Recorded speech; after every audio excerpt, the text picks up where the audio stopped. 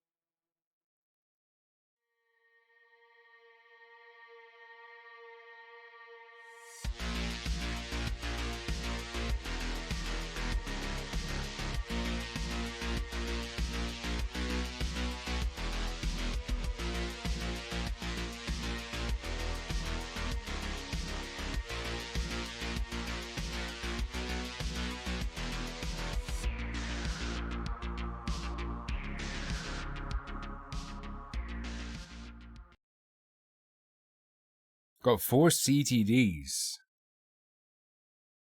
I'm sorry. I hope antibiotics can cure that. What is a CTD? A computer transmitted disease? Morning, Umpty. Hey, Frag. Hey, Reciproc. Hey, Telezek. Oh, Ivan. Crashed the desktop. God damn it. I know the people who are saying it's more or less bug free. I don't know about that, friends. I don't know about that. Maybe relative to like a Bethesda release, it's bug free. Bug free. Nearly bug free? No. Just say hi, Reciproc. Hey, Retro. Hey, Wildvine. That game we played the demo of that was very cool. It was like Kingdom. It was somewhat reminiscent of Kingdom or Kingdoms or whatever it's called, but it was a tower defense. It is out in early access, and we're gonna check it out. We might play more Baldur's Gate today or not. I need at least a bit of a break. That might be a whole stream. That might be a chunk of a stream. We have some videos to watch, some fantasy videos.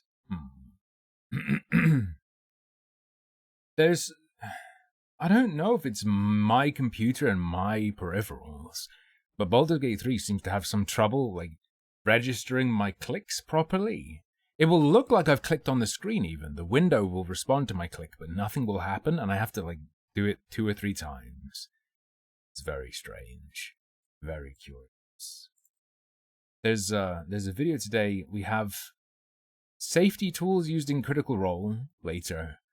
If that sucks, we have other videos. Like, if that's not fun to watch, we have other videos. For example, we have Why Do Fantasy Races Live So Long? I believe we also have some other ones we could check out. You're Wrong About Modern Art is one example. Yes, like selecting the character portraits and sometimes hotkeys as well. Especially the swap weapon hotkey. I might have to press it 2 or 3 times before it actually swaps the weapon. Which is weird, because it's not an action game, it's turn-based. So it's not like there's an animation cooldown. It's not like there's an animation happening and I'm trying to do something while another animation is going. It's turn-based. We're literally just waiting to make a turn. Everything's paused. You press switch weapon, they don't do it. You press switch weapon, they don't do it. Press it a 3rd time, maybe they'll do it.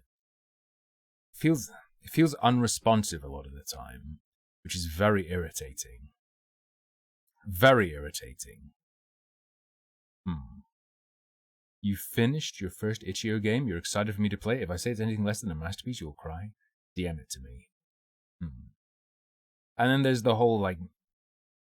I think this is part and parcel of a turn-based tactics game that is not on a grid line of sight, and like when you hover over monsters and like if you find the right pixel you can hit them. If you don't hover over the right pixel you can't. You could DM here /W space harmful opinions and then you can DM me. That should work. Or on Twitter or whatever. Yeah, and that did happen in, I don't know about Original Sin 1, I presume it must have because it happened in the sequel. lots of little awkward bits and pieces. That's not such a big deal. But the unresponsive clicks, like you click something or you press a button and it doesn't respond, that gets real annoying. That gets real annoying because it's happening constantly. And there's so much combat, so much clicking around the world. You want to do so much switching between characters. Clicking the portraits is a nightmare. It takes like a million clicks to recognize it. Even if you use the function keys, even if you use F1 to F4, sometimes you have to press it twice or 3 times for it to switch party member. It's very, very annoying. It does start to wear on you over a long playtime. Even though it sounds minor because it happens so much. Like if you had a recording of your whole playtime and you took every instance of shit not registering, let's say that's a second a pop, because it happens so many times, we're talking like 20 minutes of time devoted to clicks not registering. That is pretty nasty. Yeah, of course, Retro. If it were something you barely do, then oh whatever, who cares? But when it's something you're doing all the time. Lakembra Crab Crusher. See. Save. It's better not be a virus, brother.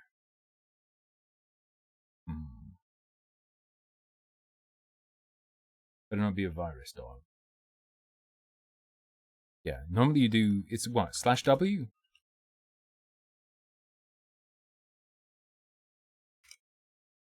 Yeah. Beautiful. I can tell. Very, very, very electric retard. If you're familiar with the Electric Retard webcomic.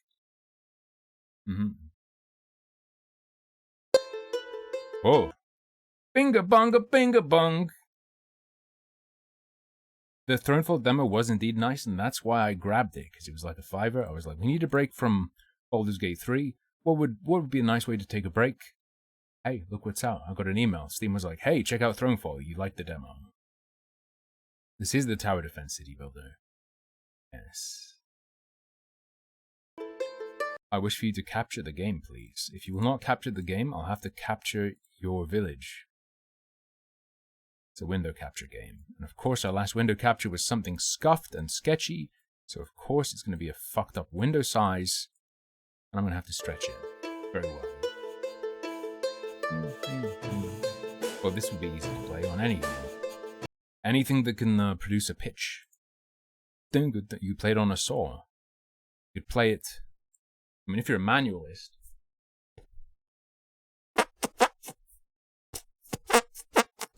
There are people who can do the hand farts, but with a pitch. I can't do it. I can't control the pitch of my hand farts, but you can learn how to do it eventually if you practice. Hope they expanded the game in a meaningful way and not just made more maps. I believe manualist is the term for people who do hand farts. Let me check. Yes. Yes, it is.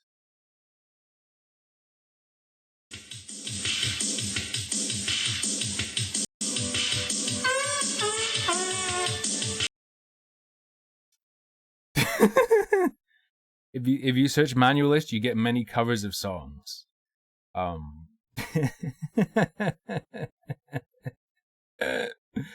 No copyright intended. Do not DMCA my fart video. Dear kings and queens, quick note from us, the creators of the game. We did our best to make this early version of Thronefall as good as possible. However, please keep in mind that this shit is broken. It's not yet perfect, and we're hard at work to make sure defending your little kingdom even more fun than it is already. Your feedback is an invaluable part of this process, so we'd love to pay you $100 per feedback form filled in. This is also the perfect place for reporting any bugs you might encounter, discussing strategy, and talking to fellow players. Don't talk! They're going off.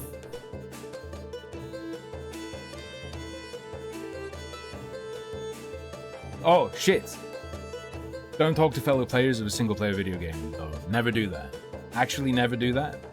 One more thing. Currently, Thronefall is short, hence the small price. Over the course of early access, we'll have more content, and the price will balloon out of control. Set me. Sure, I'm sure that's fine. Yet once again, I'm desperately asking, please, every video game, little toggle. Do you want the music to stop in the background, or do you want it to continue? Every time. Every time.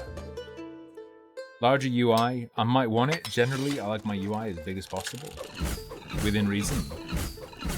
No, they remembered shit from the demo, but I don't remember shit. I don't remember how to play the game. How do I reset progress?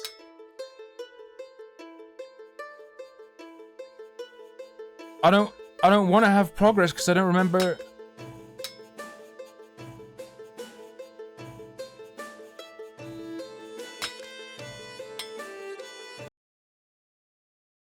No, I don't want to. Like, I want to go from scratch. I don't remember how to play the game. Can I please go from scratch? What is this? Hold on.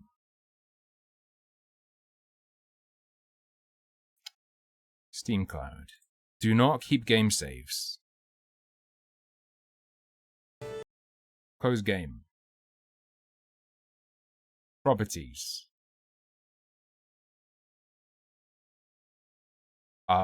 Installed files.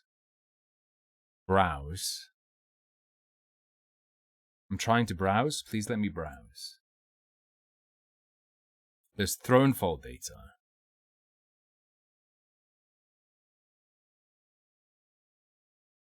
What if?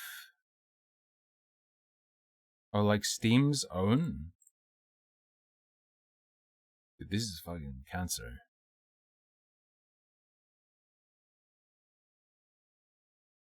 This annoys me.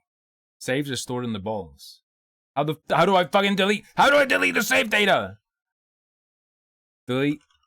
Thronefall. Save. Quick question, does anyone know how to wipe save data?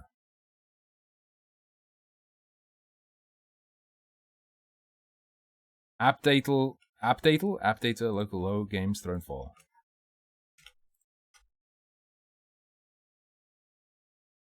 Oh fuck, it opened in my fucking browser. Don't do that, you psychopath. Absolute mental case.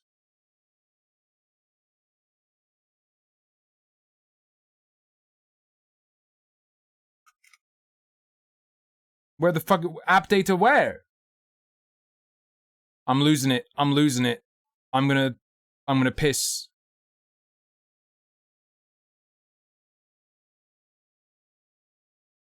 App data. Where is app data? It's not in my fucking user folder for some reason. This PC.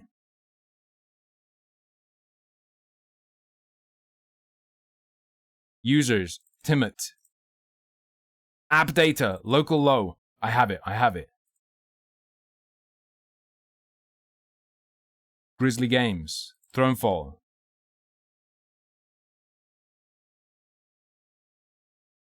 Throne save.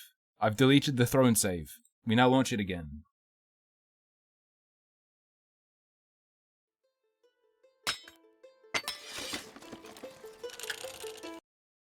I've saved everything. I'm a hero. Please clap.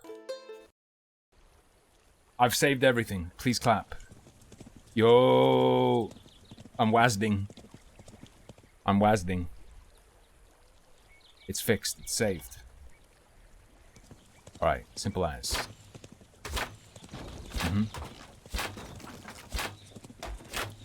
Beautiful. You shoot these men. Very satisfying kills. You collect the gold. Todd was right. We should have burned down that house. What house? Wait. Todd Howard called for arson?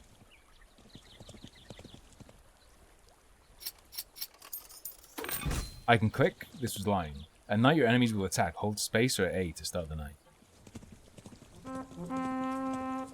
That's a good toot. Nice. They don't stand a chance. This is chat coming to take my yo-yo because you're jealous of my sick orange yo-yo.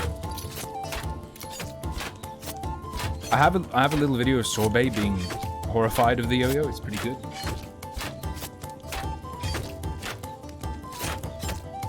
Wait, Todd, which house? I missed the arson. Arson hole. Oh, in their D&D game. Oh no, did Todd cry and let you? Did Todd make you let him be a variant human? With Great Weapon Master or whatever, Great Weapon Fighting. As a barbarian, reckless attack, Great Weapon Master. True, clerics are OP. OP? OP sounds fine.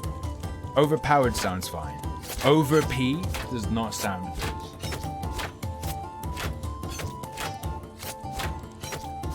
good. Good. Why are there so many? Oh! Use space or A. I missed the tutorial because it's so small and in the corner that I didn't look. I have to use it again. Fox spiders. I mean, you say hardcore yo-yo. It's just unresponsive yo-yos require a bind. There are cheap, relatively cheap unresponsive yo-yos. Like the one I was gifted. I'm not calling it a cheap gift, it's the one I wanted. That's what was it, 15 pounds? For an unresponsive yo-yo is I think less than it used to be in the past by quite a bit. For housing, they improve your income. Houses improve your income. Let me, for one moment,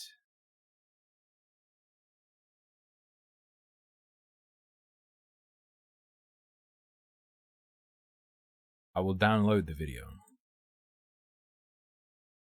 and then I will play it for you.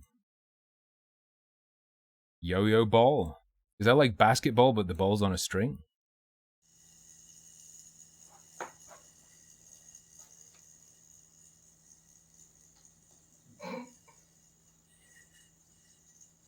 It's not.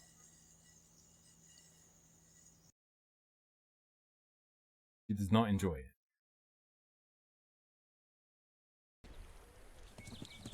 She enjoyed it before. Late 90s, early noughties toy. The premise is you literally can't make it not come back. This yo-yo will make you come back in 5 minutes or your money returns. What the fuck is wrong with socks?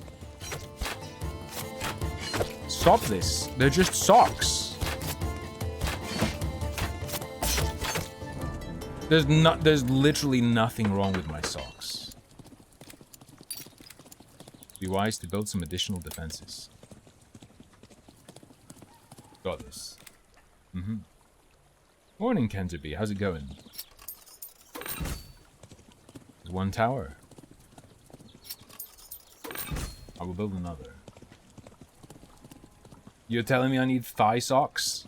Hey, Ivan. Wait, I already said hi to Ivan. Fuck you. Oh. Running and shooting. I don't like getting close enough to kill him. Makes me scared. But we do have... Let me just get hit for a second. Oh, they're not... Like, getting hit isn't that bad. Dude, getting hit by an invader isn't that bad. Just let them stab you. That's a London Mayor quote, I believe. Enough gold to upgrade the castle center, so let's do that. Not a problem. More HP for my character, more attack output for my character. Every morning a level 1 house is automatically upgraded to a level 2 house. That seems obvious to me. That seems obvious to me. They're just dancing. True. As long as you have level 1 houses, you'll get a level 2 house for free every single day. This is an economic upgrade, so make sure to build enough other defenses. You're out of gold for now, so time to start the night. I fixed my Baldur's Gate party, by the way. No more shit Trickery Domain Cleric. I'm sorry if you like Critical Role and you're like, oh, Jester's Trickery Domain. Invoke Duplicity. Wow, I'm just like Jester. I'm sorry if that's literally you, but Trickery Domain is garbage. And I would rather do literally anything else than invoke Duplicity. We are, of course, going for the incredibly based Tempest Domain Cleric. No. Did Larian not say... I believe Larian said changing their class fucks the storyline. Changing subclass does not. Is this not correct?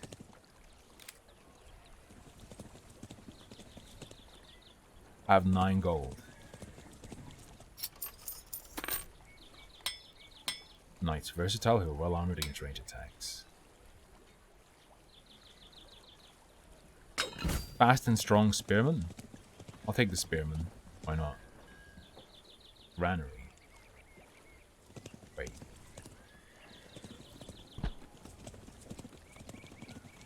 Left control and move around until all your units are selected. Go to the target location, select units from blue. Press left control or X again to tell units who are following you to stop. Yes.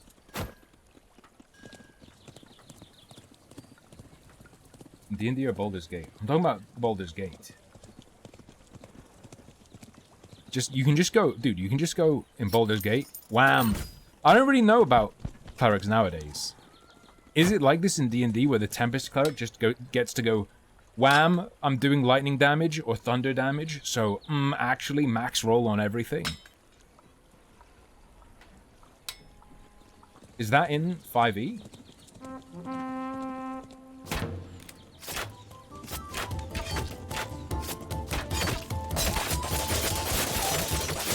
.5e feature as well. Good to know.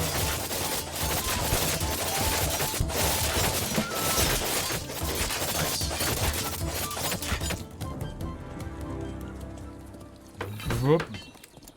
You do have to use your channel divinity, but what if I told you you also have to use your channel divinity for invoke duplicity if you're trickster domain and it's fucking shit? What if I told you that? You can also command your units to hold their position. When you place your units, keep the command button pressed for a second longer until circles appear on the board.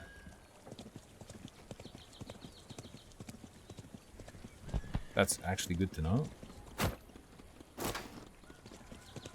Yeah, I'll keep them there. Stay there. Electricity damage rules, but also you're just max rolling everything. It's also super good because you get Thunder Wave, which is a save. If they save, they take half damage. So you do a max damage Thunder Wave, right? And if they save, they take half of max damage, which is a likely roll you're going to get anyway. Even if they didn't save, and if they don't save, they're going to take a full damage fucking Thunder Wave and just get shit on. Don't go yet.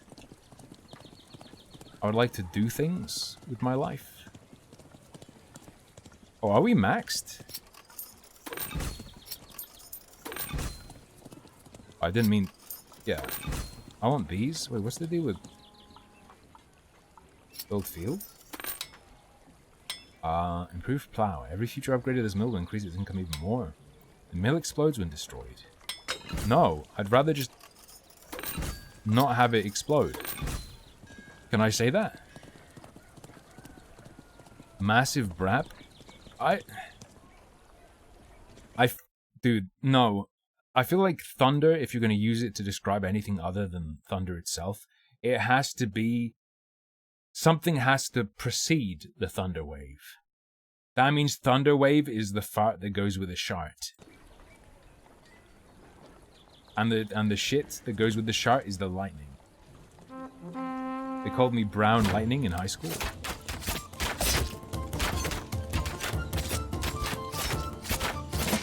Excuse me, can we remove the homing on enemies?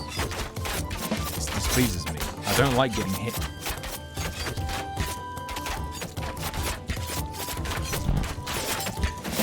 Spearmen stay cut. Whoa, whoa, whoa. Wasn't aware D&D had thorns. Not exactly. Not exactly. The Tempest Cleric does have shit that's like, when you're hit, you can go, fuck you, and just do tons of damage back. And then blow your Invoke to do max damage on it, I believe.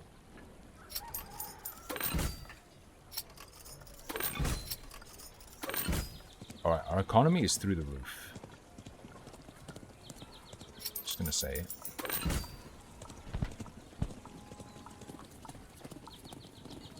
We're gonna bring our dudes. We're just gonna bring our dudes, like, all the way up here. Take all our dudes. Just dump them there. We have 3 gold left. I don't know what 3 gold can do for this. I also redid Lae'zel. She's still a battle master, but I... What is that?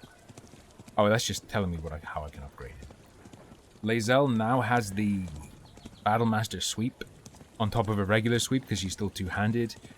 She has the Battlemaster superiority dice attack that is on reaction. If someone misses you, you hit them back with plus 1d8 damage. What else? What else did I give her? I also gave her the feint attack to get guaranteed advantage, which I feel could be really good against single strong targets.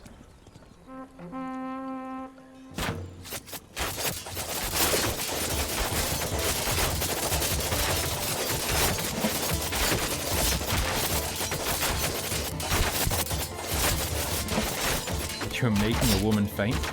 Normally I can only do that with my smell. Thank you, Baldur's Gate. Thank you, Baldur's Gate.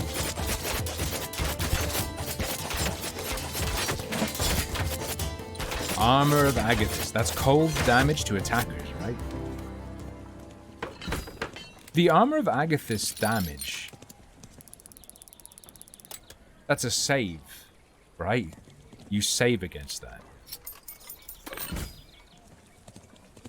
Yeah, that's pretty nice. Versus... Wait, it's just damage?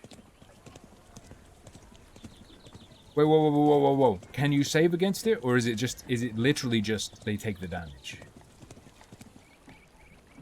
That's pretty tight. Yeah, that is really good. That is Thorns. Okay. I'd say that's straight up just thorny.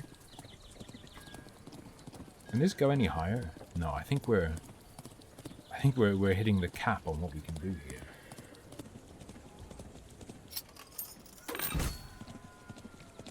I should have taken the damage up. I didn't remember how short this first level was.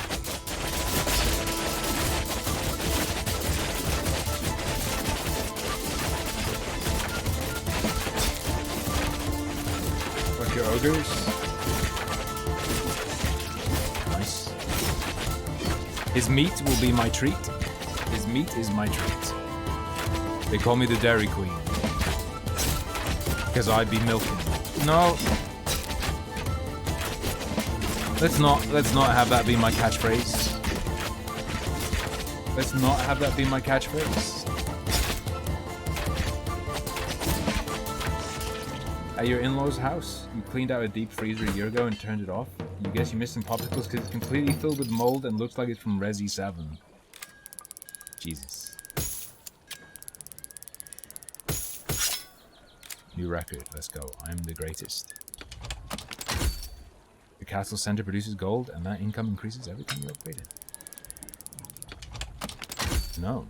The towers have a much greater range, and their projectiles deal significantly more damage to enemies. Passive. Rapid melee attack. Deals bonus damage against all fast-moving enemy types. It slows them down for a couple of seconds, effective against fast enemies. Active. Heal yourself and significantly increase your attack speed for a brief moment. You activate the ability while being below 30% of your max health, and the effect lasts longer. That is the risky one.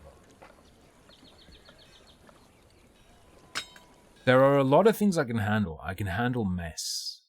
I can handle, like, liquid spells. I can handle goo, like a sticky food spell, leftover food for a while. That doesn't, like, super upset me. Dishes that, like, oh, it's not very much, I'll wait until tomorrow sort of thing, until we build up more dishes, and then I'll do them all in a big load. When there's mold fucks me up. Mold fucks me up. I cannot handle mold. Yes, mold freaks me out.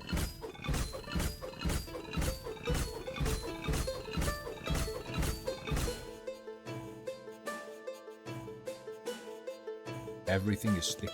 Oh yeah, we're a little dude moving around. Alright, 0 to 6 crowns. Hordfells. Do I have to select my shit in the menu, or if it's wet and slimy, that's the worst? I don't know. Like, what if a big tub of sauce spills? I'm like, whatever, that's a bunch of work, but I'm not like, because I can clean it up and then, you know, give all the surfaces like an antibacterial spray so nothing bad happens after. But mold? Mold is like, there's a fucking invader in the house. Kill it, kill it, kill it.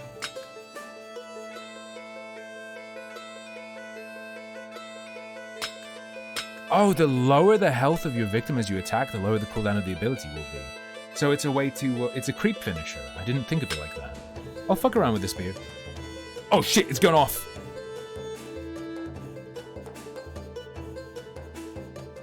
Achieve a victory without bow. Achieve a victory with turtle. We're gonna do the level raw first.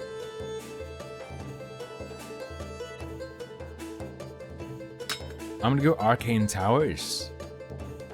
That's what I think.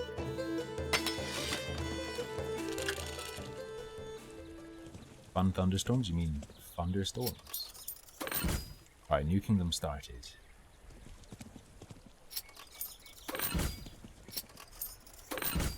Kingdom and Econ. There is an indicator on the screen of where the enemies will come from.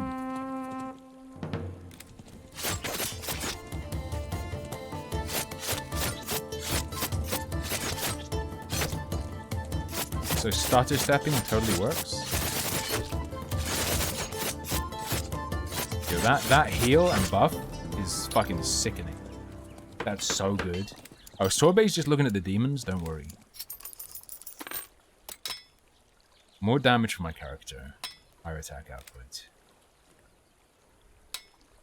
What if I suggested this is temporary? Like, this hits a max. Once every house is a level 2 house, it no longer provides you a benefit. This provides you a benefit always, so we actually go for that one. That's my opinion. Am I right? We'll see. Yeah, this game just straight up rules. Yeah.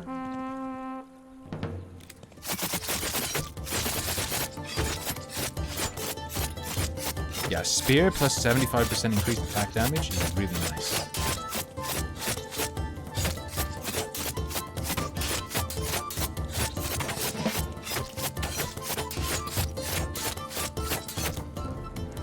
Plus we can just like tank everything. That's pretty good too. All right, we have a few enemies ink. I think we still go Econ. I'm gonna say we still go Econ.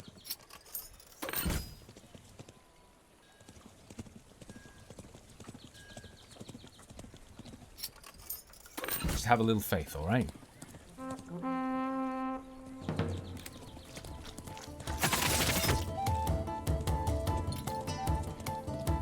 Where's the other one, though?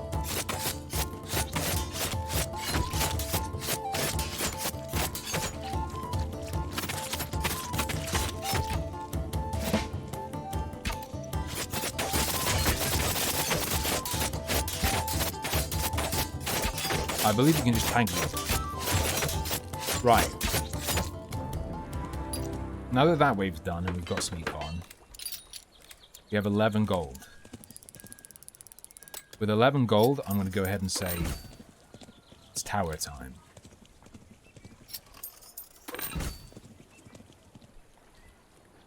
That's my impulse.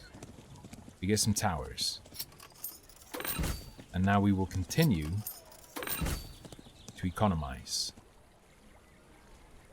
That is 24 archers.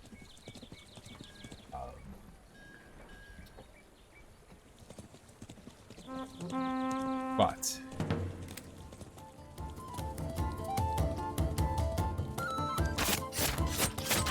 what if I told you archers ain't shit?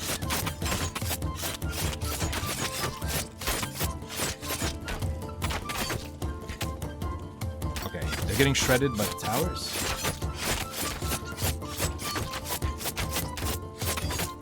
Have you watched or done the original Sin 2 solo hardest difficulty runs? That shit's crazy. What people pull off. True abuse. True abuse.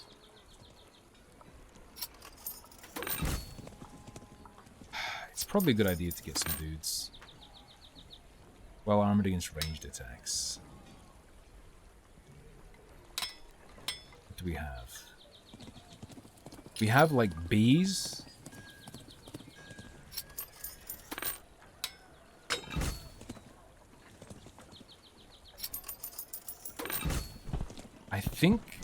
I think bees are countered by the speed guys. I don't remember exactly what these guys are. We're gonna find it. We're gonna find out. We have 3 gold, so I'll upgrade another house. Alright, get that econ done, boys. Trying to get back into games. I get getting burnt out on games. I feel like because I have to play games, it's sort of what I do. If I ever feel like, oh man, I don't want to play games, the fallback games are like Vampire Survivor type things.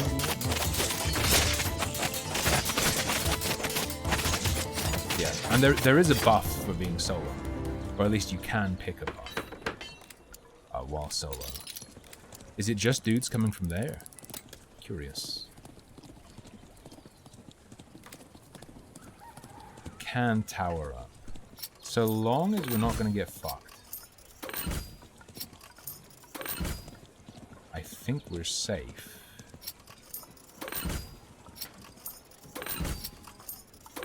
So we're maxed on houses. I don't think there are any more houses. We can do fields. My concern with fields is the enemies are just gonna tear those boys apart. Yeah, I play Vampire Survivors because the flashing lights damage me, and I forget video games and I get to experience them all over again.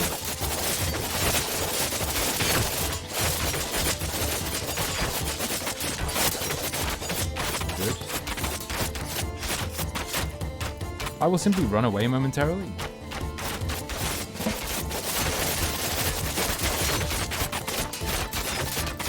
Big heals. Now my towers are doing work.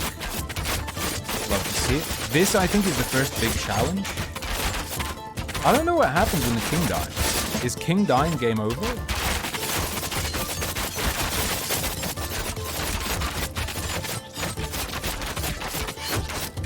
I don't think so.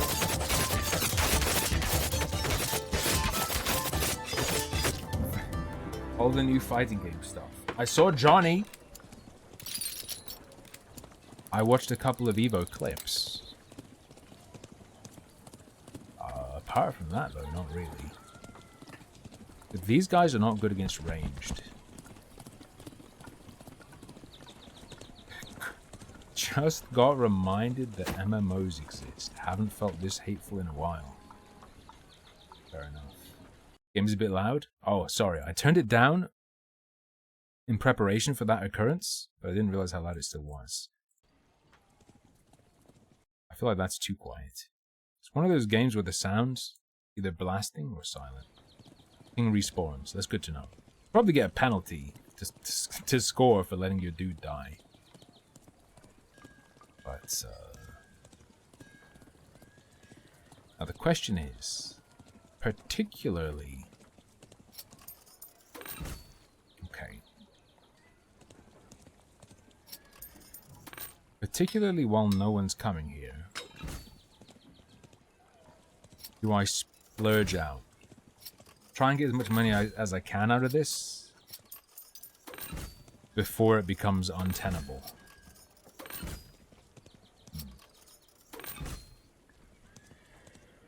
What's bite size enough?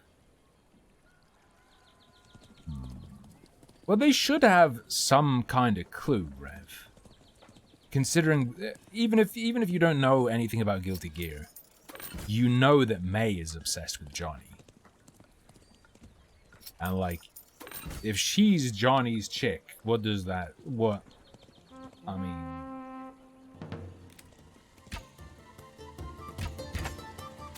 Not the bees. Wait, are you telling me I can't hit them?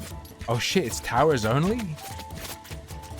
Yo, this fucking sucks, trash ass. I didn't realize this was legitimately towers only if you didn't have ranged units. Oh, man.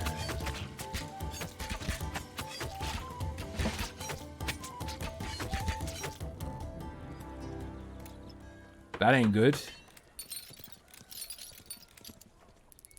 That's out of commission. Well then. Large range but are fragile. Low range, high damage output.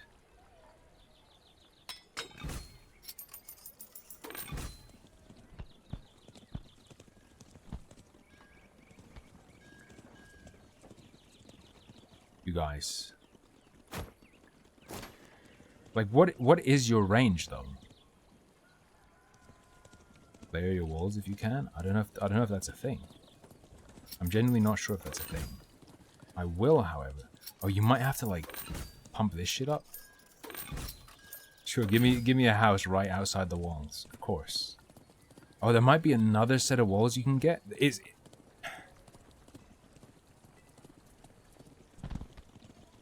relax. You guys will tank that. I told them not to, though. I don't know. I told them to stay there because I don't want them walking outside the walls. But I guess we'll see how it goes.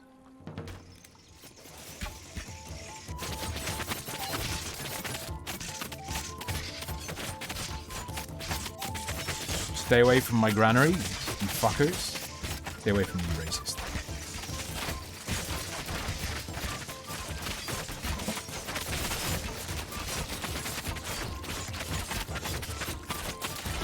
I'm dead.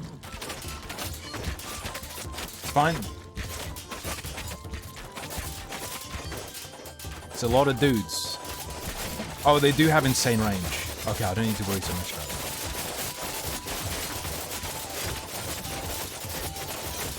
Please, stop. We need our bread. Do not attack the grain mill. We need our fucking bread. How are my boys gonna eat without their bread?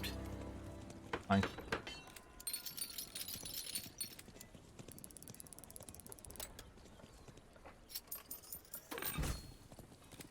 Simple as. Can you go even higher? No, I think it's time to do our big house. You just move faster while you command. You have a healing aura.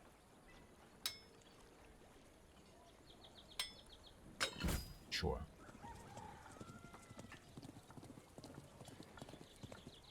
Sure.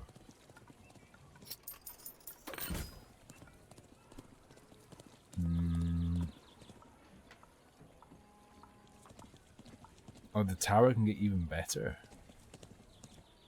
Well, those are flying guys. There ain't shit I can do about flying guys, so I'll just help with the ogres. Hey Brian, how's it going? This is not Canterbury. But yeah, the comparison is clear.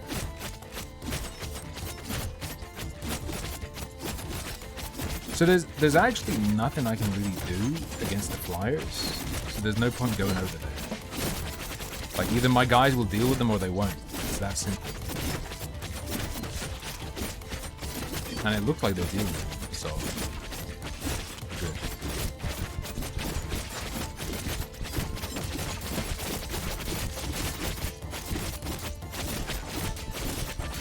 Healing aura, super insanely fucking strong. Oh. You see how few of my guys are dying against multiple ogres?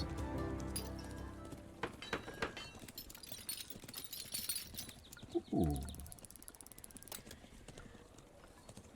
43 ain't bad. We can get 2 mega towers.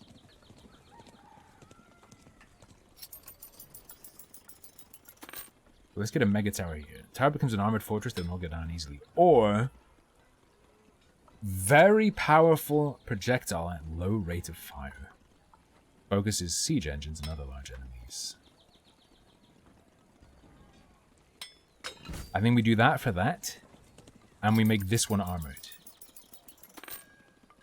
Because it's out. It's out in the open. That's what we do. Still have 13 gold, though. 13 gold booms. I think Little Siberian Bear got me all the BlazBlue games. I haven't played them, though. But I fucked around with them. I know there's a puppet character. Which is my favorite kind of character. Just some knights there as like extra, I guess.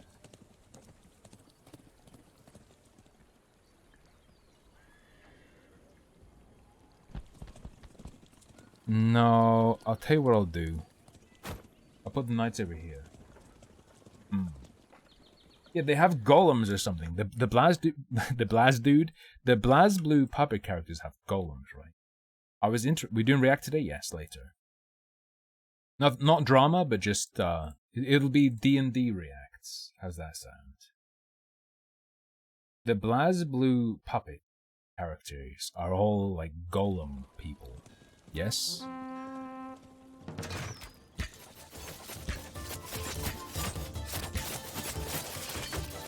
We've got someone talking about the safety techniques used by Critical Role. And they have something like 15 different safety tools. I didn't know D&D was so dangerous. Let me heal my boys. Let me heal my boys. You've had the juice. You've been juiced. Clean these fuckers up. The minions have broken. The minions have broken through. My bread! Please, my bread. The mill is destroyed. Maybe I should have made my mill into a trap. That armored tower? I'm just gonna... Not bad. Have you never seen the D&D torture movie? I heard that the original D&D movie, the older one, called Dungeons & Dragons that came out, was torture to watch. I wasn't aware there was a torture movie, though. All the enemies are coming from one spot. It seems like a huge mistake for them. Go. Send the night. You saw that in cinema with your dad? It was fucking shit. What's people's conclusion regarding the new D&D movie? I saw some people saying it was really good. Like, just, well, not really good, but like, it was just good, wholesome fun.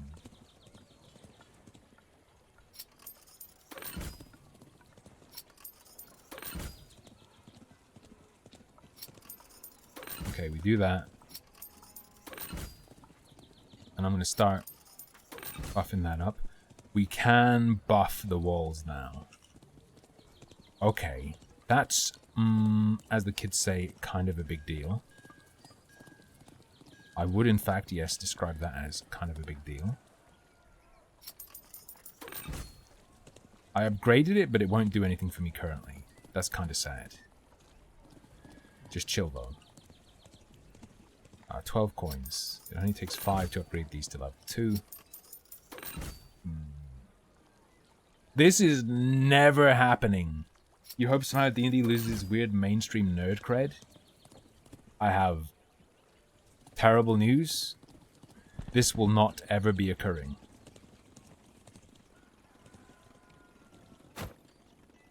D&D's safety rules to prevent you from being voiced by Matt Mercer.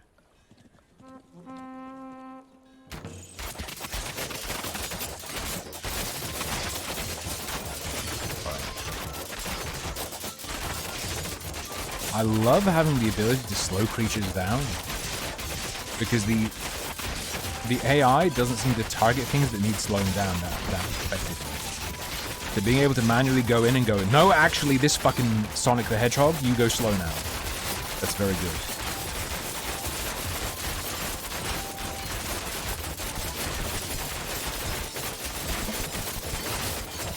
Also, the healing aura is doing insane fucking work.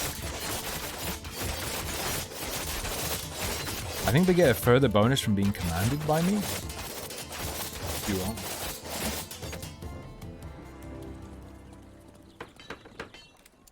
Alright, big money. Just 5 weasels? 5 weasels are coming. Alright, not a problem.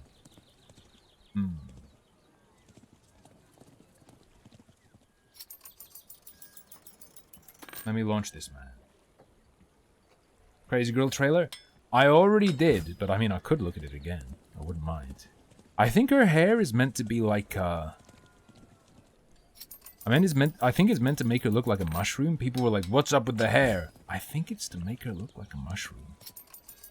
You know, because she's all poison-based. Is she them going, man, a poison character's cool, but Fang was fucking horrible. Let's have this character. Is she new? Wait, has this character existed before and I just didn't know about her? Okay, she's new.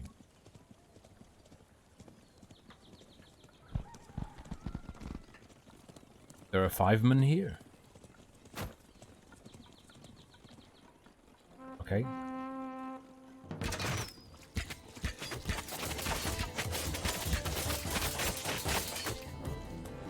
So they gave us a respite night. And the reason they gave us a respite night is because now we're gonna get just thoroughly fucked in the ass. Fair enough. Understandable.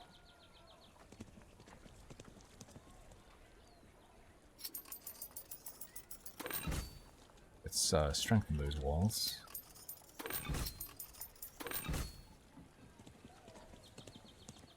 Make this bad boy a bit stronger.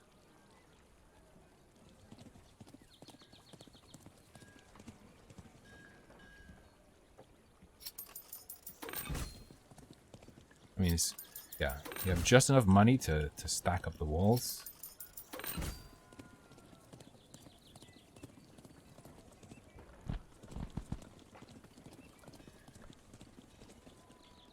These are flyers, so they'll have to be dealt with by these guys regardless.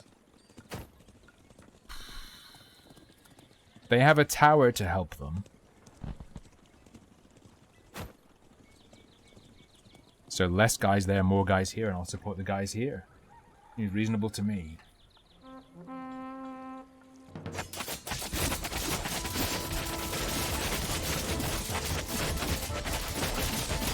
No, you don't. My name is Yobu Masataka Oniwa. As I breathe, you will not pass the castle gates. Are they coming one at a time?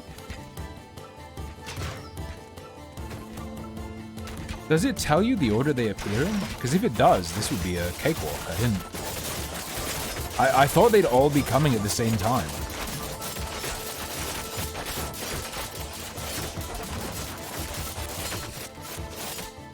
Let me tell you, these guys must feel like morons, because if they did all come at the same... Holy fuck. Well...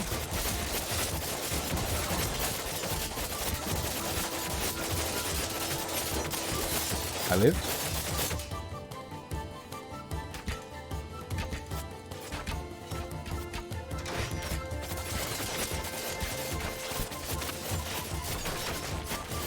The downside of going for the melee weapon is that, yes, you do have to go in.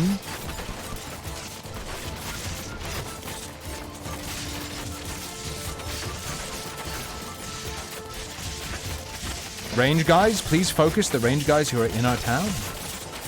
I mean the flying guys. That's why I have you. Thank you, thank you.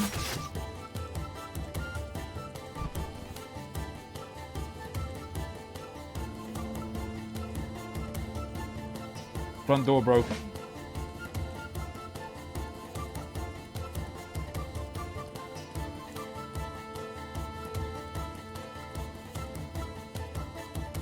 Oh, there we go.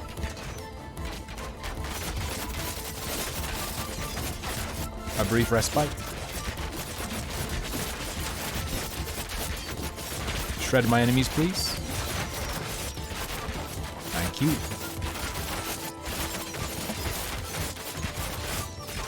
What am I, Hunter Avalone's wife? I didn't say anything about piss. I didn't say anything about piss. So no is the answer.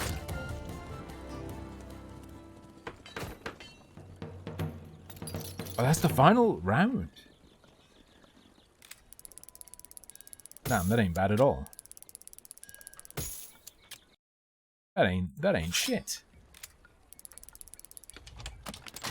You have a very large amount of health, but your horse is slightly slower. At night, thank goodness, because there's no reason to slow you down in the day. You permanently unlocked a new upgrade path for your melee units. Units with flails can attack all enemies close to them in a single powerful blow. That seems super good.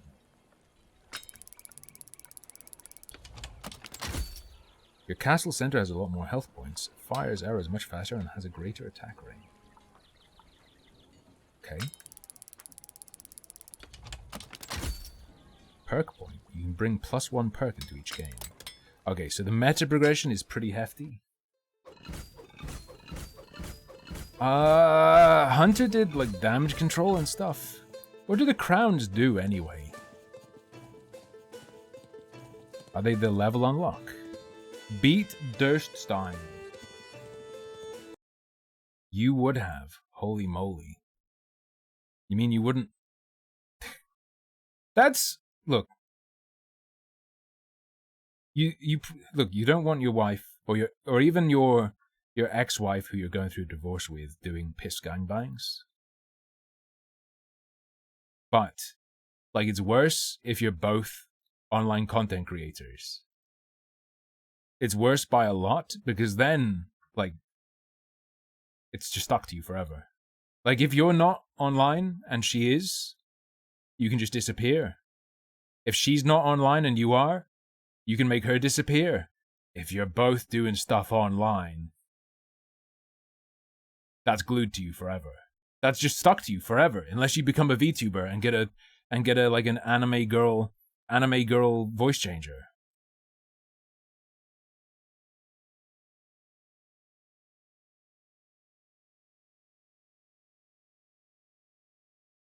What else could you do? The damage control was just that they're breaking up. Which, true. They're separated. They're no longer in a relationship when she's doing it. However, that doesn't matter in terms of, like, online appearance and brand, right?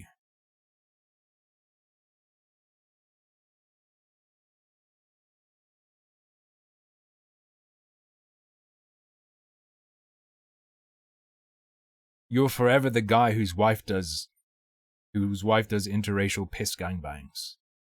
Right, forever. That's it. An adult diaper sponsorship. I think it's his wife who needs that.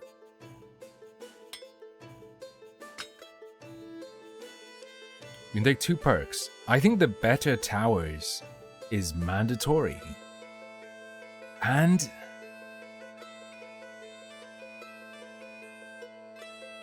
Castle Fort or Economy could be good. How did people find out? She's an OnlyFans lord, right? Isn't she an OnlyFans lord?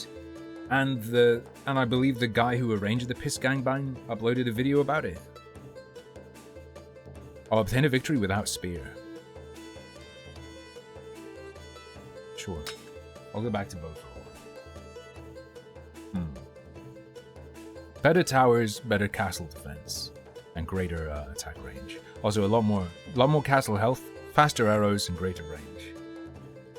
Okay, no mutators yet. We play. No. We're talking about another guy who had wife internet problems. Oh. I was gonna go, ooh, what does this mean for us? No, this is good. Winding paths? The hell is that? It's a horseman! Winding paths are... What the fuck is this? Gold mine. And you can TP to another gold mine? Well, they initially give you a lot of gold. So this is gonna be... This is... Like, it's tailor-made.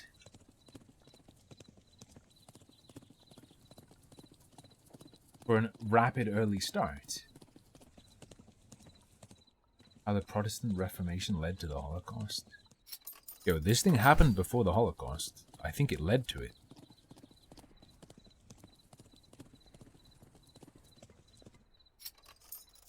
I am very smart.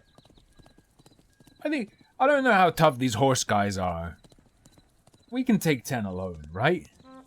We can go pure economy. We can either do this. Yeah, I think it's Rude Awakening time. Maybe we can't do this.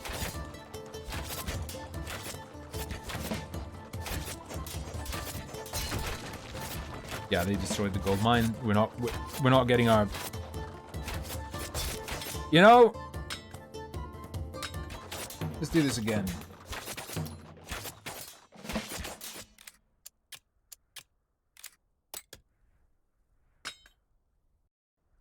I was thinking, gold mine.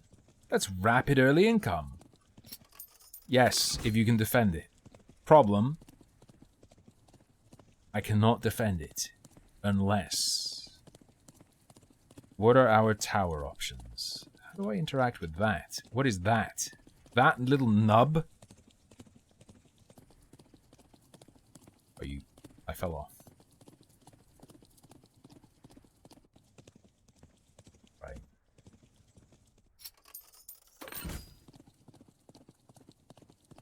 Thinking. I want this gold mine.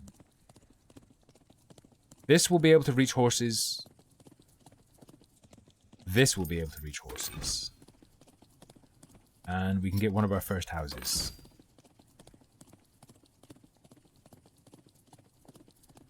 Okay.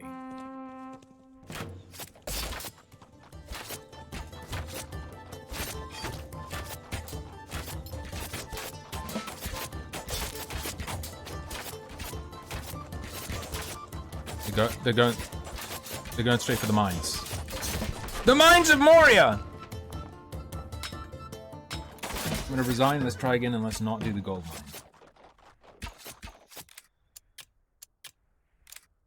Because I know we're fucked. We're not doing that strategy. Hey Bunny, how's it going? Yo, the table and chair have shipped. Thank you very much.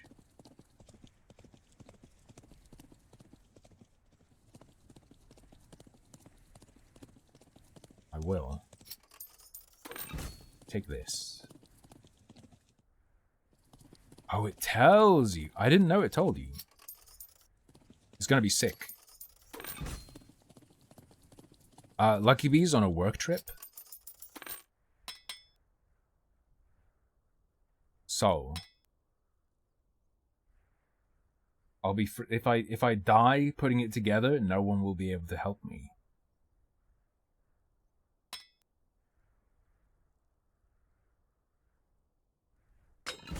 I'm gonna go full econ. I'm gonna go full econ.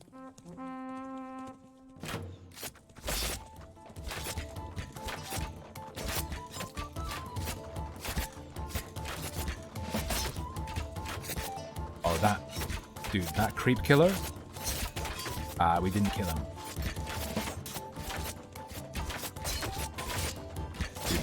Dude, when you finish off a creep, it's so good. It's like I'm playing Dota.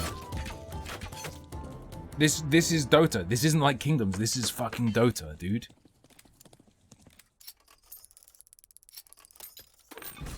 We only really need to do one house each day, I would say. This is scary. This is really scary. And I don't think we're pulling it off. We're in a lot of trouble.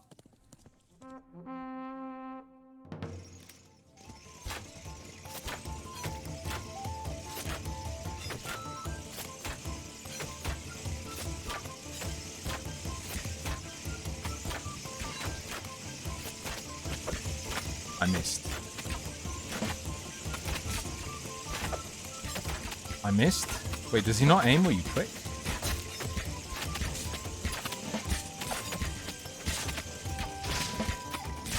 We're gonna be fine, lads.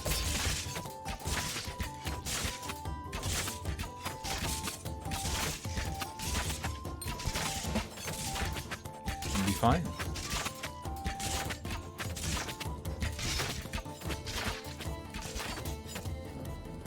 We're good.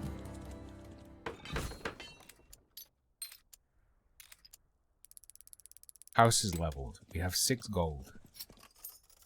We need to make at least 1 house a day to get the advantage of our upgrade. Horsemen are coming.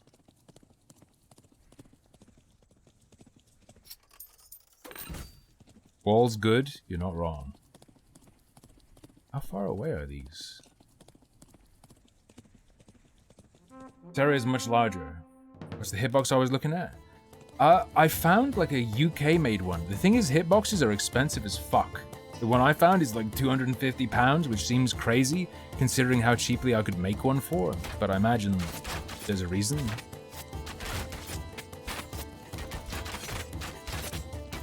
Oh. Why can't I be as cute as Sorbet? Because I'm a human, which is better than a cat in all circumstances.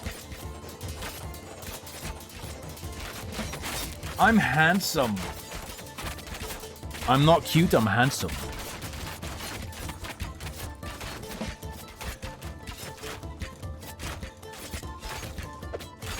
Come on. I keep whiffing my dagger. Which isn't about sniffing a blade. Don't worry about it, Rev. Don't worry about it, Rev. I have greater concerns. I have greater concerns than getting a hitbox. I'm happy to use a controller. I haven't played it as much recently, but I am happy to be using a controller, and I have other things that any money saving, any money saving efforts on my part. Better somewhere else for now. But thank you, I appreciate it.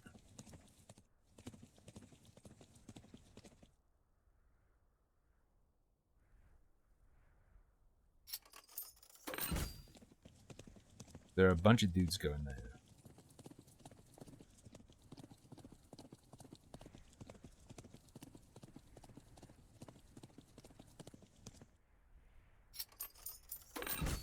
Is that worth it? I don't know, man. I feel like over here is more important to deal with. I think the difficulty has absolutely ramped. I think difficulty is ramped. Wait, is that completely block that off? Will they just come this way now? Alright.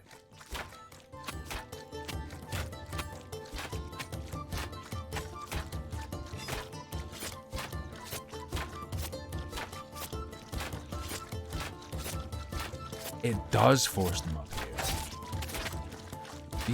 These fast guys do so much fucking damage. Holy shit. Oh, this just slows them down. It doesn't force them. It doesn't force them.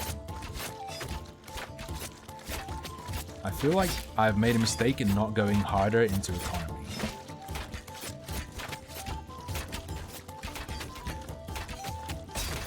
Nice, we got the finishing blow. Finishing blow.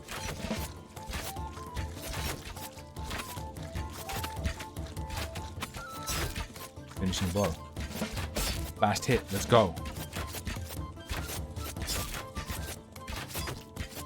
Getting, dude, the last hit mechanic is very nice.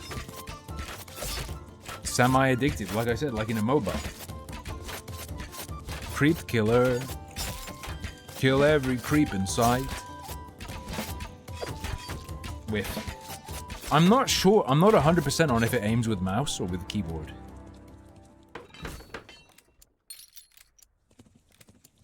Okay, we need a house every night. What do we have coming? We have 20 dudes and some sort of fucking sea urchin, whatever the hell that is. A sea urchin is coming after us. Let me do that. We're economy maxing right now. We're gonna use this term to economy max. I probably should have done that gold mine earlier, seeing as we know it's pretty safe there. I'm concerned. I hate that thing.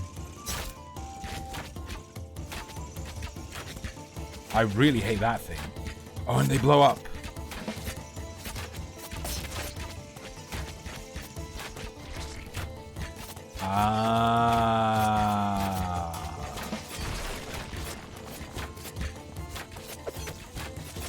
You aim with keyboard.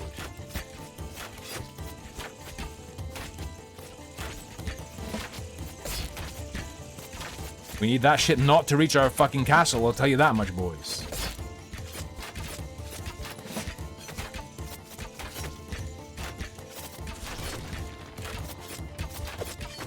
Come on, I whiffed. It is 100% keyboard aim.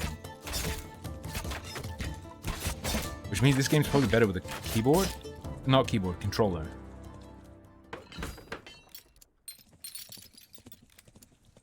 Alright. 18 gold.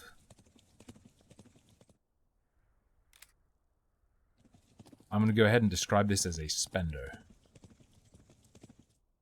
Those aren't flying men. Those are fast men, yes? The flying men don't have the little tail. The top left guys.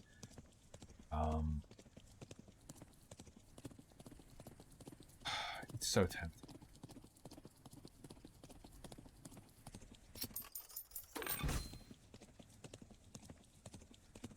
That's going to kill me. Am I allowed to say that's going to kill me?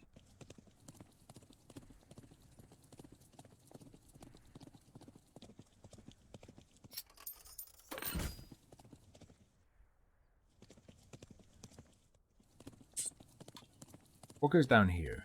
Is this a wall? A little wall and this. And they're not flyers. I think they're not flyers. We're going to find out. 30 archers is not that scary. I'm not scared of 30 archers. I'm just going to say that much.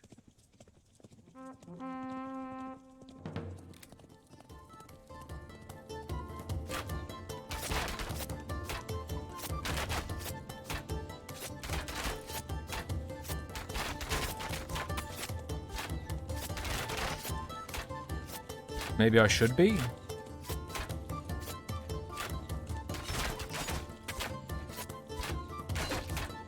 Gotta say though, I'm not doing... Yeah, look at these guys, look at these guys. They're the speedy ones, but we slowed them down enough that we got fucked. Jesus.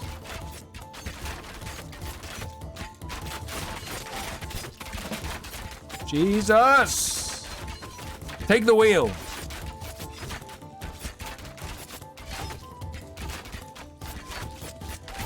If we live, it's gonna be pretty good money. I mean, we live. Look how few archers there are. Easy.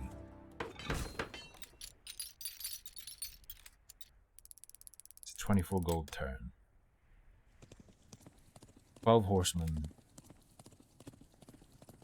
The siege has come to our city.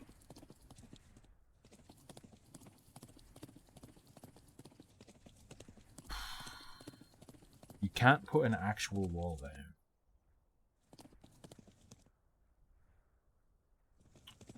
We have ogres.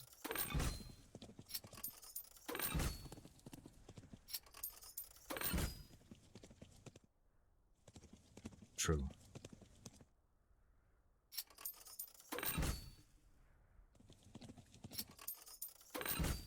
We want to defense max this area just on the basis that those siege guys are coming.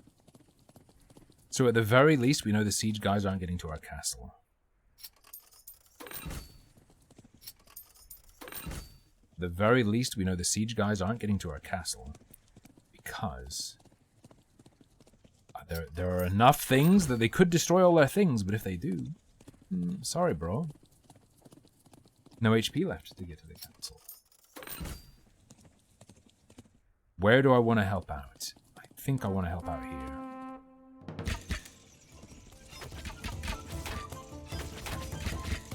I'm going to say the dream is to kill those. At least one of those fuckers needs to die.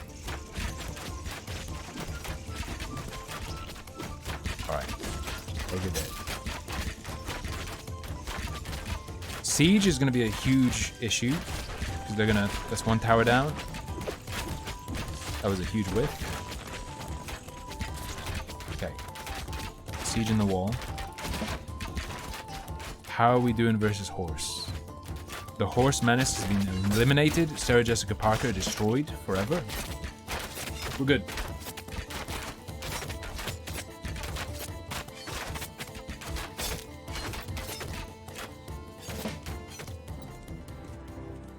Beautiful. Feels good.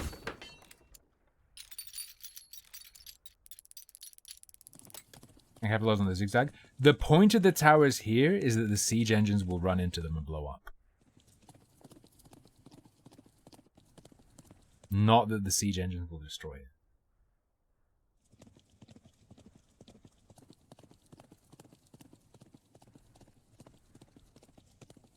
You get a wall, please?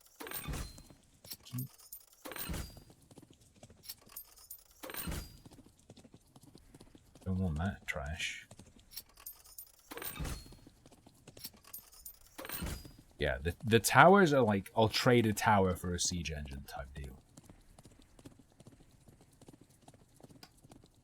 It's another wall. This is a slow you down button.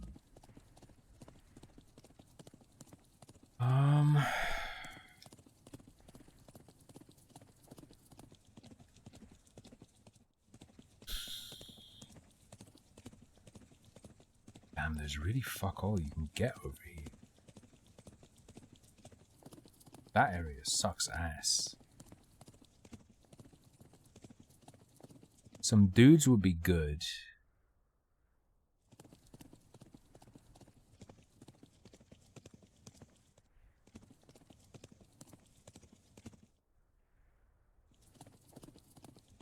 No one's coming here this turn, so the investment there seems a bit painful, but we did get a lot out of it. I'm gonna so we have 6 left.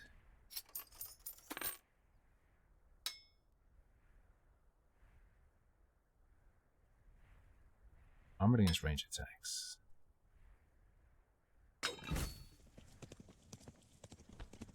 I'm actually gonna suck them off. And I'm gonna put them here. That's the plan.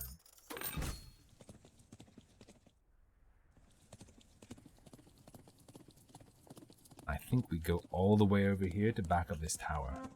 Might be a mistake, but we'll find out.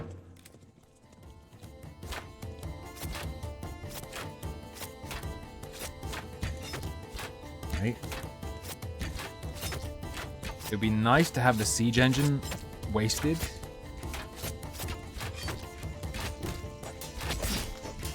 I'd love to see the siege engine wasted on the wall. Nice siege engine down.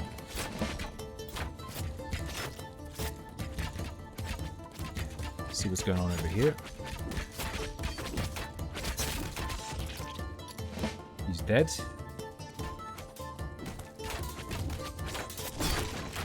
Dudes are coming here still. Vituba. That's a healthy big boy. You hate to see it.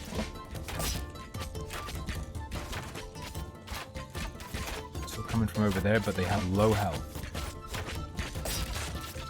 Let's ogre down.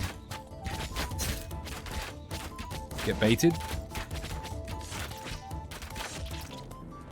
Acting as bait. Actually really good.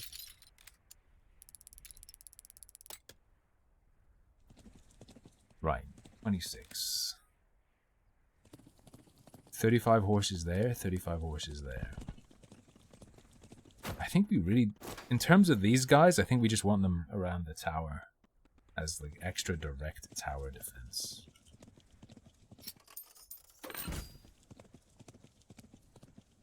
Knowing what's coming.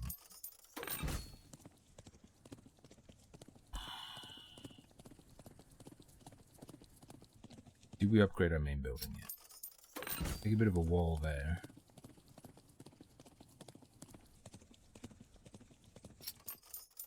Anti-horse. Yes. Versus horses. Armored against range attacks. Slow people down. All enemies in a circle. Is that good?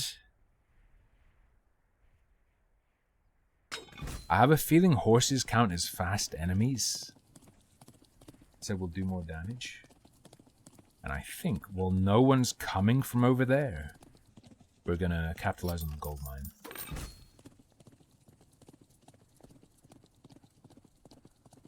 The knights to deal with archers. True, there are a lot of archers, but these guys will deal with horses, and we can have, I believe...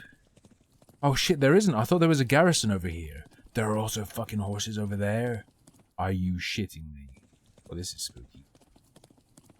Well, this is concerning. We'll provide support here. For now, at least. We're on 9 of 12.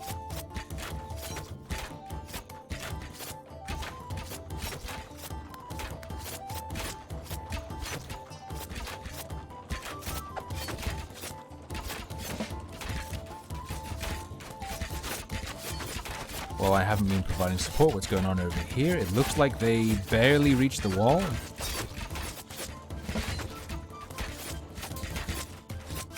Some baiting seems useful.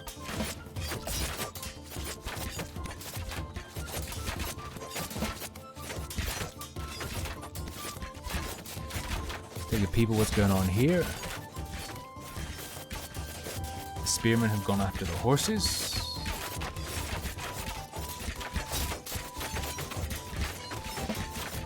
That's a lot of... That's a... Is the flood stopping? They're getting cleaned up automatically. Those guys are... We're done.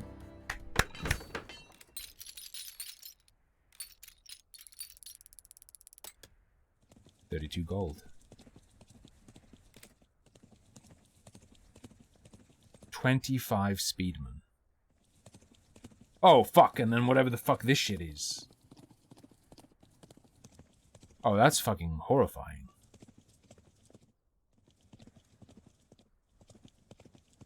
Well,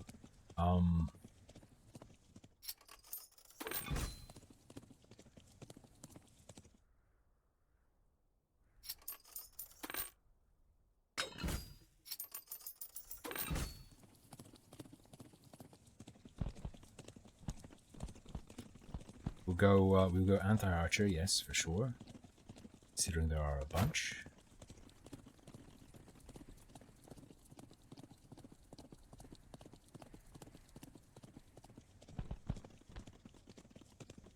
We definitely want some anti-speedmen.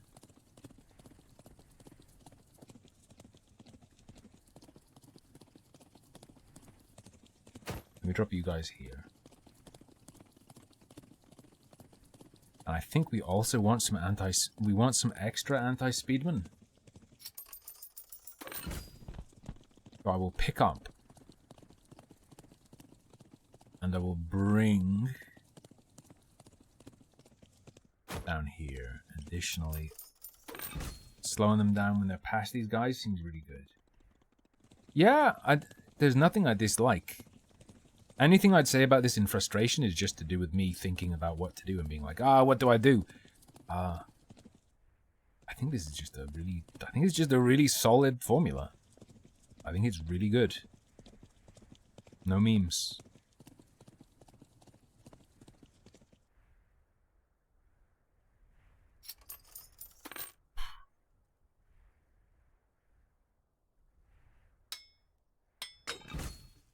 We keep our bowmen behind walls. The rocks do look kinda not great, but I think the rocks work in the context of the game's aesthetics overall. I'm tempted to go and support the top left boys, but I trust them, and if they're in danger, I can just run over to them. That's scary.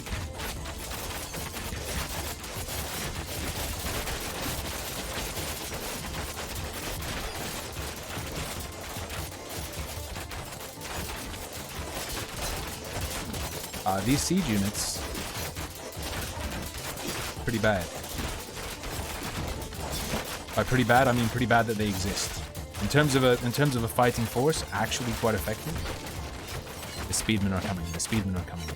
Good boys. Good boys.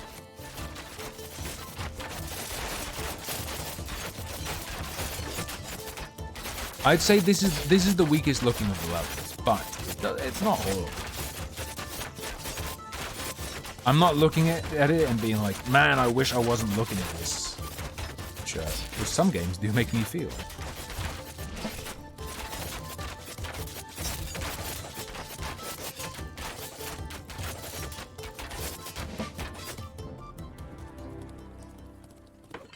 Good.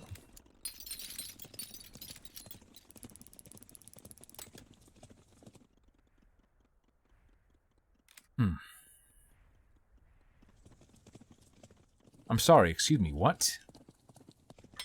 I'm going to change it as well. Now I understand why by default the unit formations are reset every morning.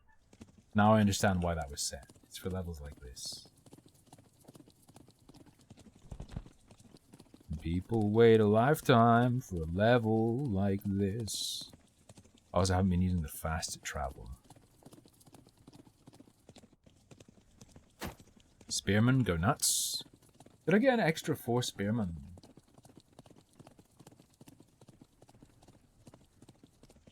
Yes.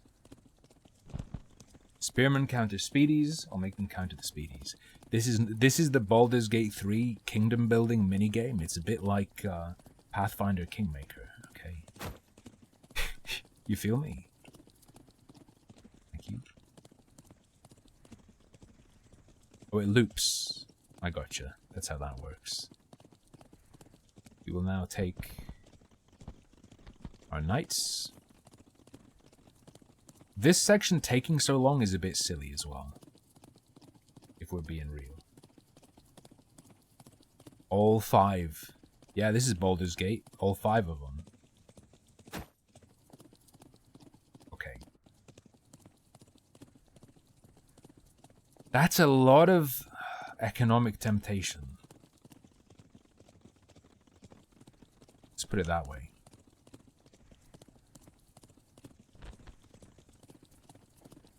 A lot of economic temptation. Get over here. You guys, get over here.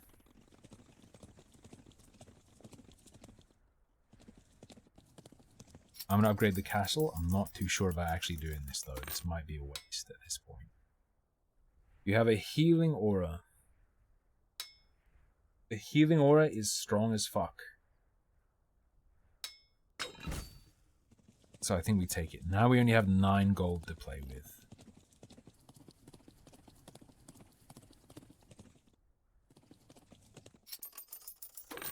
We're buffing that. We're buffing the wall. And more safe house places.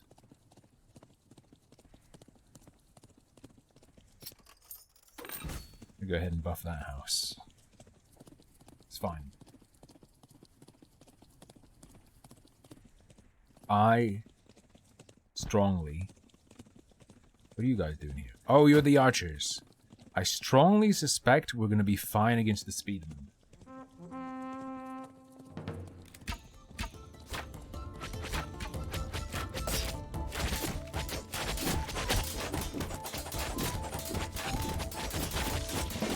But that a dozen ogres might be a problem. I believe in my army's ability to handle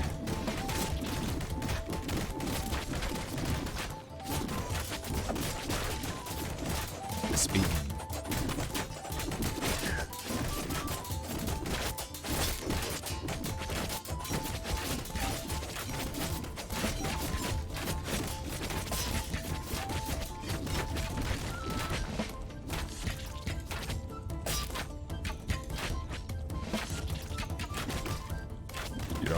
Ogres are pretty rough.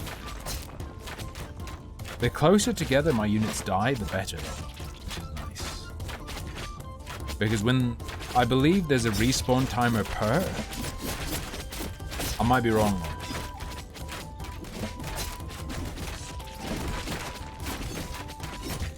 Archers with me. Spearmen, the spearmen are coming.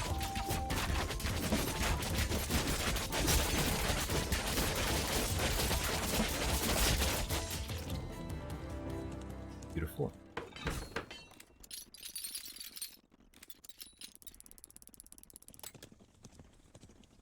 That's a lot of fucking enemies. Am I allowed to say that's a lot of fucking enemies?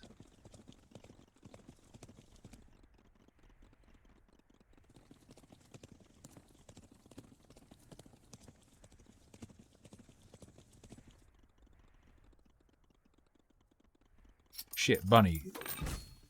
At 2 bunny. You know, if I'm gonna upgrade a tower, it should probably be the one that's behind defenses that won't get destroyed.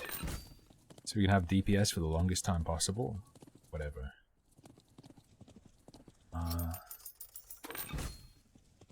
More knights.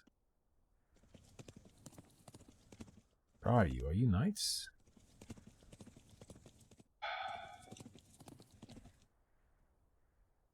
No, it's archery. Archery there is fine. Pikeman there is fine.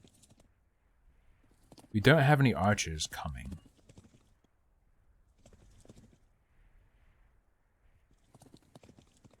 The anti-archery strat isn't great.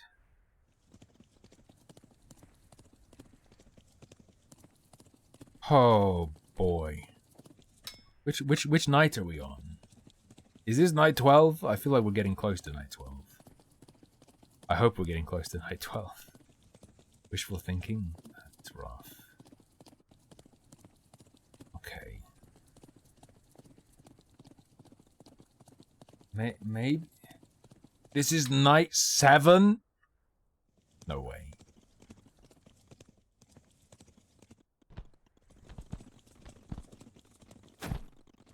Oh no, I don't want to do that. It's fine. The nights will run out.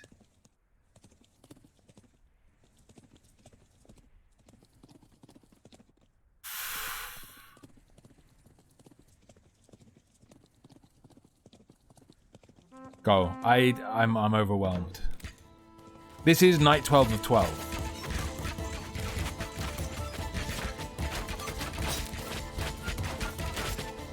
Bait the ogre.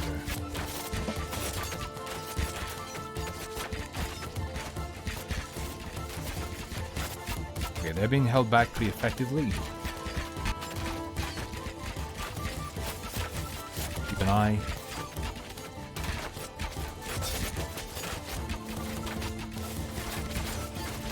Provide some extra damage.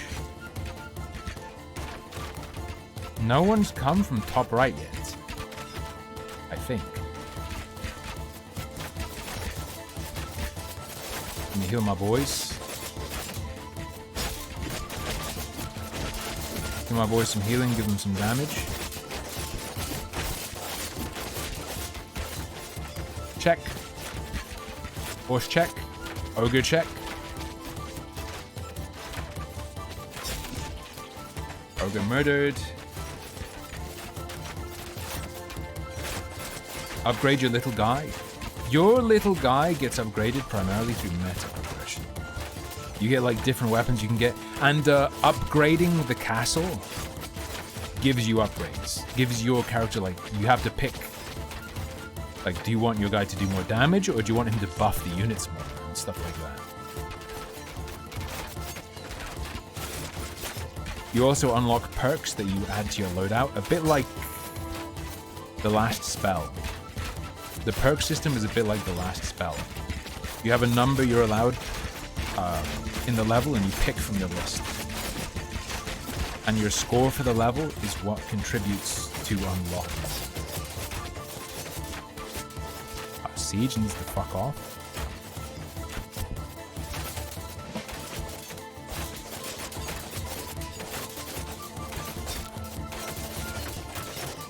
The game really do be making you spread yourself thin.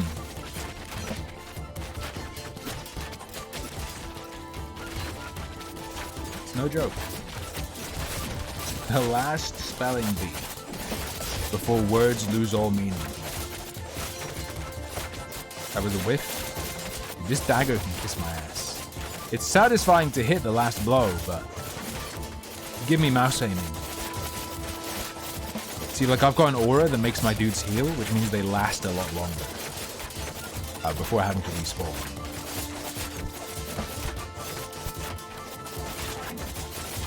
Stop it.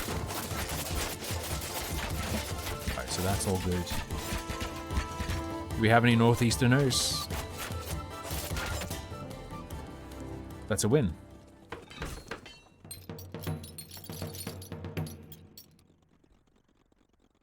Ladies and gentlemen, that is a win.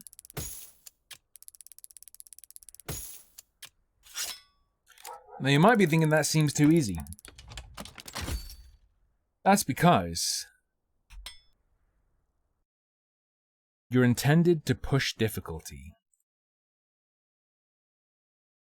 You push difficulty by what's the term? Adding challenges? Are they called challenges? It is a challenge, but what do they call it in this game?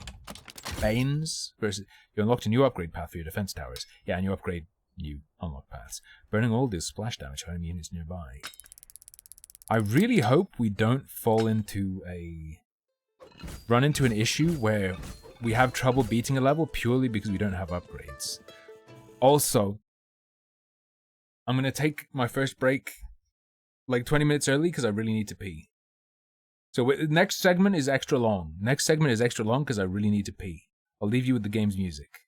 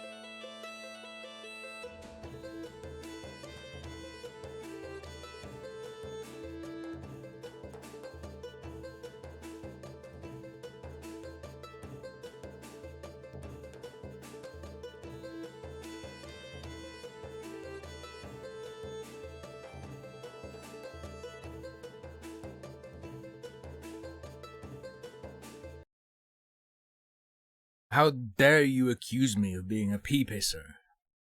I only piss pure water. Ooh. Ooh. Oh yeah, I'm feeding. I'm feeding sorbet. I feel like with the state of the world, you can't just say you're doing a verb, because the odds are if you say you're doing a verb, that's a fetish thing. I'm feeding means something else nowadays.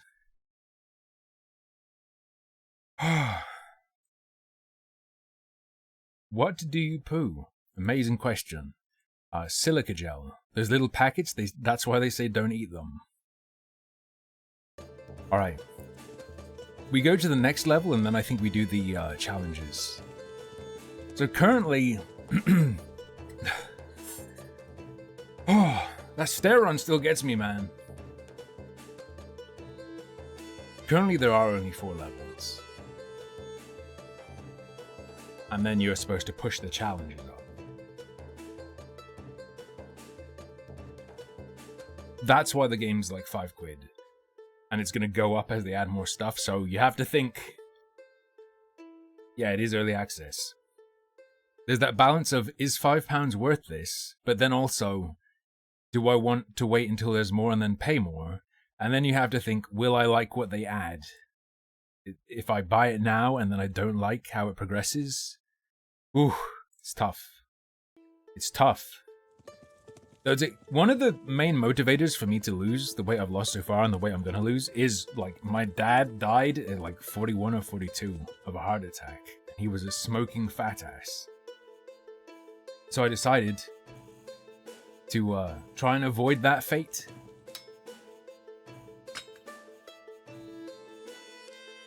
Ring of Resurrection is cringe. Health but slow horse. I think...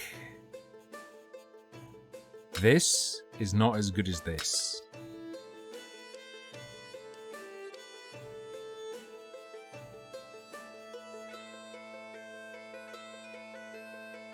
I think economy's better than Castle Fort. Is there a way to see the meta progression?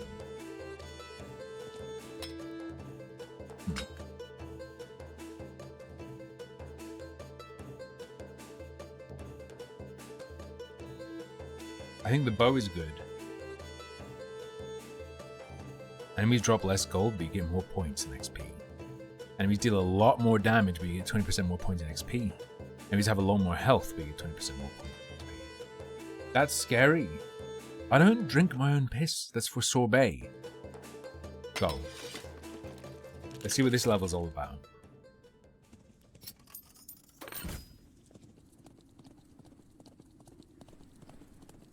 Okay. Ostensibly...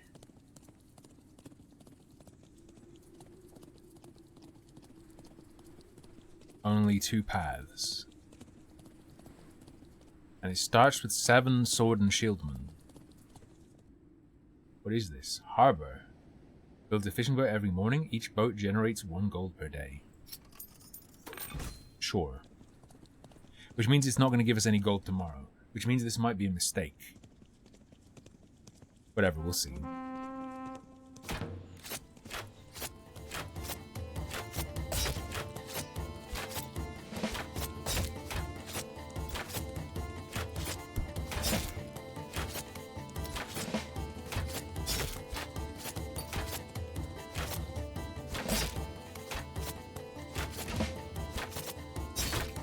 Am I retarded? What do you mean? Nice. Nuclear winter. Just like my threads. Babby coming. What are these? Are they slimes? Dude, the size of this area is spooky. Maybe you build outposts.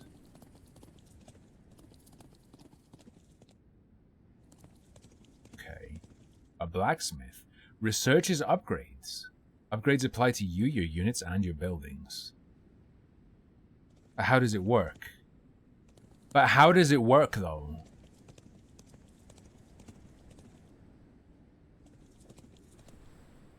But how does it work?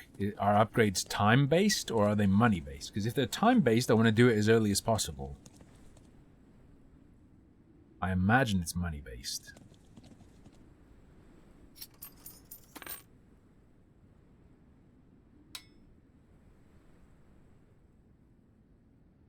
Low range, high damage. Let's just go with what we've been doing and get a house. All right.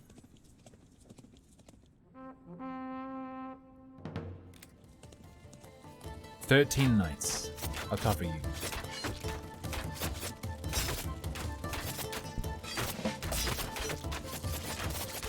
No, my archermen. Man, I wish the archers were just smarter. I mean, I could, like, order them to be smart.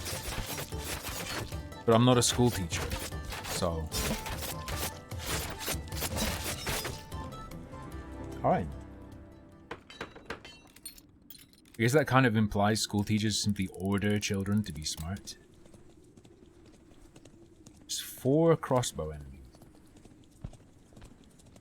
That's fine.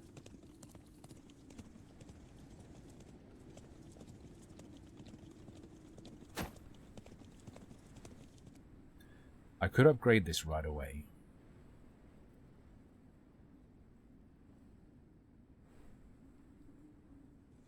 I don't think we do, though. Here's what I believe in. House. House. Tower. That's what we go for. House, house, tower. It's like Duck, Duck, Goose. Oh, fuck. They really are crossbowmen. Lower range, but more damage. That's nasty. That's really nasty.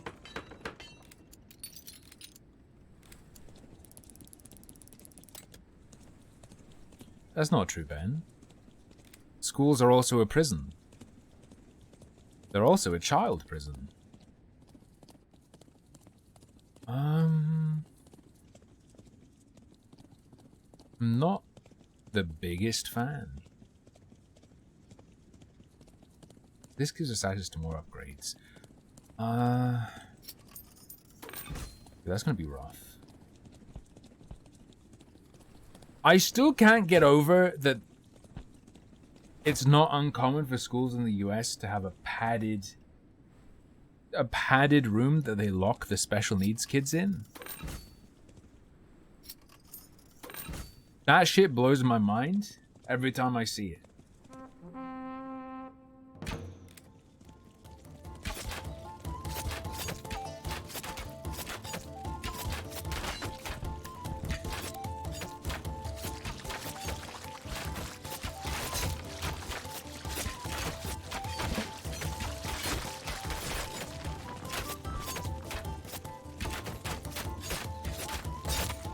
If I had kids, and I don't plan on having kids, homeschooling would be my preference. Yeah, I think this is a loss. God damn. God damn.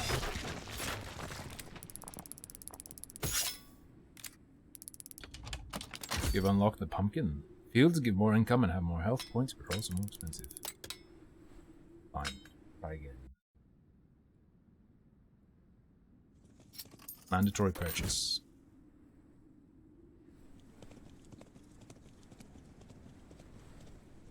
So.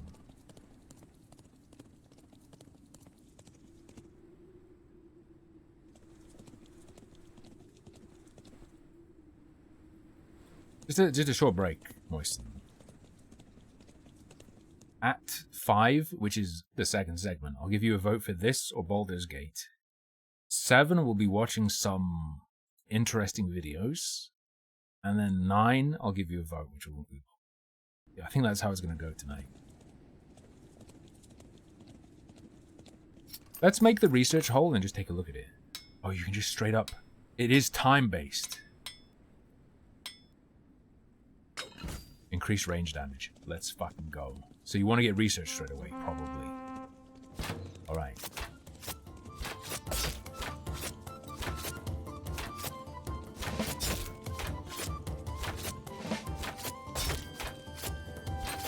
Just nuke the creeps.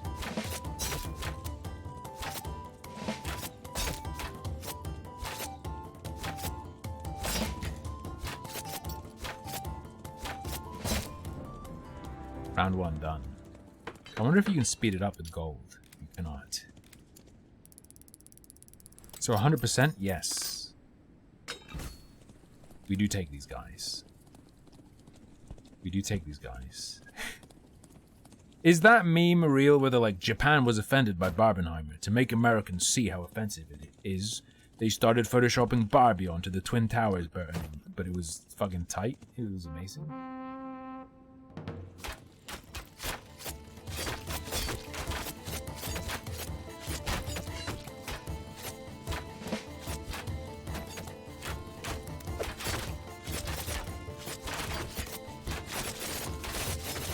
No, I'm saying just their awareness of the Barbenheimer meme on social media.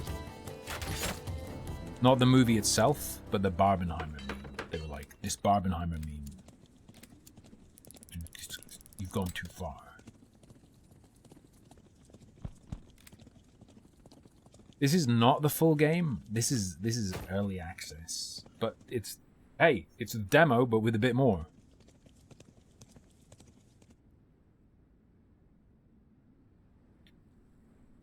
So danger comes next. Tomorrow we'll have the increased range of damage. I think the meme is to not do anything. I think we do nothing.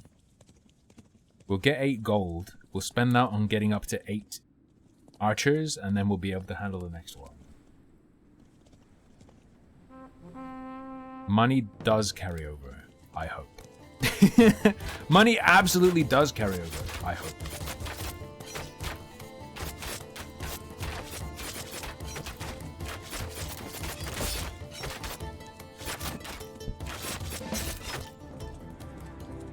Yes. Right. We can't actually upgrade the garrison until we upgrade this. Oh, shit.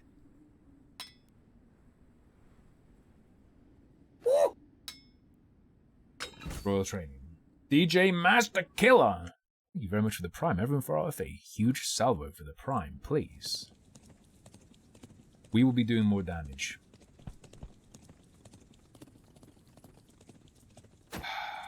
Our economy is in the shitter. Our economy is in the fucking shitter. This is bad.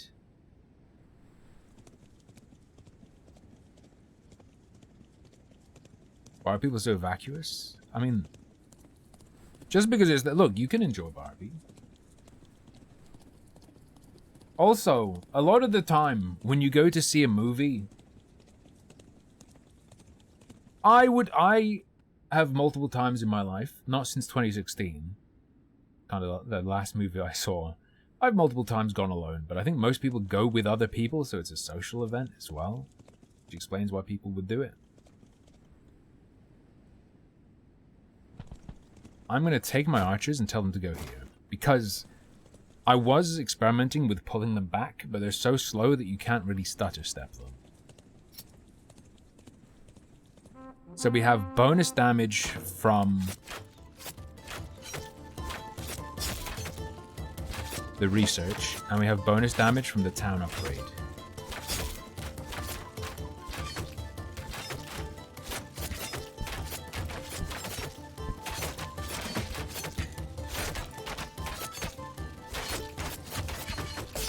This is really bad.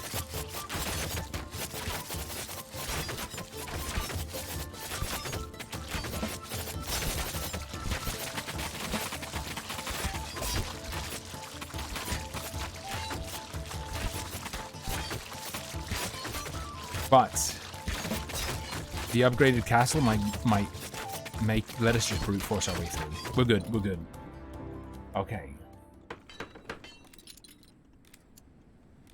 That was rough. That was very rough. Okay, so we have 10 sword and shield guys, and we have 1 siege engine.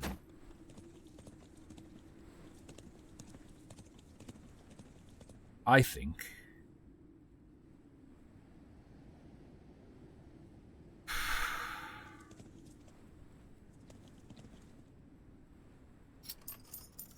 I think we invest in some dudes.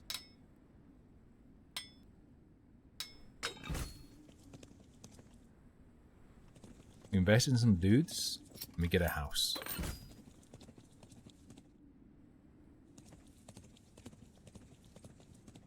That's my feeling.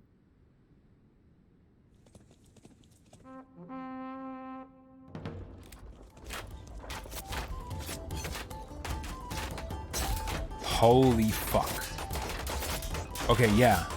Siege engine, pretty strong. I assume if this reaches a building, it's GG for the building. I assume that's why it's so tanky.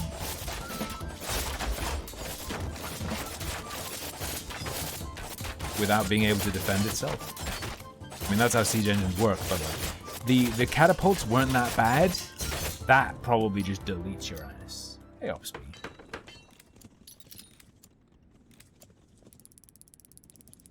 What's coming? We have 9 speedmen. Come here. Killed towers pretty fast. But, like, considering them, like, lowered. Okay. They're ranged. So the thing that has to get up close is going to be doing way more damage than that. They were manageable, and they were ranged.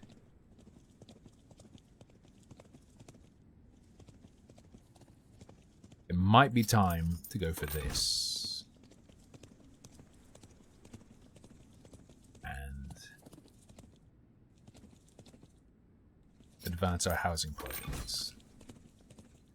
Oh, it's gold each time you want to give it a job. Okay. Alright.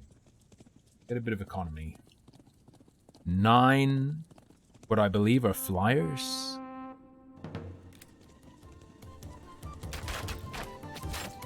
Okay, we're good.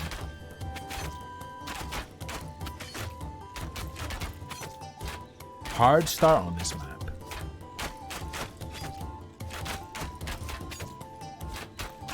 Barbie should have been an Australian movie about cooking food outside. How's that for a take? Build a harbor there. 7 crossbowmen. And another siege engine. Okay. It also feels like the tower upgrade on this level isn't as good as it is on the other levels.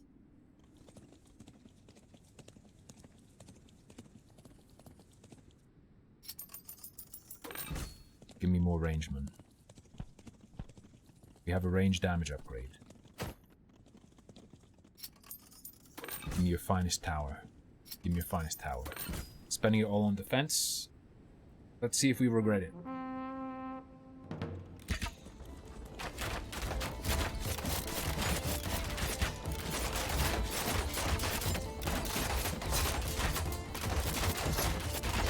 Luckily our soldiers are great against ranged, and you know, they're getting mown down a little bit, but considering these are crossbowmen, they are doing pretty well against it. Oh, I missed this part. I missed the part where these guys were... Oh, shit. Okay, still could be worse. Still could be worse. Could be a lot worse.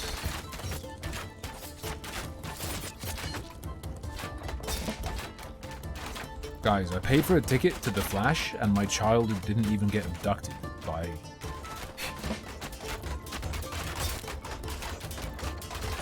Ezra. That's the name, right? Ezra Miller.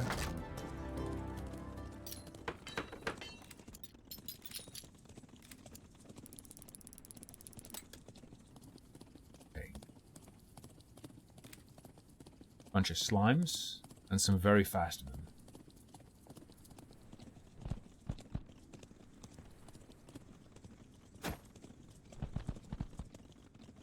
Bunch of slimes and some very fast guys.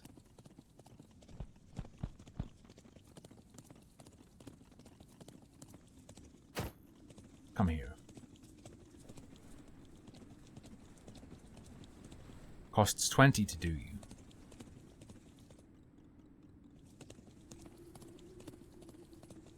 Any more good tower points? I think that's a good tower point. It's probably good. Excuse me? Ezra thinks he's a savior and a prophet? Is Ezra Miller bipolar and, like, with his Hollywood star money, able to do insane shit during his manic phases? Is that what we're seeing? Okay. I think we make it through here. Alright. 30 slimes, 8 fast boys. We don't have any method of slowing down the fast boys. Oh, these are not your granddaddy slimes. These are power slimes. Oh, this is not great.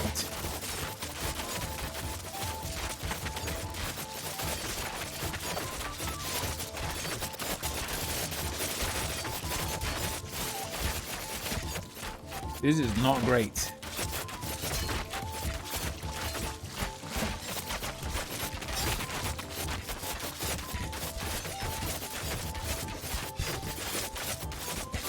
I was gonna say on the previous levels, man, they really need to step up the difficult.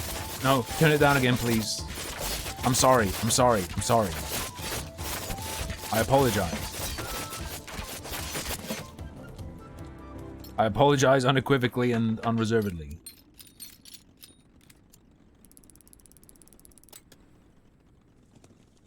Three sets of ranged attackers. Okay. Oh, sorry. 4 sets of ranged attackers.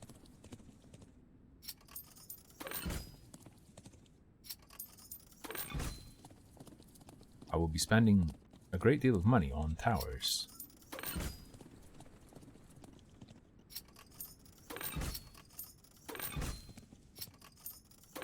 And a little bit on economy. Alright.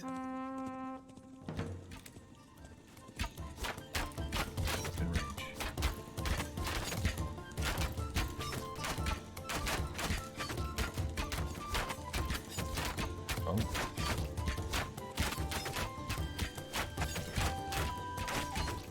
Egg Salad Land. It's called like Frost Egg. Frostmanville. It is the city of Townsville. Alright, we counted that pretty hard.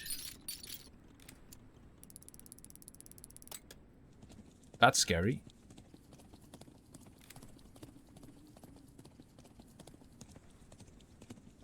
Gotta tell you the truth, I'm not a huge fan of that shit.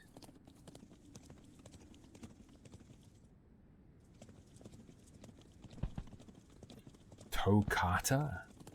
Sorry, I don't watch anime.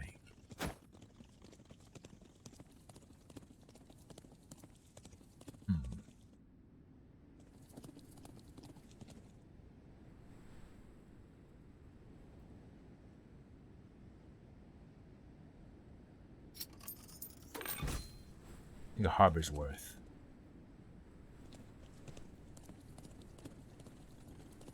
Then we pump this to double the income from the harbor. And do I get dudes? I think we get dudes. More of these guys. Rev, thank you for the Prime. 56 fucking months of Prime. Thank you, brother. Huge, huge. Pop off, please.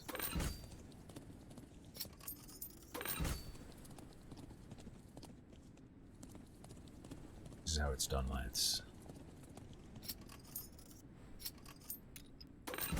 We'll upgrade this house. The enemy comes. 30-second Taco Bell ad. Thank you for the 0.5 of a cent. Appreciate your suffering. No. Yes. Thank you for suffering through the ad. I think they're all coming from down there, right? If any come from the around the bottom right, we're dead. Now we're good. I still have a ton of Taco Bell seeds. You can grow a real taco tree from them. It's pretty nuts.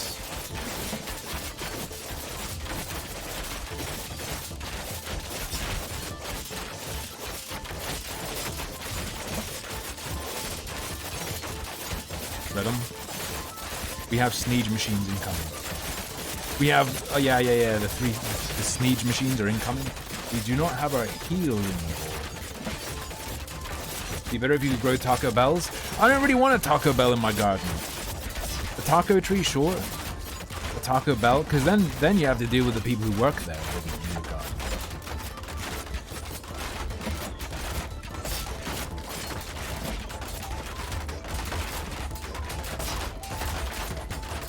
Although,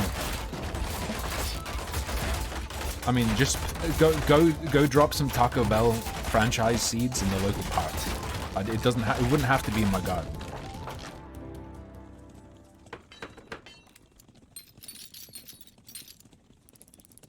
All right, 28 coins. Powerful slimes and some speedmen. There are only the people down there, right? So, let me suck up all these guys. You go here.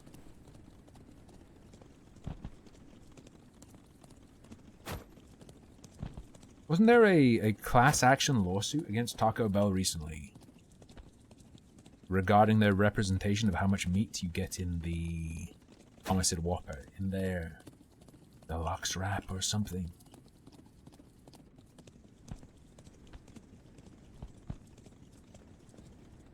I mean, okay, 28 gold. I'll spend the excess 8.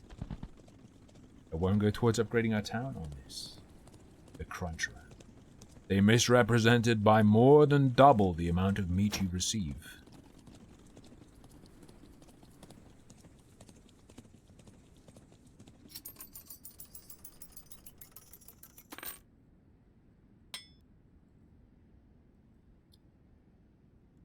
So, healing aura has always been huge. I think we don't care about our damage output as a character.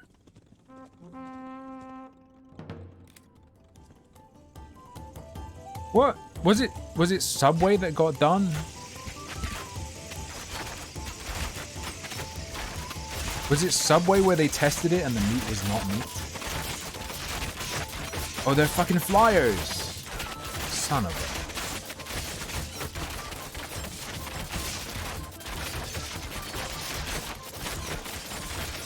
Bros, we're getting fishery cucked. This is a disaster.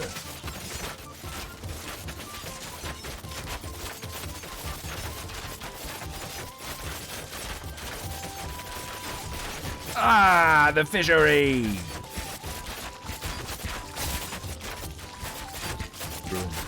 That's Beat Lacoche. I don't know if that's how you say it, but that is corn smut. What Moisten My Lips Daddy is talking about is a parasitic fungus that grows on corn and is often eaten in places such as Mexico.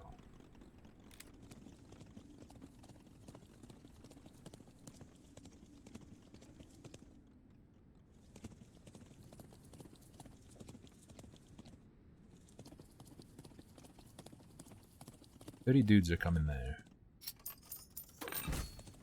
Yes, we will close the borders. That's quite a big deal. Shutting that shit off is good.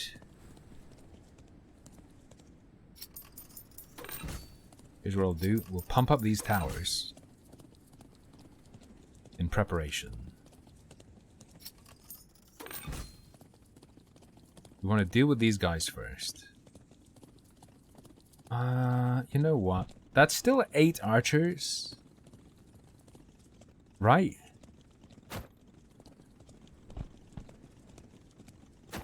Yeah. Leave those guys there. These archers are a bit dumb. And they will insanely try and run around to face them. Face their enemy. I think we can go.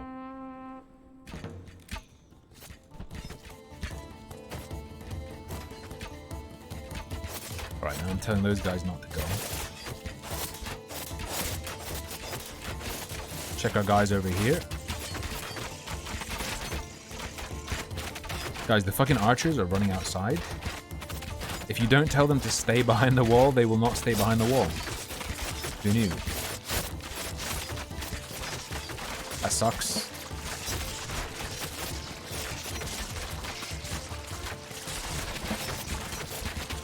Eesh. Yeah, our dudes are a little bit annihilated.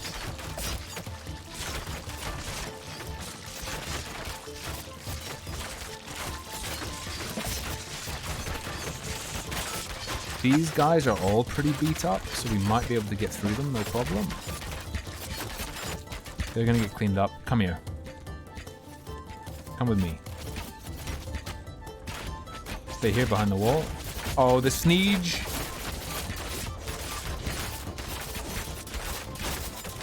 We're fine.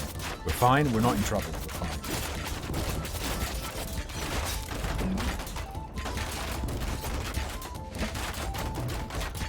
Are the siege engines bugged, where if they all try to cram through a doorway, they can't destroy it? Or do they just not do anywhere near as much damage as I theorized?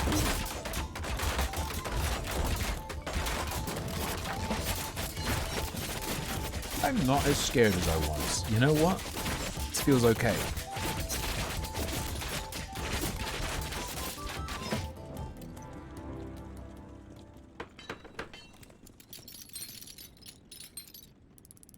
That is a 46 gold knight.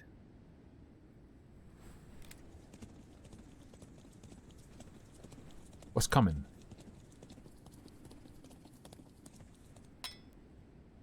Sorry, what?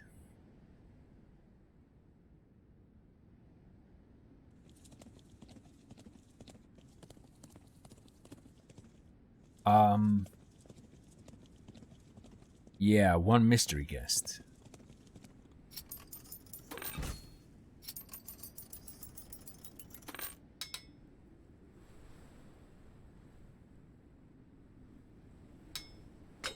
Time for a ballista. Some upgrades. Dude, if this fucks over fishing, I'm gonna be pissed. Forget all the lives lost. If this has any impact on the fishing industry, I'm gonna be mad. Dang old Kraken. You motherfucker.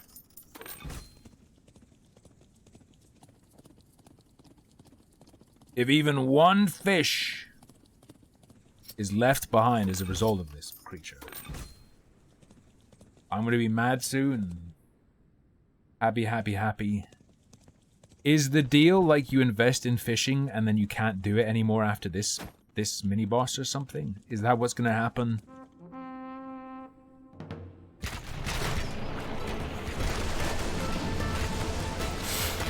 You piece of shit!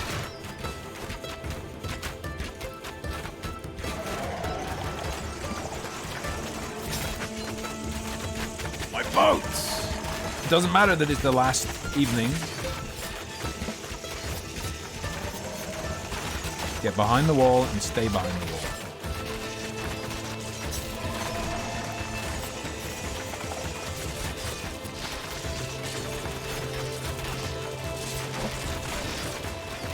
Okay, so these knights aren't doing shit.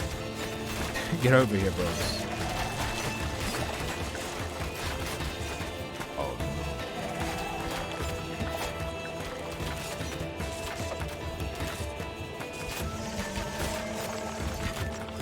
It's gonna be fine. The siege tower is doing great work. In fact, I would suggest the siege tower is literally doing all of the work. The regional work. We need to get through these losers. We need to shred these losers to bits.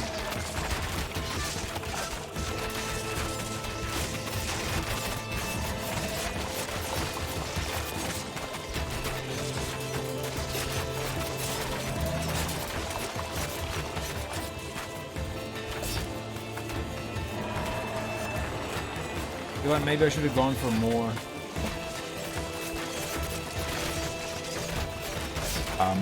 of the ballistas. Where is it? Yeah, we're not making it through him. Now that I know what happens, we know we want a bunch of ballistas at the end. I should have spent money on houses because I knew it was the end. I should have paid more attention.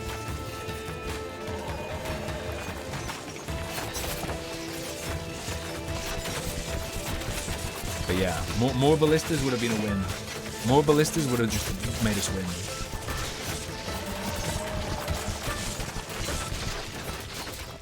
Okay, so strategy for this level, ballistas. Simple as.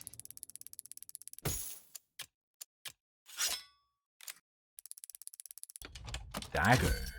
Oh, Assassin's Training. You permanently unlocked a new upgrade path for your level Castle Center, which significantly increases your attack damage and reduces your special attack cooldown when picked. Okay. The build options from the next Castle Center upgrade are already unlocked. This means you have more building options to choose from early in the game. Strong.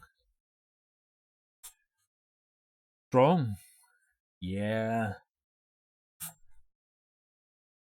Yeah, the soft balls are nasty. I hate having soft balls. That's why I always sandpaper my sack.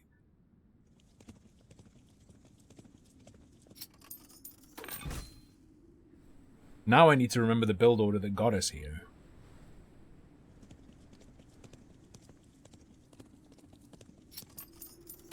Yes, we do this. Yes, we do range damage. And then we just Dota these guys. Kill denied.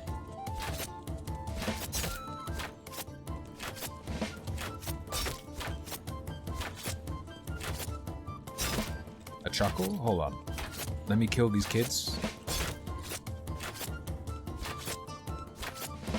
And then I will judge your so-called chuckle.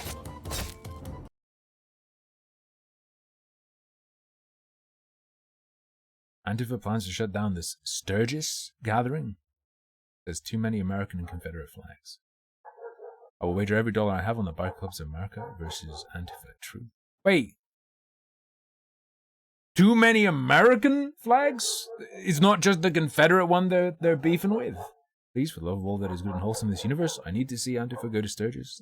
Is it Sturgis or Sturgis? To fight the bikers. I've been a good person. I deserve to get to see this play out.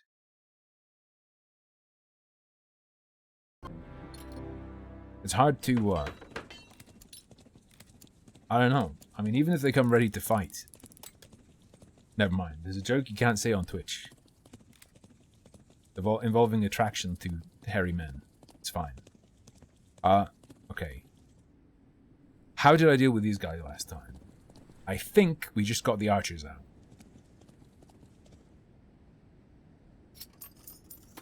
The hell's angles? Oh no. What about... I heard they can be your angle or your devil.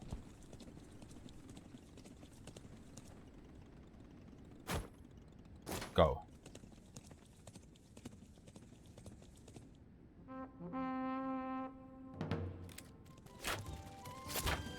Go.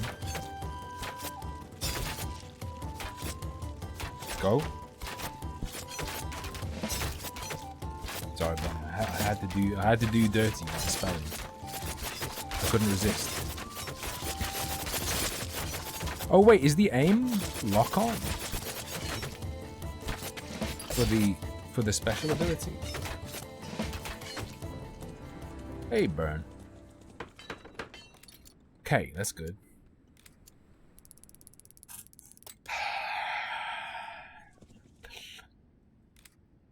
What did we do this time? But this one, our strat is to wait. I believe our strat for this round is to just wait.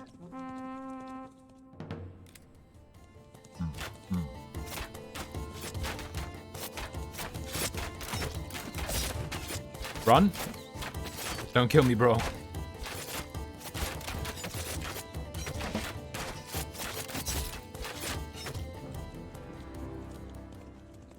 Now we have 8, but we need to do this. You execute your weapon special ability precisely when its last cooldown expires. The next cooldown is great. Ooh. Glad you liked it, Burner. I'll send Austrad your regards if he's not here. Double attack damage. Every morning, a level 1 house is automatically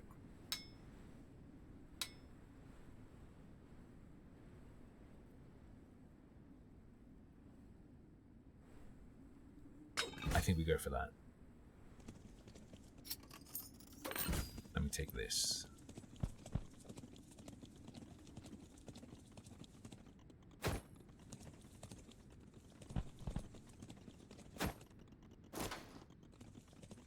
Alright.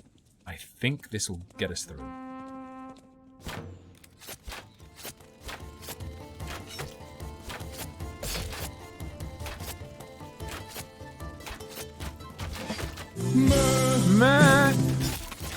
Kinterby has just donated £7.83. Yo! D&D React Night Hype. Hell yeah, brother. Thank you very much. Thank you very much for the £7.83. I imagine that was like $10. Can I say thank you for the $10?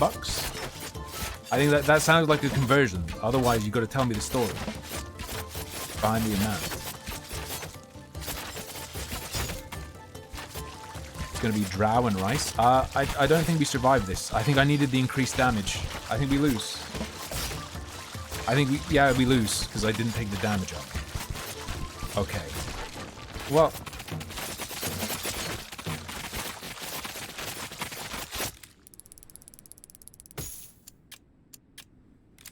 Egregious. On this one, on this level, the start is the hardest part. Scarecrows have a strong anti-air attack. That changes everything. Try again. Perks. We have better towers and we have the Royal Mint.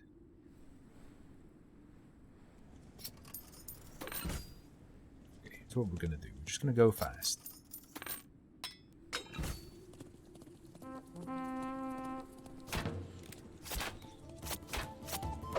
Oh my god. I see what they mean about this game being good for chasing high scores.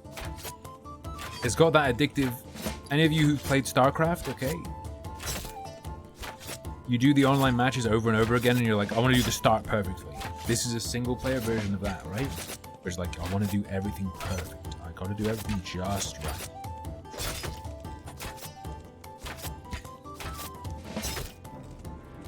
Right. Now.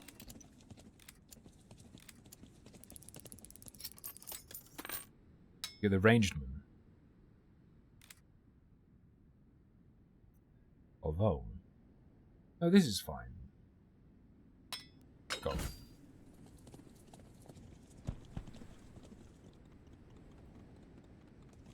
Oh yeah, this is fine. I was about to say, holy shit, we're dead. I didn't realize it happened this fast. No, this is fine. This is the first slime encounter. First slime encounter is no biggie, right? Doo-doo-doo-doo.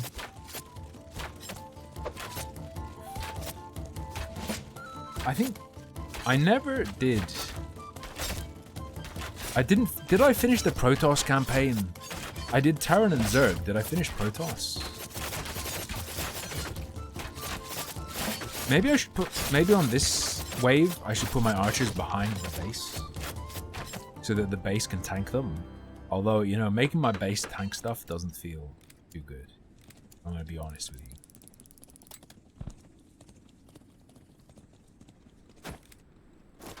Go here.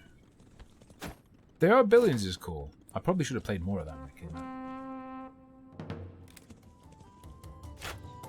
We need more Vespian gas.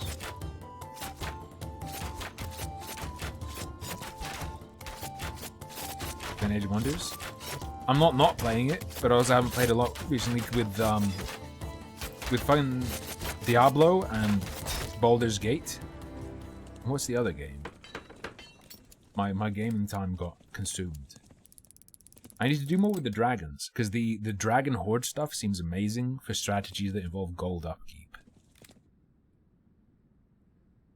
We want to get this. I started that dragon run on stream and I did some more in it off stream. But it's just that run since the dragons. But also I play extremely slow. Double damage. Sure. This might mean that we one-tap slimes. It doesn't, it's damn close. Being close is annoying because it means additionally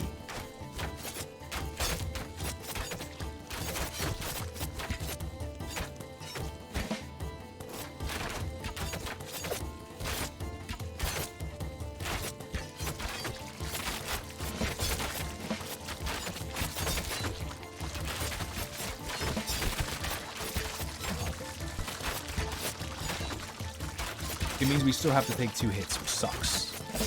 I mean, do 2 hits.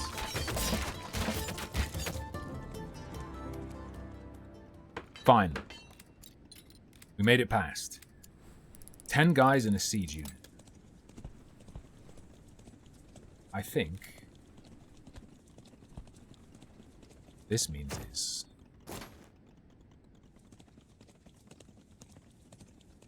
I think it's time to release the men.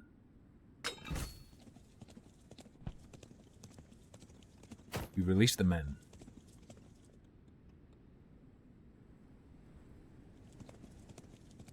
And we get the fishery running.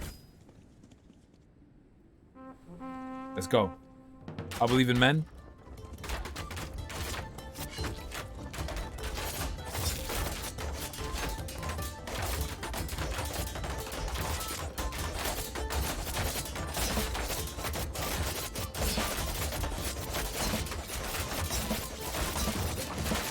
Dude, the rhythm game? Dude, the speed up. The speed up is out of this world.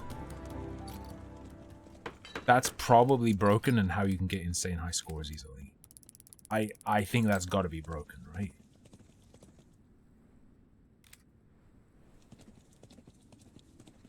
The flyers are incoming.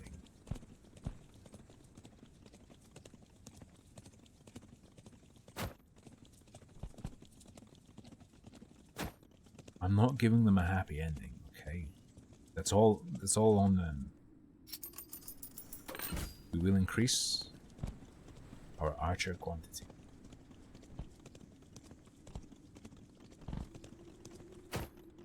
I'm very much an Age of Wonders 4 though. A magic enjoyer. I love that blue goo. Or blue crystal.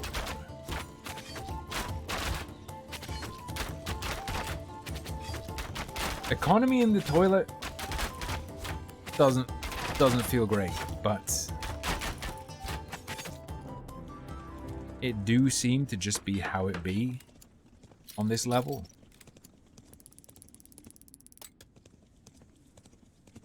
There's no other red marker, is there? It's just down there. All right.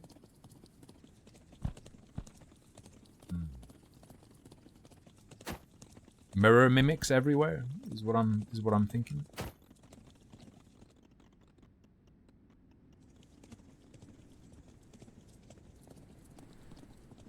I could increase melee. Start. Yo, Hawaii Supreme Court just struck down a butterfly knife ban. We need more immigration from Hawaii in the UK, please.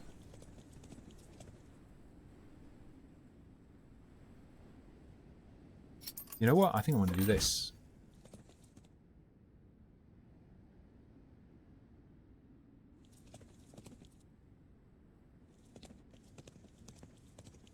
And this.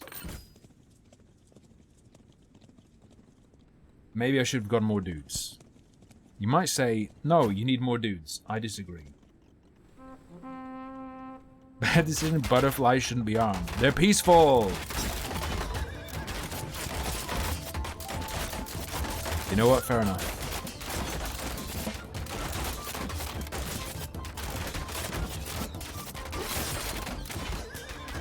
I didn't notice I was revived. That's my bad.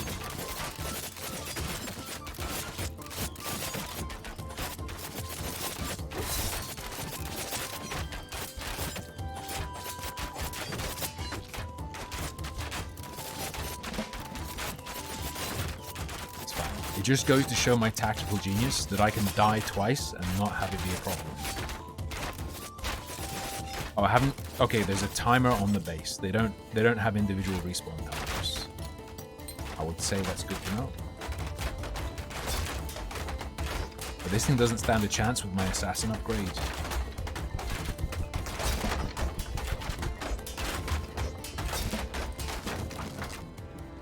Nice. So what are we on? 15. Okay, so what we have to deal with now are power slimes. Butterflies are cool. When we went to Chester Zoo, there were a ton of butterflies. 15 gold.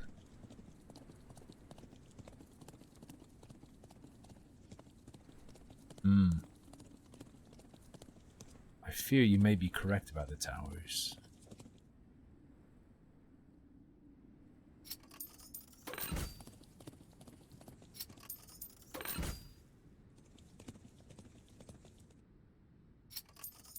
That's a... no, this tower is one of the ones that gets a wall, I believe. I'm putting these ones up because I think they can reach with the buff we have, and also we're going to want those upgraded later. The thing is, we still do need to worry a lot about economy, because it's 3 to build a tower, then it's 5 to upgrade it the first time, then it's 15. So it's 23 gold per ballista, and those are what are going to be killing the boss. Or melee dudes. I'm not sure how I feel about this. I'll pull these guys back when the slimes get too close and put them behind our main base. No, but the zoo has a... No, of course you don't have to go to the zoo. But the zoo has all the cool, like, rare butterflies. Okay?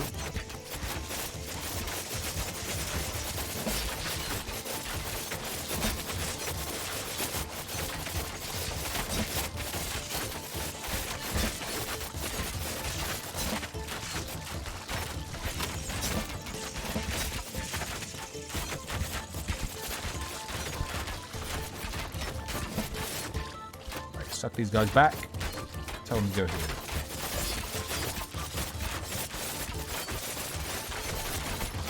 I'm learning. I didn't say suck these guys off this time.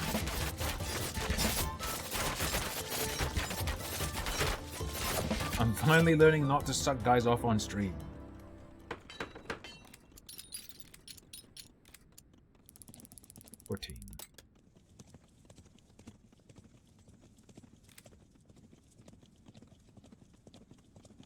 Okay, we are multi-flyer drifting.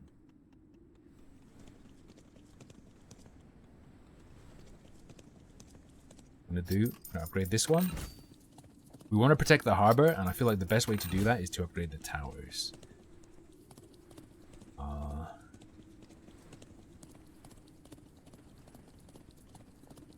can also afford 2 more houses. Or a house upgrade and a house. A house upgrade is the same as getting a house, really.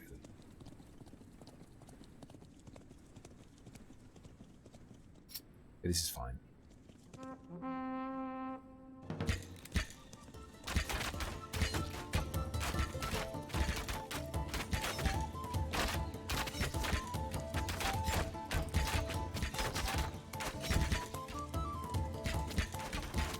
I'm gonna bring these dudes over here. Protect the fucking harbor this time.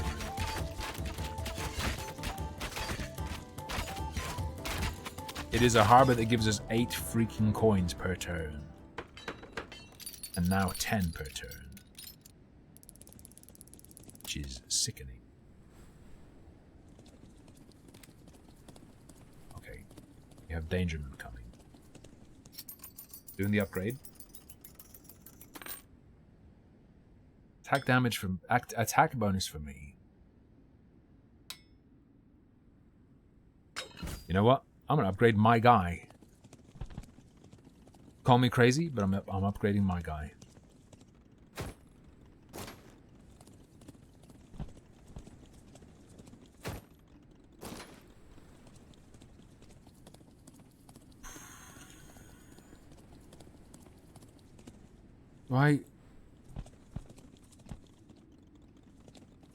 I'm thinking I might send in the clowns.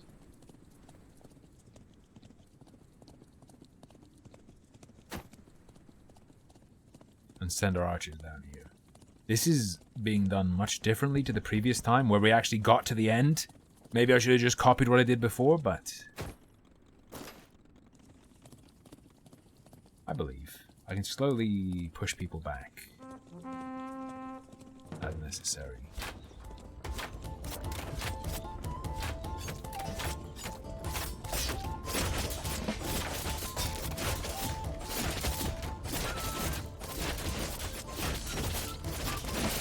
See that ogre damage?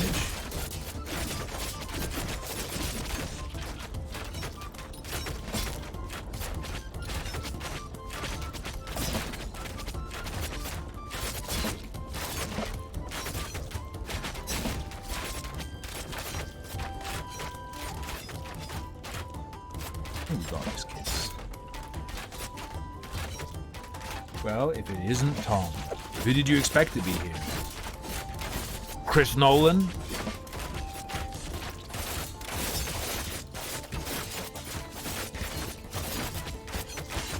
Like, I'm pretty sure we're safe. Was this optimal? I don't know.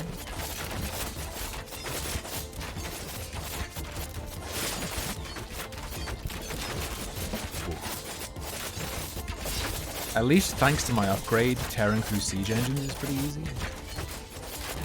It's just hard when there are things that can kill me. Tearing siege engines apart is tricky.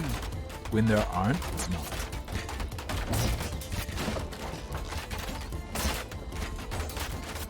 Timing wrong, timing wrong.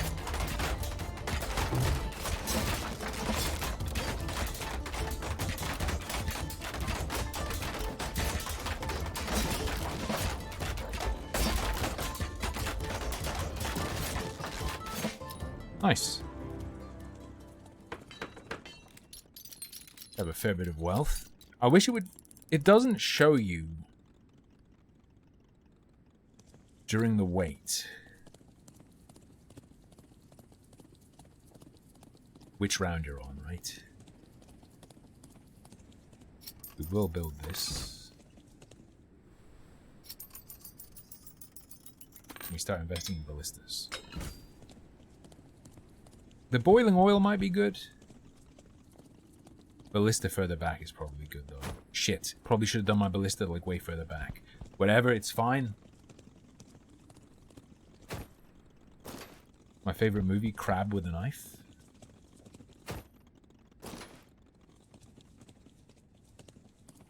That's not all our shit spent, though. Not all our shit spent.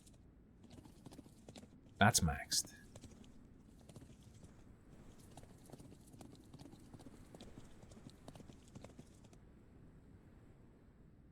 I feel like we're a little late for the harbor.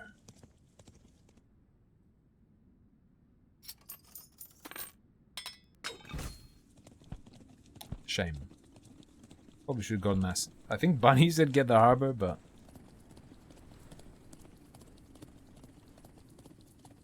Also, ballista is slower. Oh. Oh, whoa, whoa, whoa, whoa, whoa, whoa, whoa, hold on.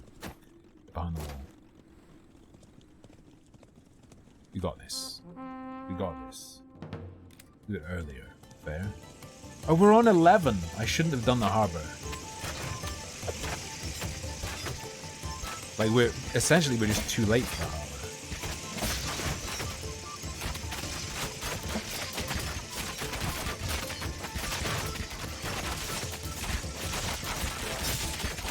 That was a way. We're not gonna. Are we gonna get our money back in 3 rounds? Oh, it only costs 3, so yes. But still.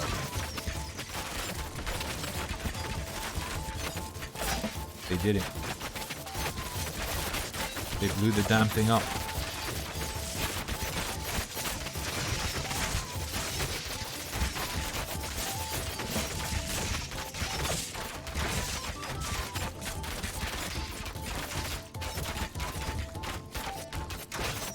Next round is 12. Oh, if I fail, do it differently. True, fair, honest. Factual gaming. well.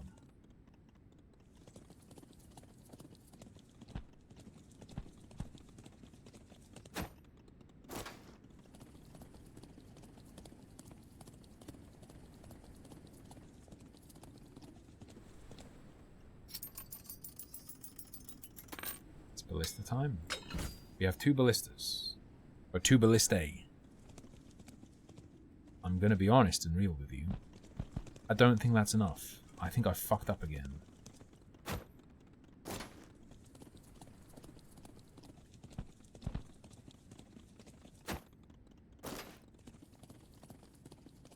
think I fucked up again.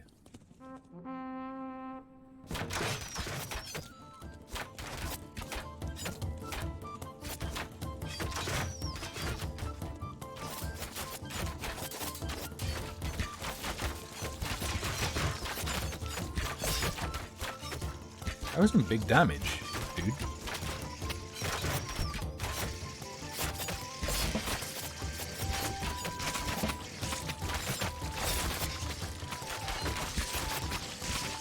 I'm getting too close on that side.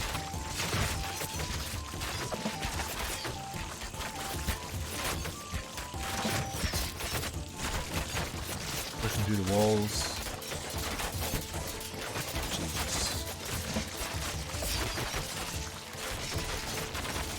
Come here. Run.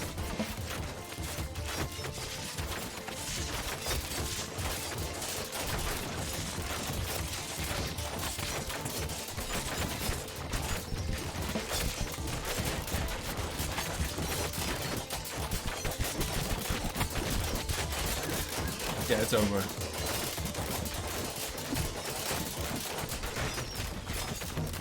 Look, we got to the boss on our first run. We go to the boss on our first run. Heavy sword. Slow melee attack deals splash damage. Strong against groups of enemies. Ah. God's lotion. I ain't putting that on. I ain't putting that on. I ain't wearing no lotion, boy.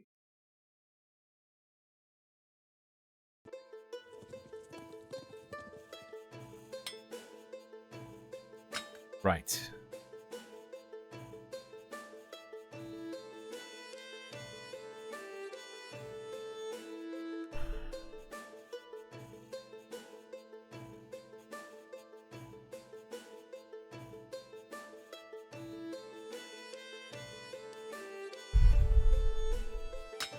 Strong against groups. Those little blobs, being able to deal with them is going to be great. Do I actually want the arcane towers? I love towers. And we're going to be relying on Ballista, so yes. Gold from the castle. We're going to upgrade that anyway, so what's that? Is that just 3 extra gold?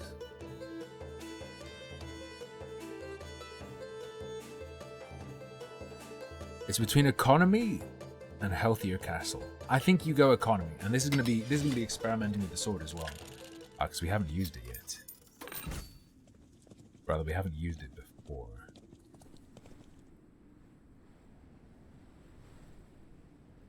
Do I want to research anything?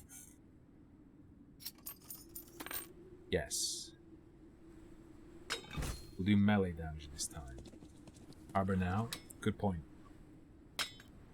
Good idea.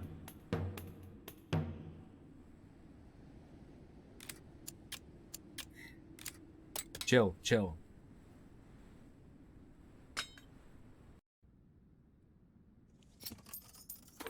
We have to do that, because that's how you start the game. Harbor. Right, let's see how the sword works. This is bad.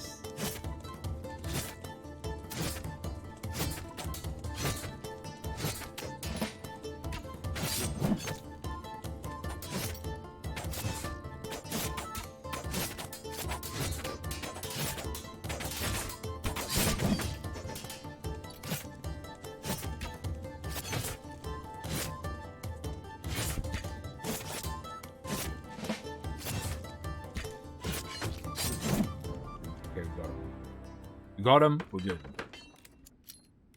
6 gold.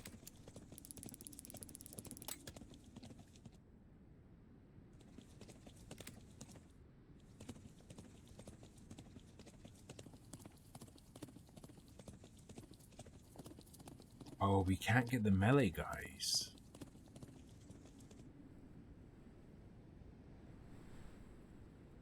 I am gonna attempt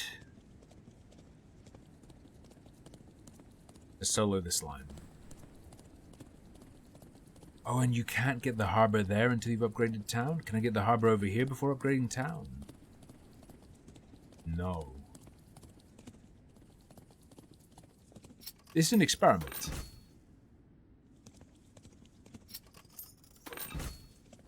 We're going to learn whether or not you can solo the slime wave with the sword.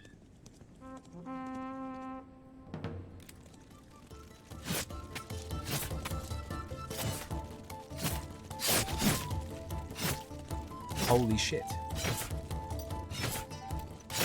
Okay, so that unlocks kind of a big deal for this level.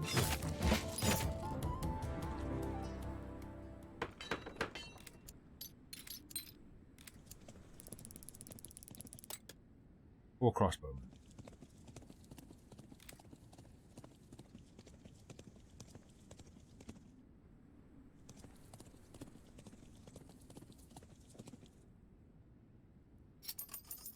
We'll absolutely upgrade the town.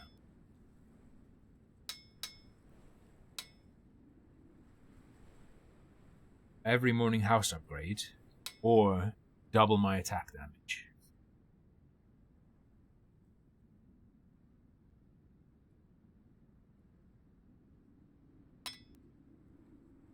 The free house upgrades are amazing for economy.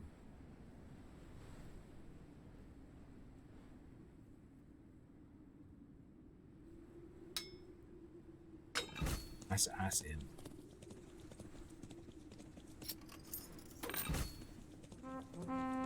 Let's see if I can beat these guys.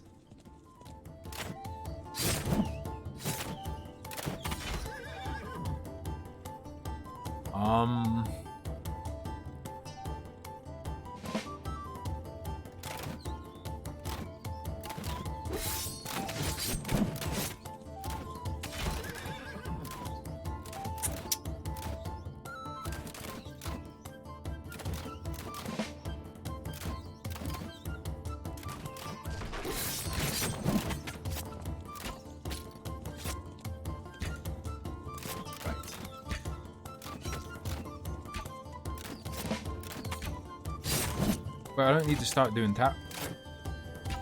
economy is what gets you the towers.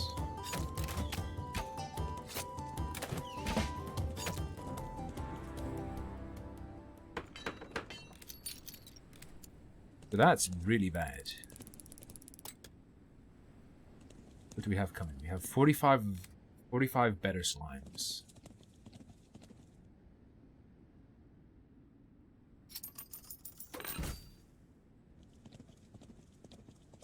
We're gonna sell it.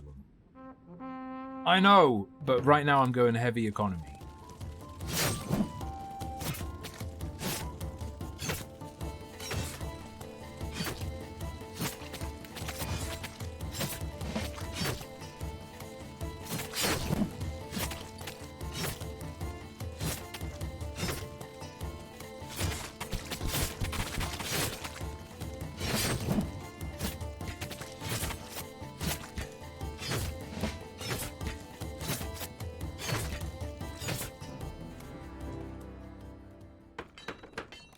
All right.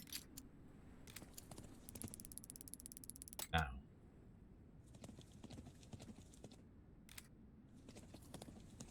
$14 gold.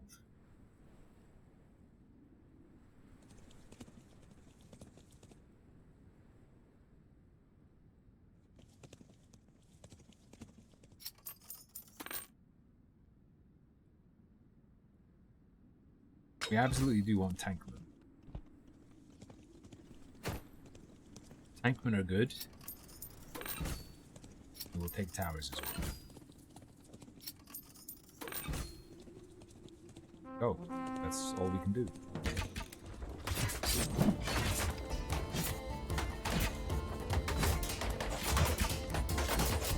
I'm also paying attention to the cooldown.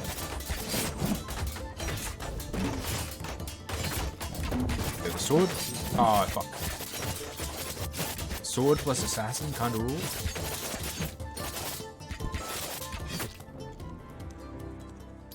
Right. What's even coming? You have 9 range guys. A lot of wild butterflies. I see them around. We've also got a bunch of bats. Speaking of flying things, we've got bats.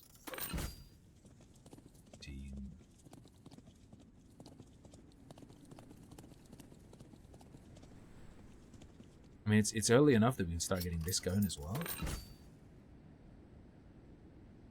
Oh, I see magpies constantly. There are absolute fuck tons of magpies. Yes. Actual insane amount of magpies.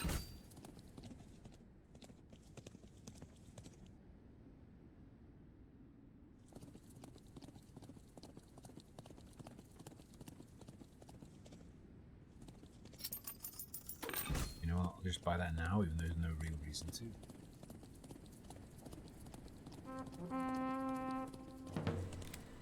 Oh yeah, I can't shoot these. I'm not using bow this time.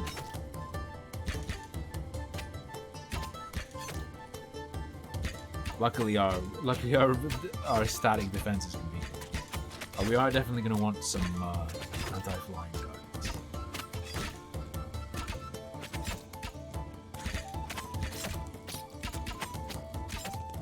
It's fine.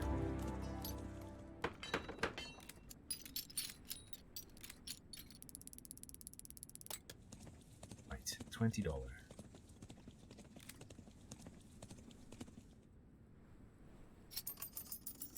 We will upgrade this.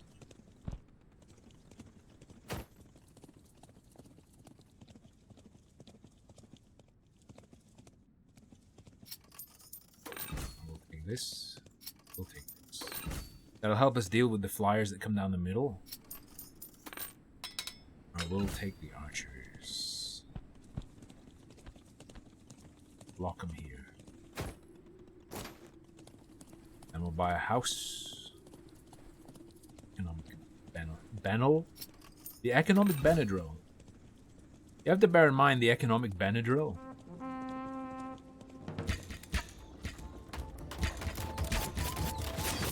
Go in and tank. Slice. Slice and get out. I keep thinking I have ranged attack. I do not. I'm a swordman. Although that's not to say swordman is bad. You see how much damage he does?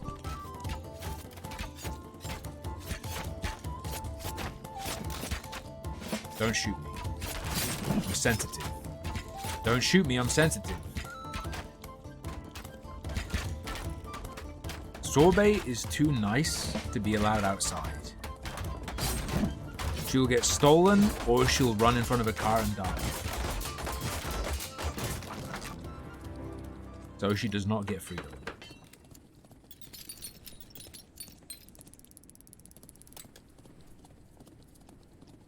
Welcome to the slime time.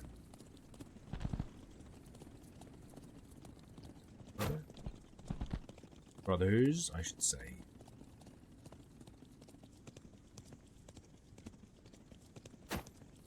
Go here.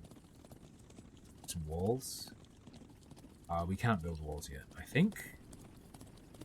Yeah, walls aren't an option until we upgrade the town center.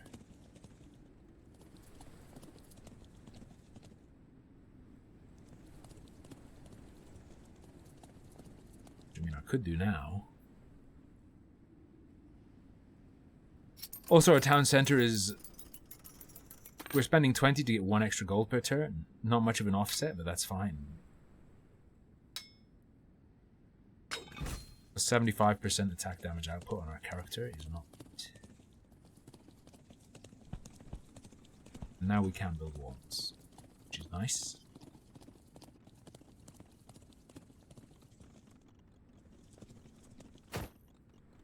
However, how much the wall cost? It costs 5. When I could I don't think it's worth building this because it's just going to get destroyed every single fight. 100% that shit's getting destroyed every time. Expose the comm, man. What did I do, Twitch censor?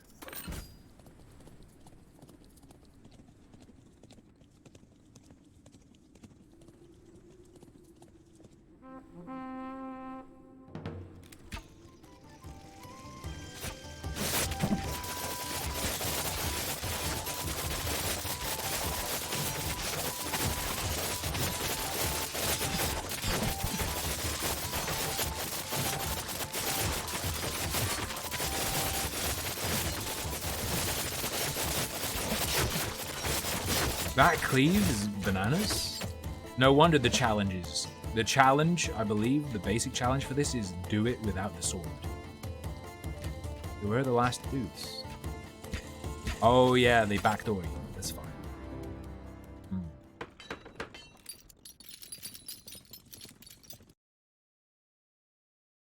For 336? I didn't mean to.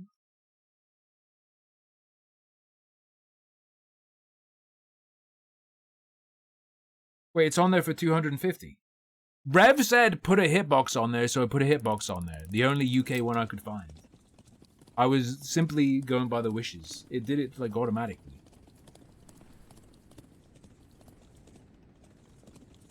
I was obeying Rev's dying wishes.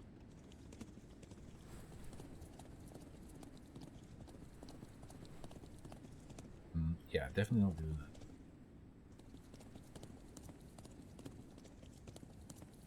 Research. I don't think we want to do research. I think you're mixing up dollars and pounds. I could be crazy. I mean, it's only on there as a meme. Yeah, it's 244.55, and then there's like a bit more for shipping. Oh, no, that's accurate. Throne was only for e-girls, but it's actually way better than Amazon wishlist. These are all flyers, so the only thing that matters is anti-flying.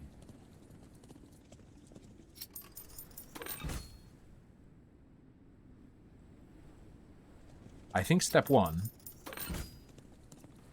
we're just going to get a lot of these. We're just going to get a lot of upgraded towers. That's what we do. That's what we do. Plus a tiny crumb of economy.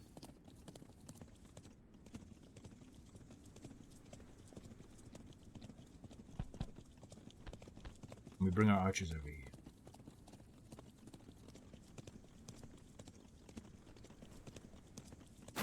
$92 compared to their website? Wait, what do you mean? On the website, it's $244.55. On my throne, I have it for $250. What do you mean? Right, launch the knight.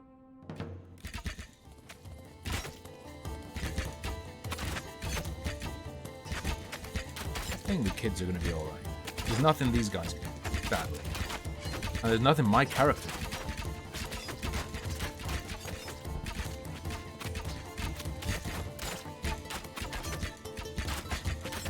Destroy them.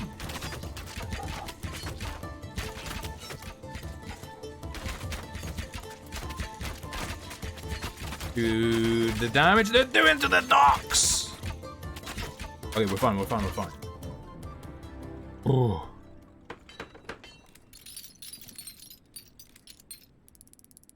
One of our docks did go down. Sad, but it's true, and I have to live with this. Oh.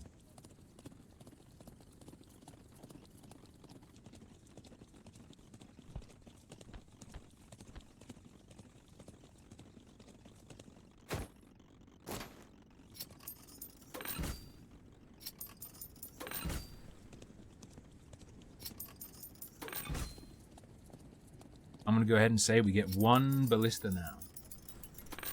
What will I do for the boss fight?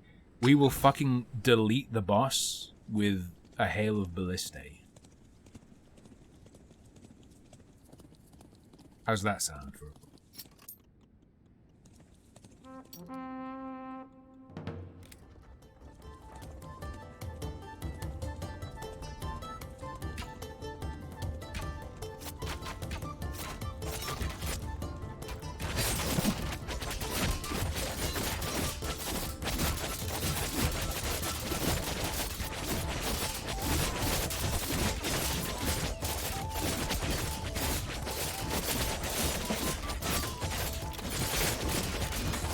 That fucking the group cleave is crazy.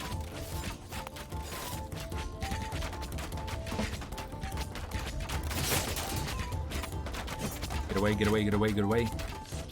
You dive. It is just like League of Legends. You dive and then you die. Because you dive. Fun.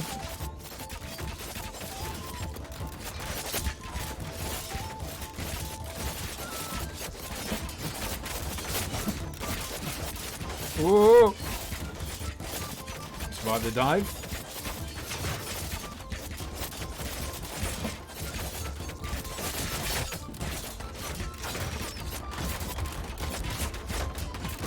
Destroy him.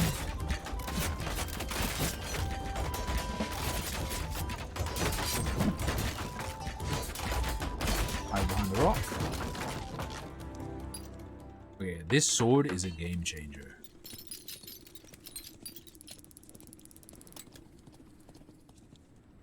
Is it just a bunch of dudes coming from down here?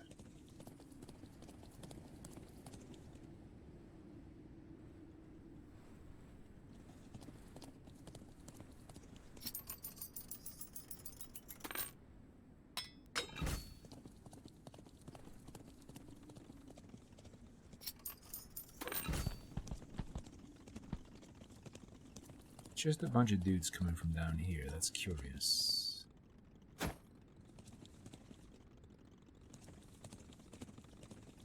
More towers or even more upgraded towers. I think we do another upgraded tower. I think we make it to the boss. And what really matters is getting the boss at this point.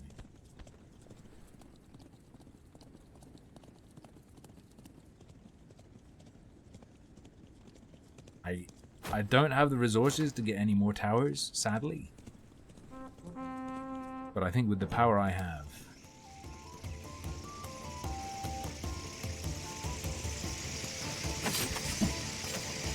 oh yeah, they're flyers!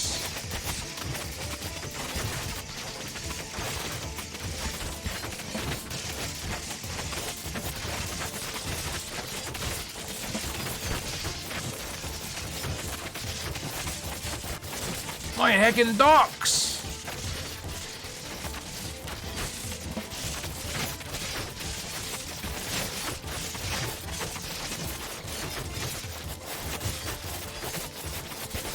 Well, economy destroyed.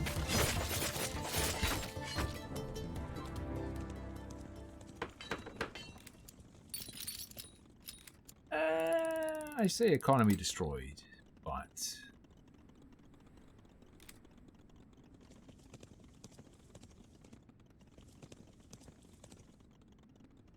I say economy destroyed, but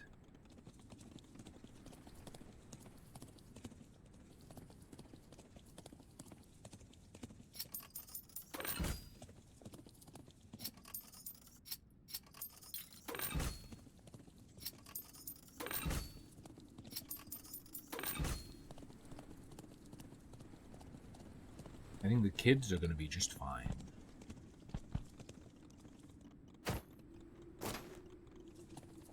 There's a spot for another raw basic tower.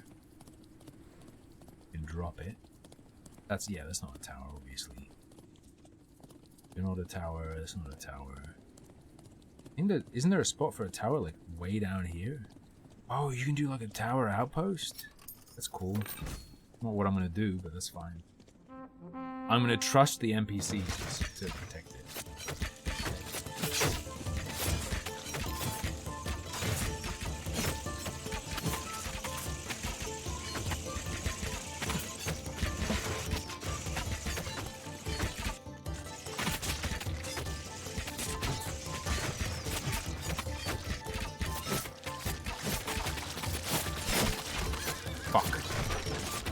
Well.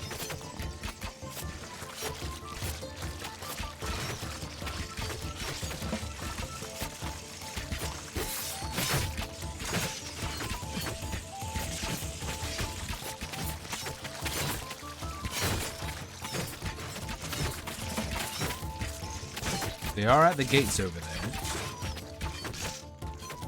Could be a lot worse.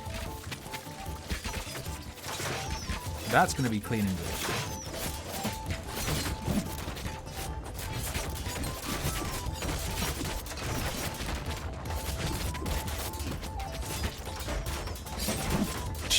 I thought the cleave would hit the other.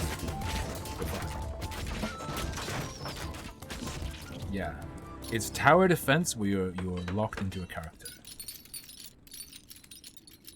Okay, but which knight was that? Okay. We reached the boss.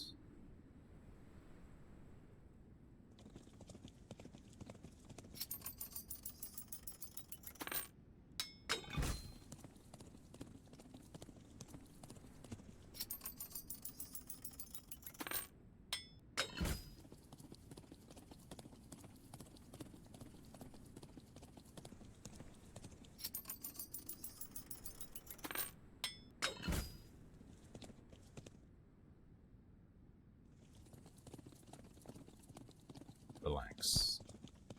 Okay.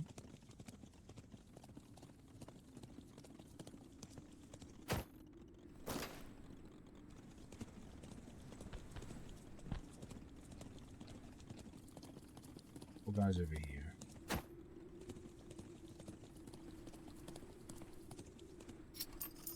Right. Wait, outpost?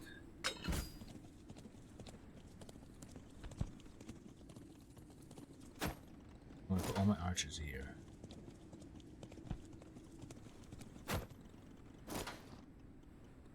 All our money. I can't really do much to the boss directly. However, our ballistae should annihilate them. Our minion defense right now is really bad. So we're gonna... Ooh, it's gonna be a tough one. Wherever it goes, I will chase it.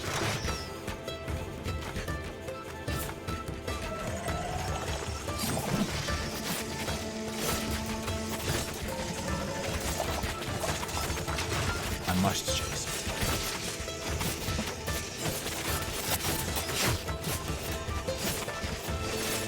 Yeah, to destroy the ads. Okay, the sword is doing good work on the ads. For my sword.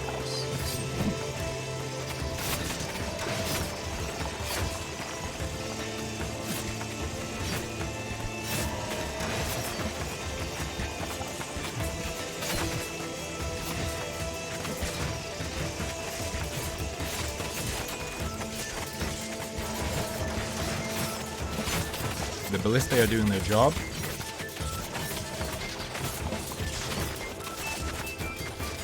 My health isn't doing so hot.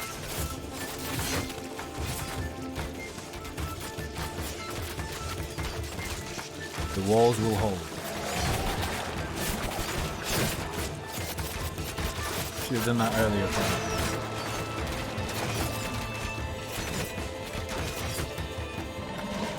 I'm gonna come up the left. Should have done a bet for this. Should have done a pet bet. He only has 5 health bars left, boys. Only 5 health bars left on the boss. That's good. The boss has 5 health bars left. Here's why that's a good thing.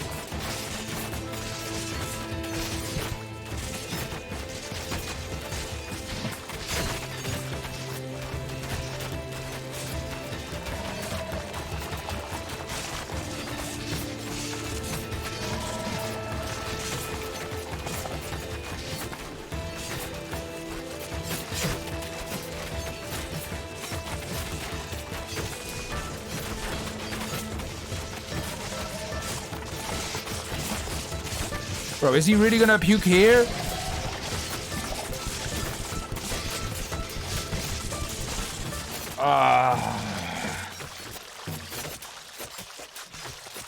Yeah.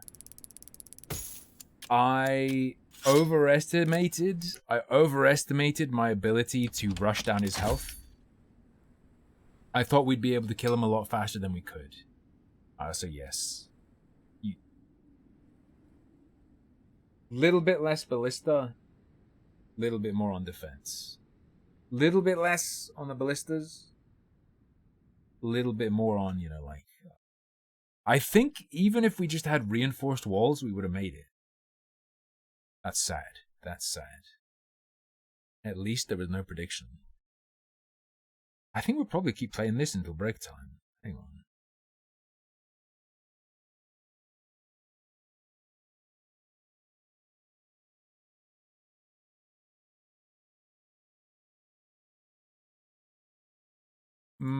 That's true. The little bit with the wall.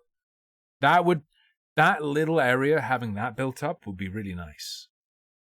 That little built up area would be really nice. I think we'll do a bet this time as well.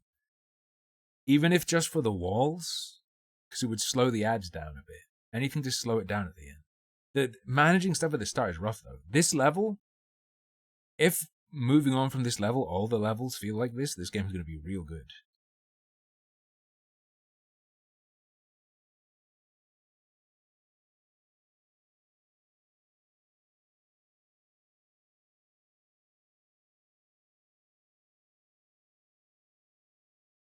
Okay. Hang on. I'm just...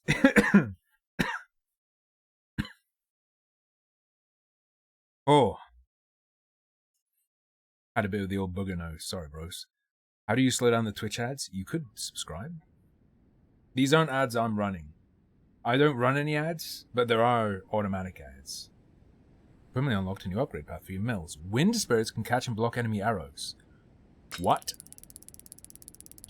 All these upgrades sound amazing, and then you look at the cost. Walls and towers have a lot more health points. Ah. Jerky! Thank you so much. Bruce, your problem solved.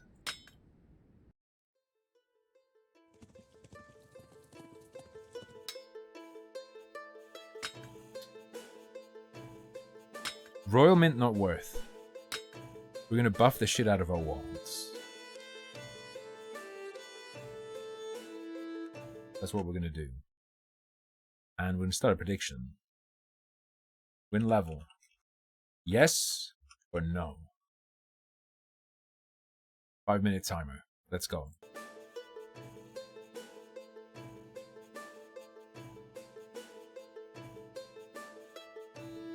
I think better towers and better walls. I think that's the way to go. Go.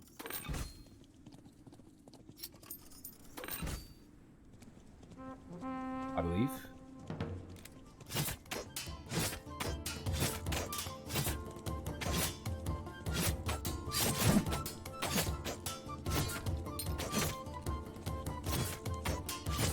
You stay the fuck away from my fishery?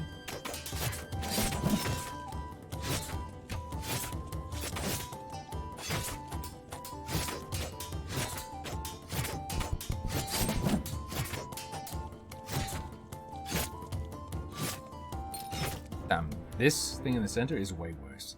I didn't see any of the new MK stuff. I did not. Slimes are free. Ooh, the automatic access to more fisheries is good though. Maybe I should have taken that.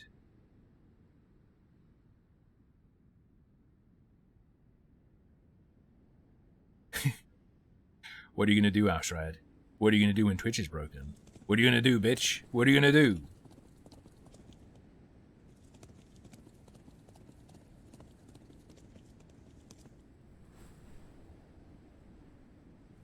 I'm gonna save and then do the tower.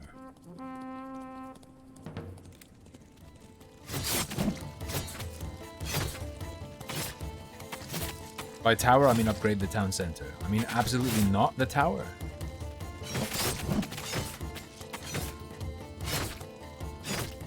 Aye.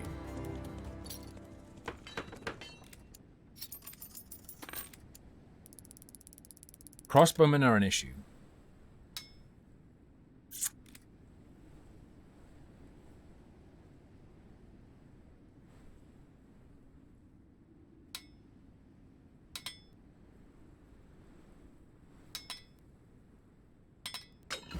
More HP for my guy.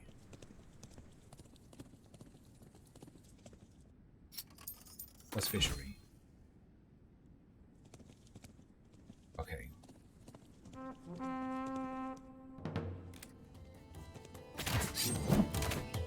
That didn't hit him. This is rough. Oh, we do fuck all damage to them. We're dead. Yeah, we lose.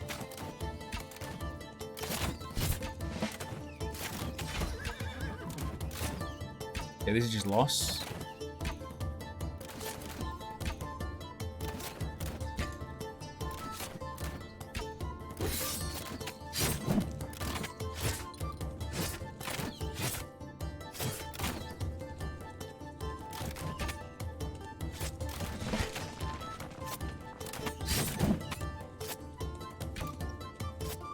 I mean, it's actually fine. It's not a loss, but I couldn't save the fishery using this strategy, which is annoying. But this fishery still pops. 2 gold.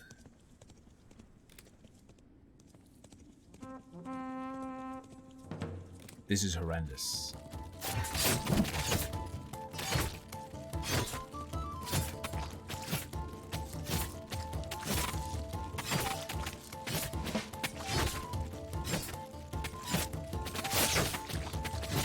We are down bad and we're about to be homeless. We are down insanely bad.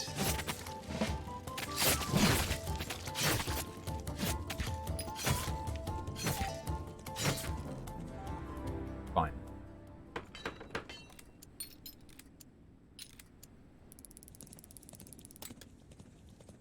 Can I solo the siege engine?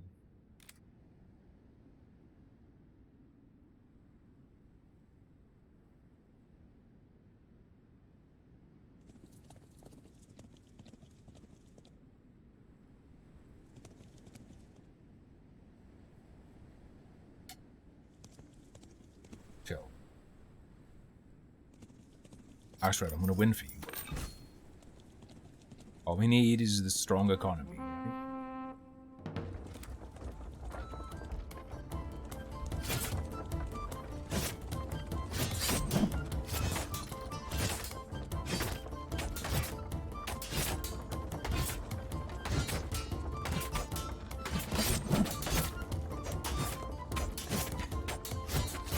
Don't go for my fishery! No!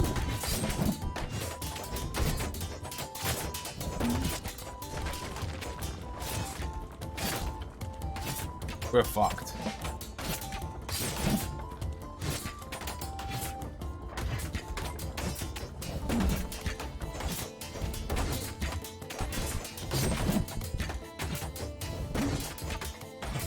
We have no income.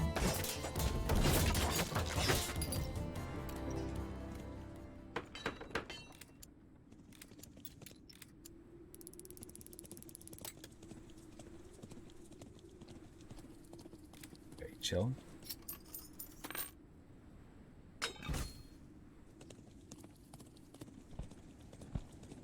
This is a disaster.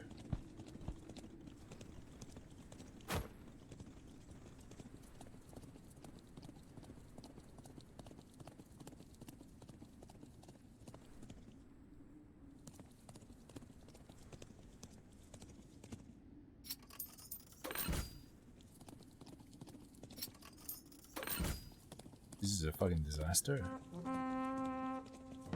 This is a disaster. I'm crying. You can't see it, but I'm crying right now.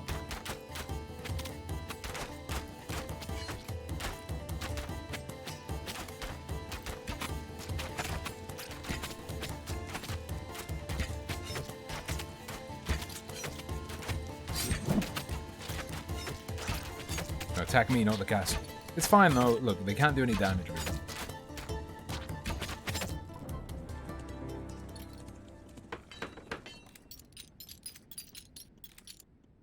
Okay.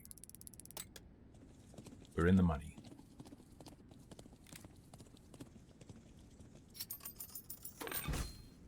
I will proceed to spend no money on defenses.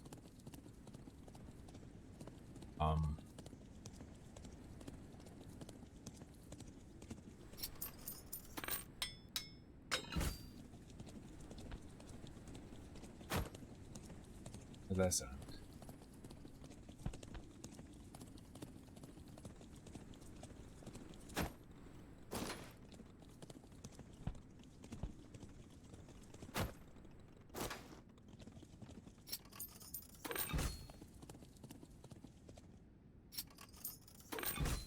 The house. We want to get to the next castle upgrade. The next castle upgrade will get us the walls, and our walls are massively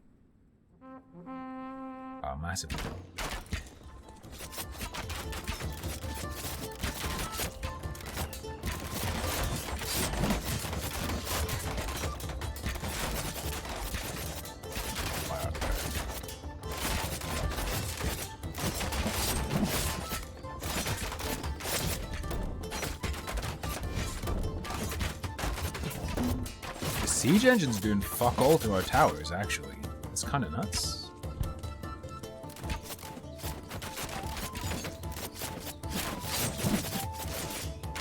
Slice to help him.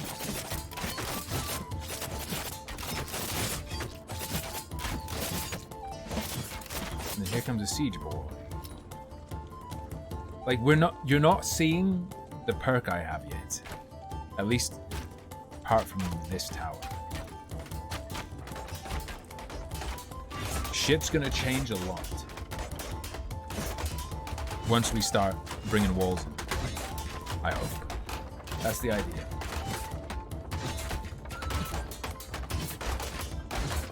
Perky nips. I need perky nana. You guys have a perky nana?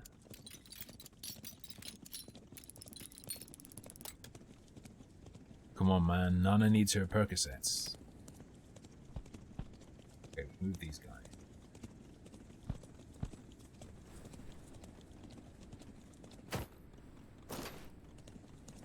Your archers. Bro, your archers, get back here.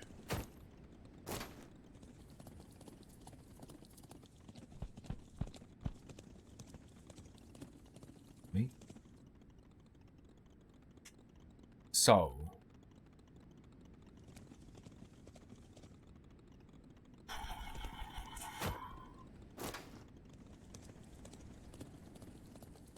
I mean,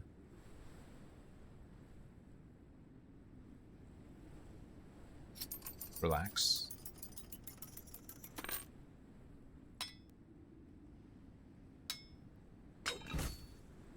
Just relax. Just trust me. We get the walls done straight away.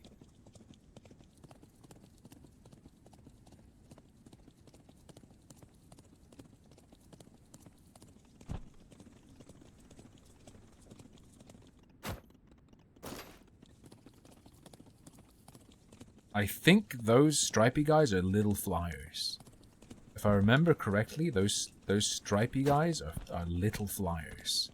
So we want to arrange there. And the slimes are going to be effortless.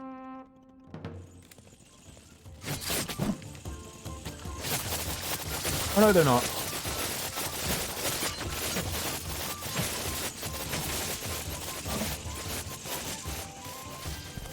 Rangeman? These walls are fucking insane.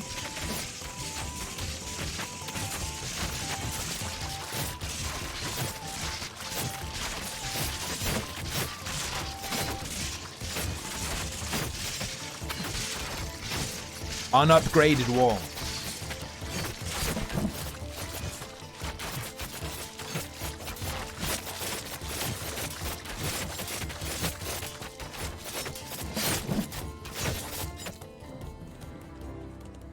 Unupgraded walls.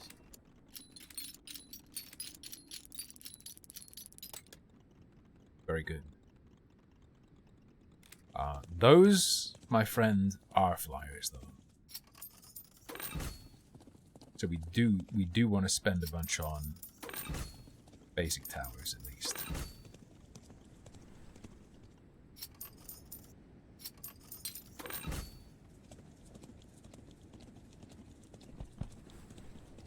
Relax.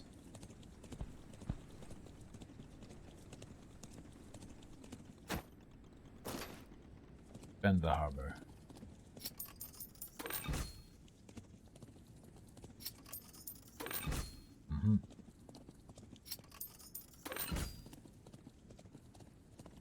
I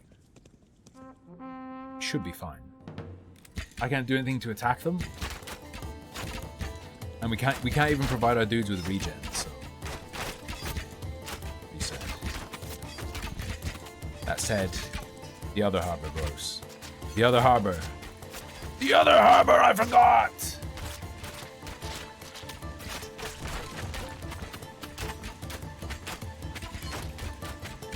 It's fine. Oh, man.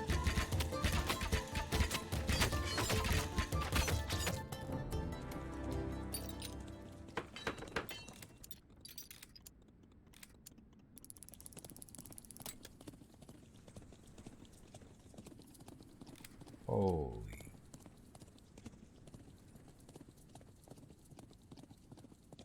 There's a gold mine here. Okay.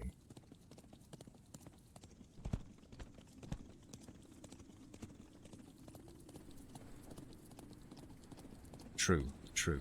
Thank fuck you don't lose boats.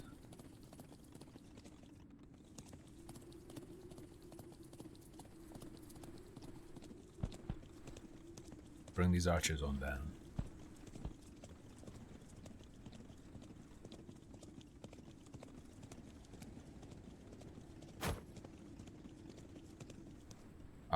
I'm gonna... Wait. Oh, yeah. Get 2 towers for 6 instead of 4 archers for 4. I think we're gonna be alright. They might get this harbor, but they won't get our city. No, you fucking dumb fuck archers, come here. Stay there.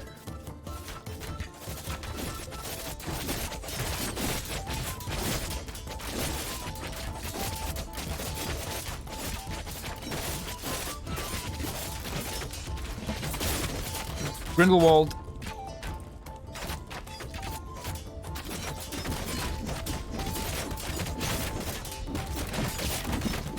Run.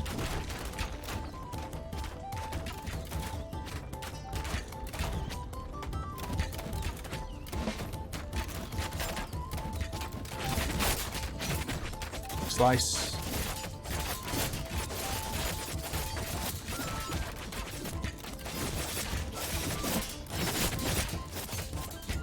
Kill.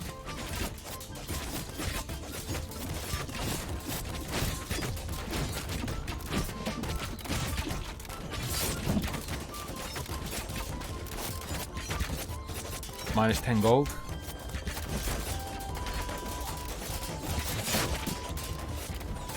Minus 10 gold, by the way.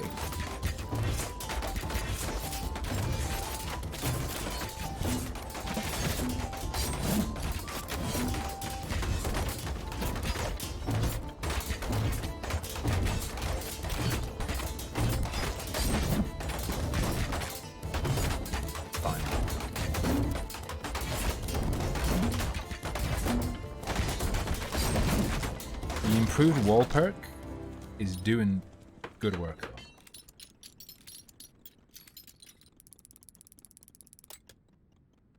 Okay.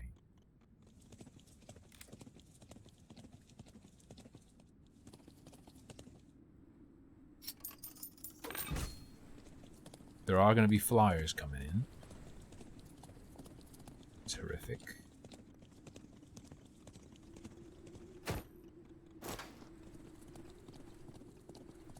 Yeah.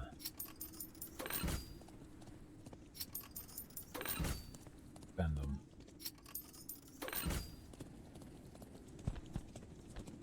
All our tanks need to be over here.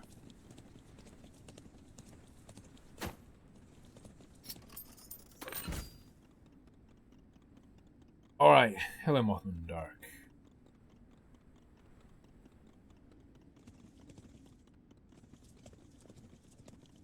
think we just go.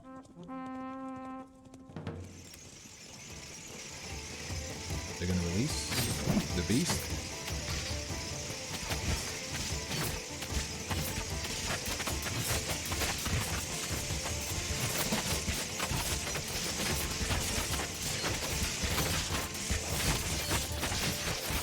There's a limit to how much I can help defend the harbor. Yeah, harbor 2 is just gone. Whatever. The towers weren't enough, but hopefully the towers mean tower 1 won't be as screwed. Harbor 1, they're gonna get it. Holy shit.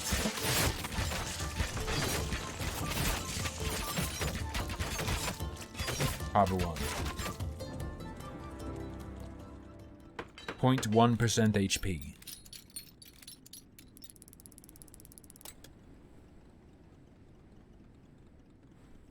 Okay.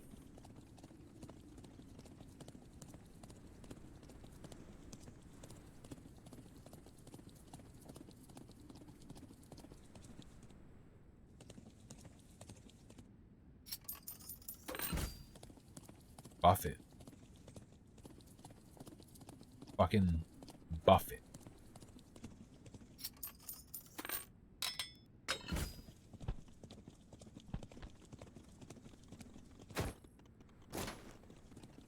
Take the bowman there.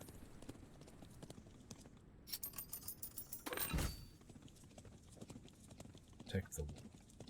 Oh, we got dudes coming here as well? Oh. Fuck.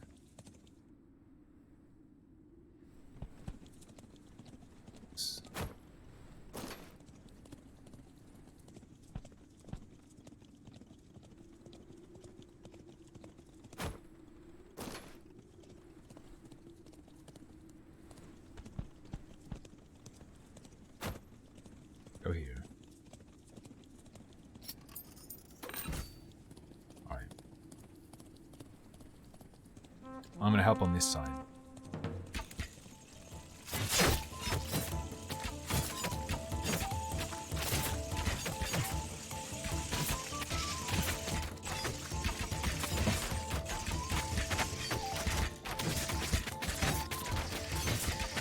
I'm helping. Oh, those are the stronger ones. Those are the eyebrow slimes. Beware the eyebrow slimes. I'm not going to eat Sorbet's flesh, no matter how tender it may or may not be.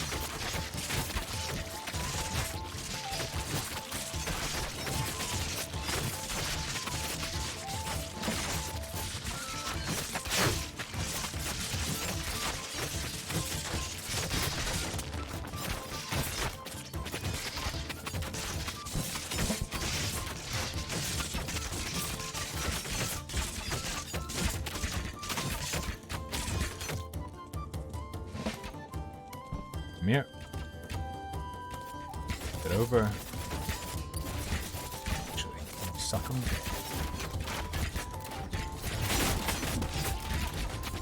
That's the danger zone.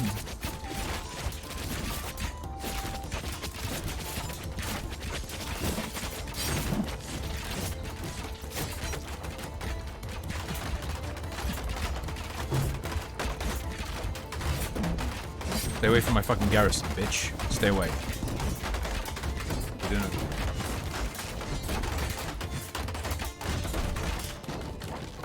Alright.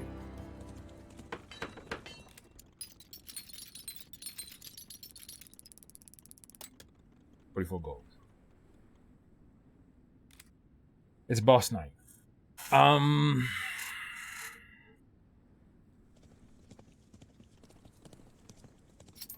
We want at least one ballista. We need a ballista.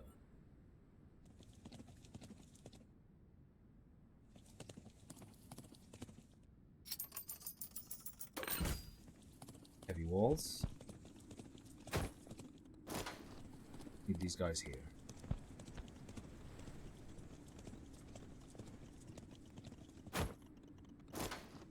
We could do more than just those guys.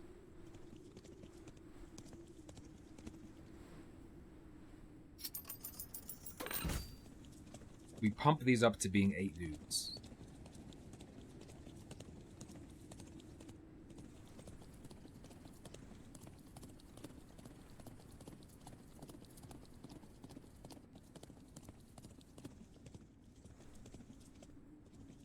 Set a wall here?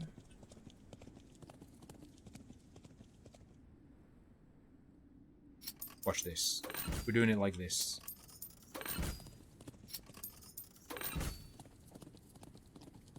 We're adding the distraction.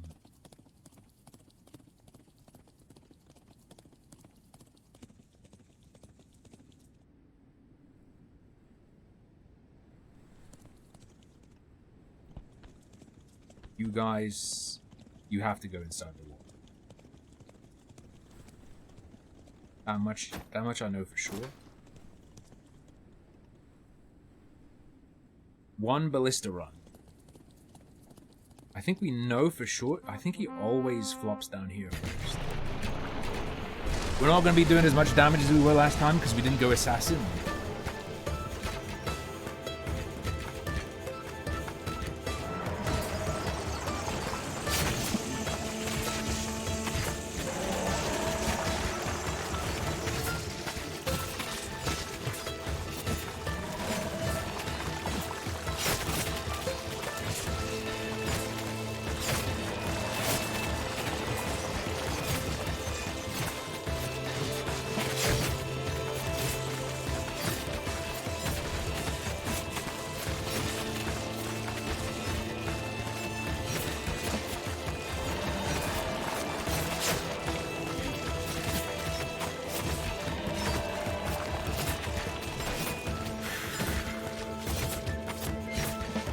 Cleaning out those runs. Much less damage to him this time. Perhaps even disastrously less damage.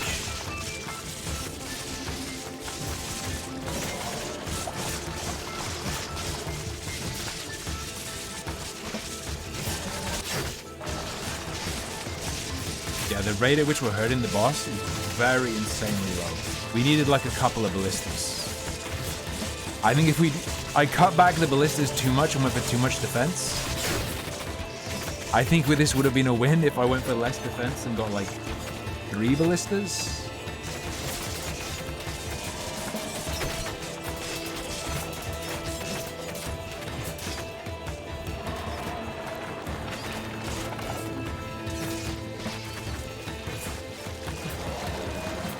Although, my ability to DD him, actually pretty good. My direct damage on him, pretty good.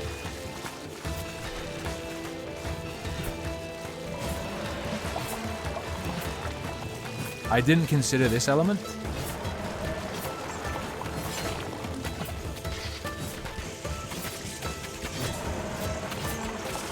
My DD Megadoodoo is very powerful.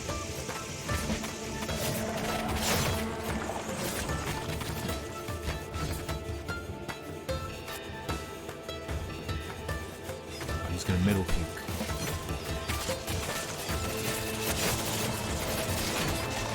He's puking on my doors!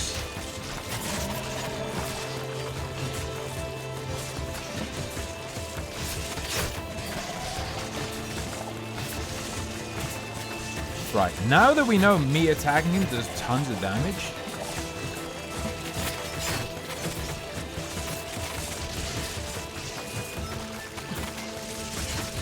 Well, they're getting in.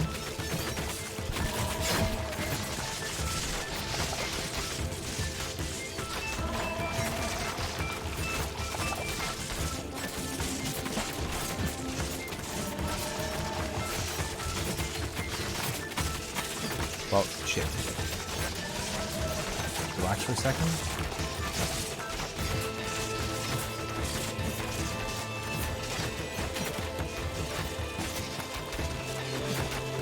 Oh, fuck off!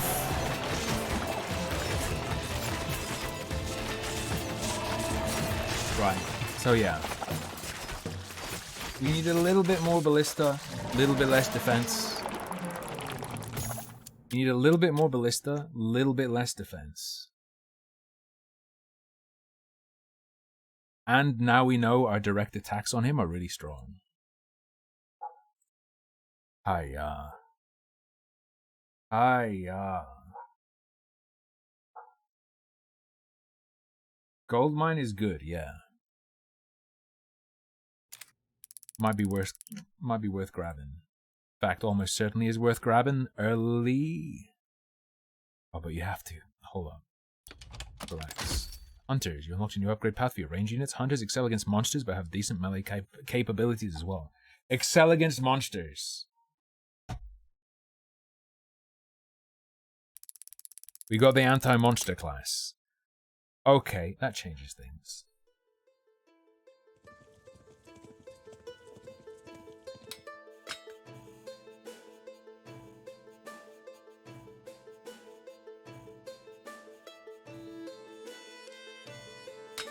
Do I get rid of the tower upgrade?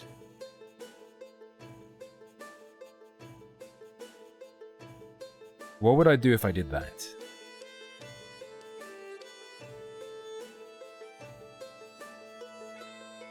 Build options from the next castle upgrade are already unlocked. Yes. Yes.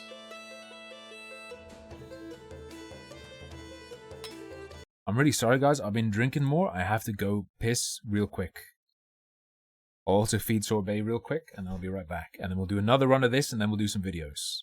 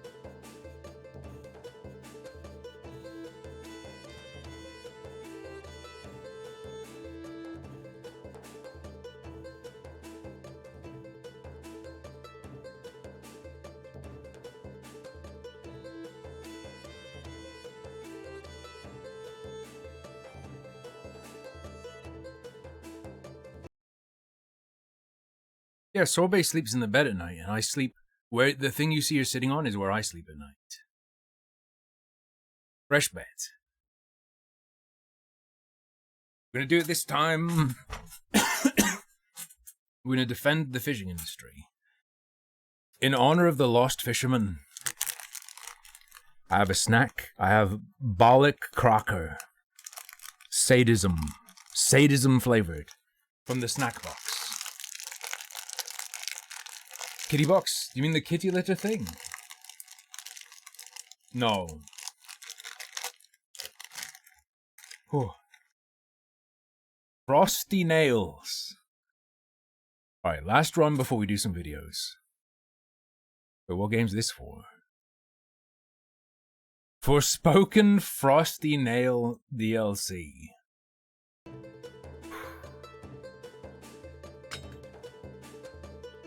Yes, yes.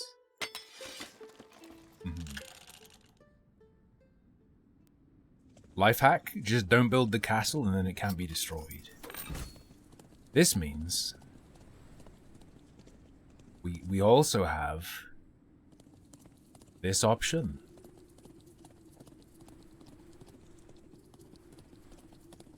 But I think we definitely do this one and just focus.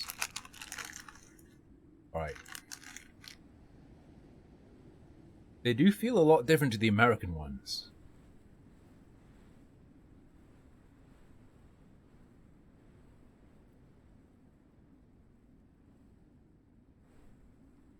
I think I think the texture is better on these than the American ones, but the flavor is worse. Well, all right.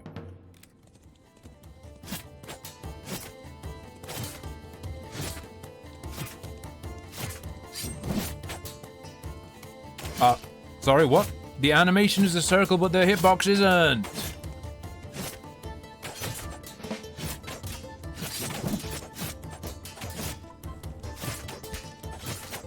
Stay away from the noble fisherman.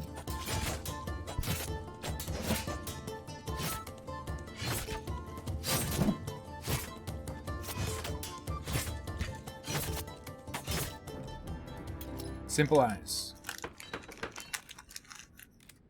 I saw Leafy's photo, yes. The gays call it twink death. We can kill those for free.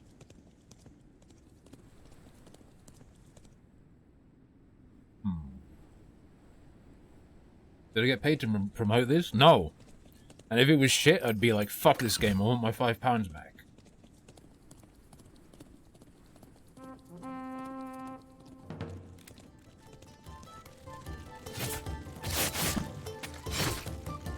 Go. I'm gonna be real, Ausrad posted it without context, and I thought that was Ausrad.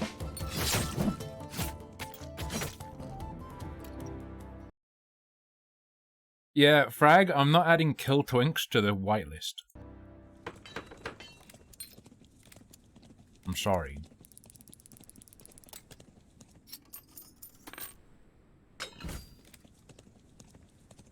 True, I will never disclose getting paid to promote this game. There is one simple reason that I will not do that.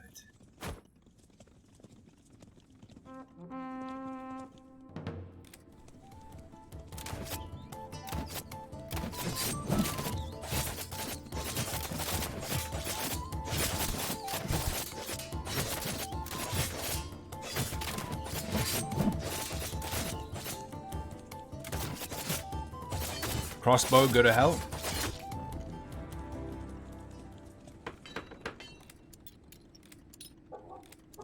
That's more like it. That's more like it.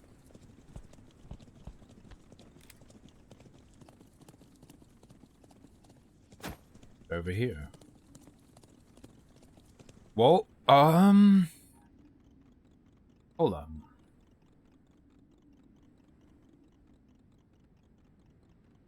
What comes after this one? I know what we want. We'll get our ranged guys now, but we'll get the Capabilities. Cape, C-A-P-E-A-B. Capabilities.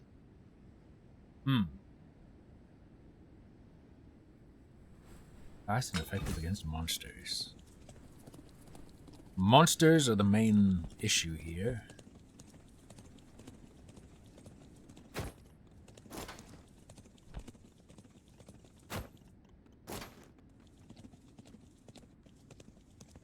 Plus we have 4 gold left. Do I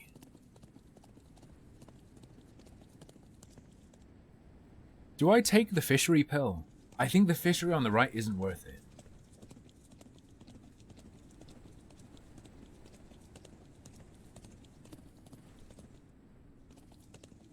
Also, protecting this place is a good idea.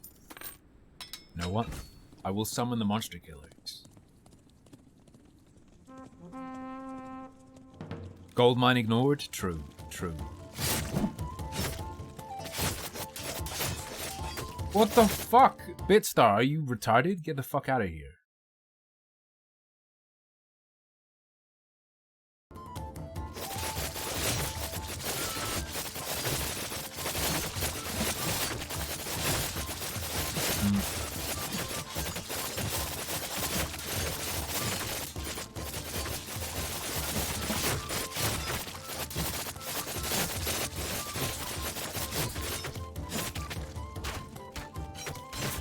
Probably could have gone with better positioning. What's the next round? Next round is a bunch of dudes and a siege engine. It's fine. Get over here, bros. I timed him out. I think he needs to cool off.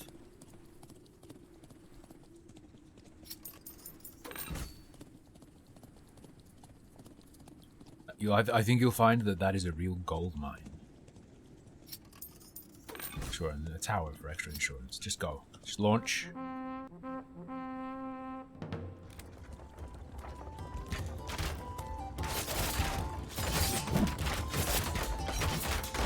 so they're kind of ass against non-monsters, but that's fine. Before I use my freeze ray. Live longer. Calgon donated £1. The truth hurts, Tim. Ooh.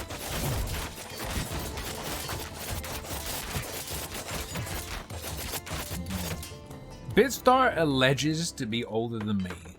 I don't believe it. I'm gonna be straight up with you. I don't believe it. Vintage lowly TTS. Good condition. Hardly used.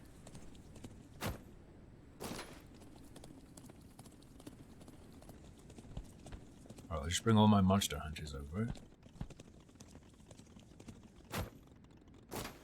They will destroy.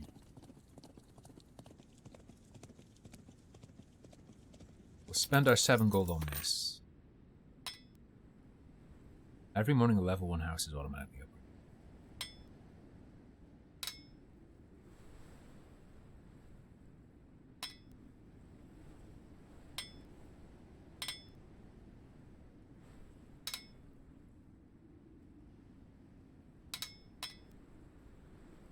That's going to be really good for econ. We're a bit late, though. You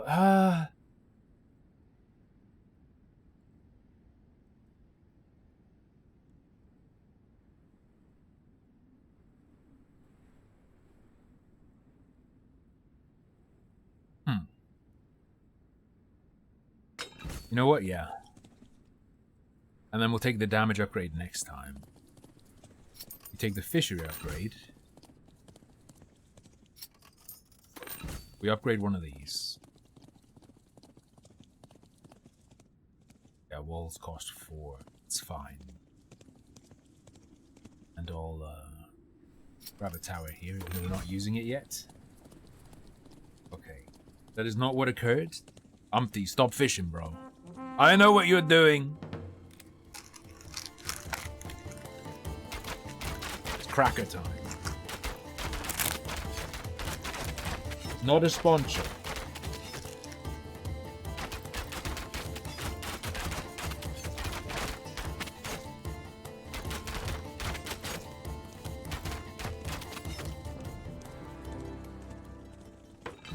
I've never even been to France.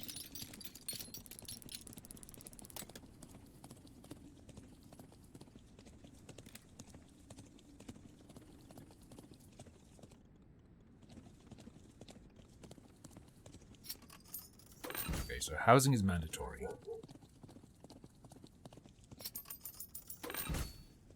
You get this as well.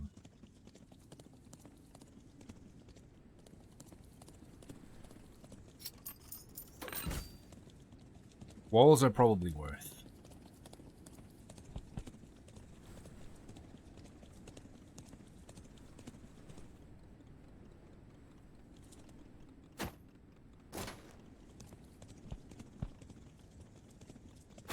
Get behind the walls.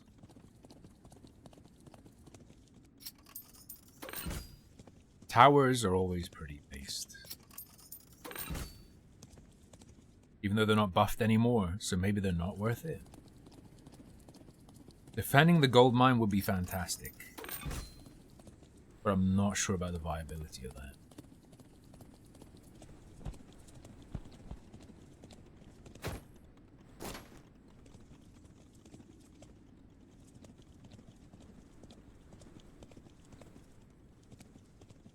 I'm pretty confident we're just losing the gold mine for a turn.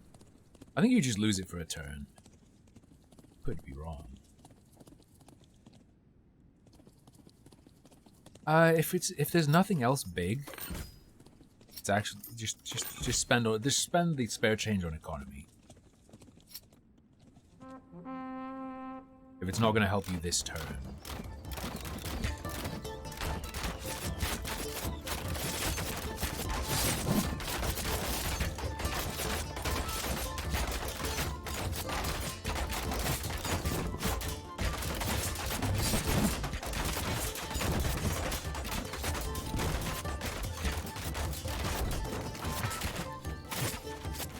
Shit, siege cuck.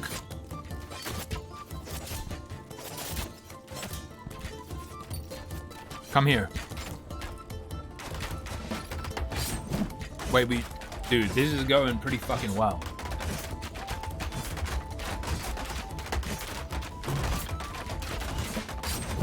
Not gonna lie, this is going pretty fucking well.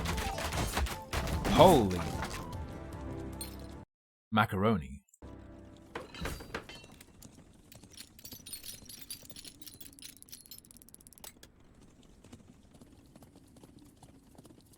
Those are just speedmen.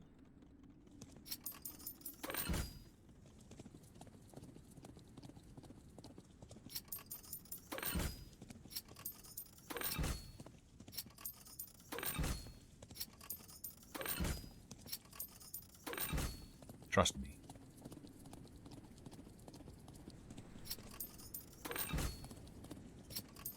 Trust me.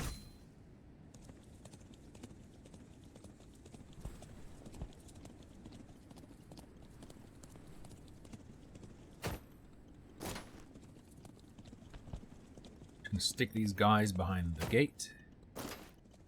And get my other dudes, put them in front, and then I'm going to bring the archers behind the gates as well.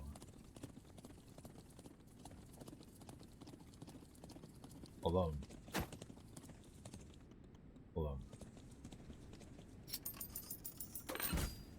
We can afford another set of bros. Shit, hold on. Guess come with me.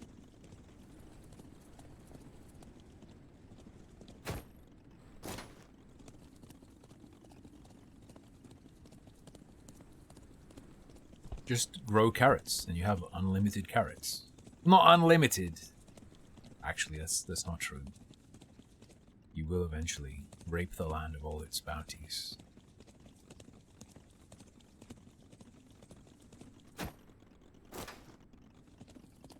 Okay.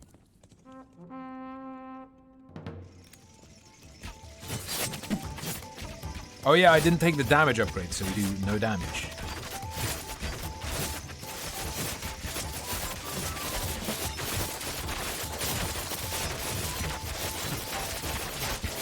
These anti-monster guys are fucking sick. I don't think you're meant to get to this level before you have the anti-monster guys. Because this is messed up. Wait, have I not buffed the other... Is the other dock not buffed? I don't remember. No, it is. It is buffed.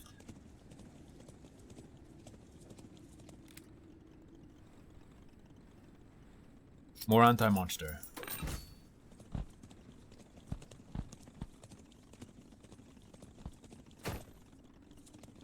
You know what? That's fine.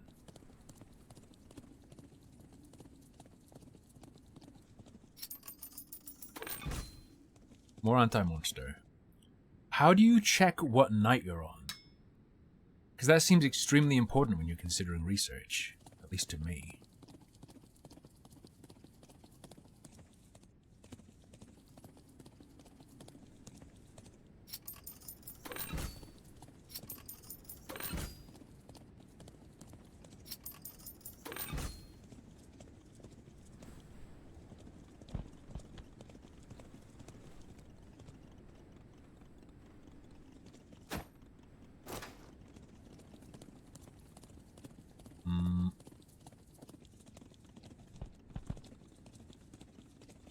These guys here.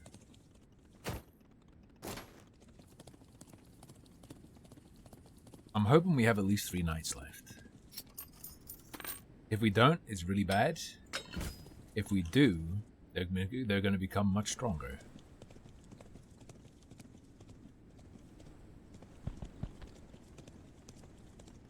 Go.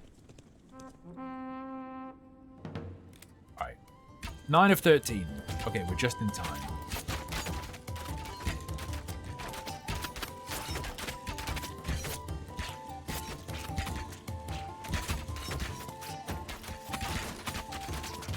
Return home, monster hunters. You have to stop them from taking the fisheries. Do you guys like deep fried mac and cheese balls?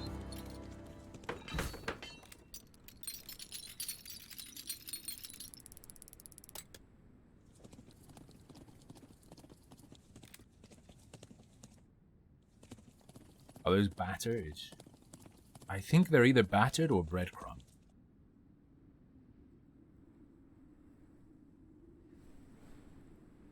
I could just not upgrade that, you know.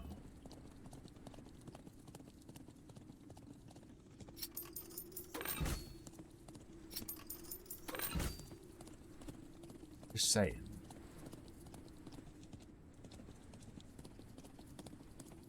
Although if I don't, we can't upgrade the walls. Yeah.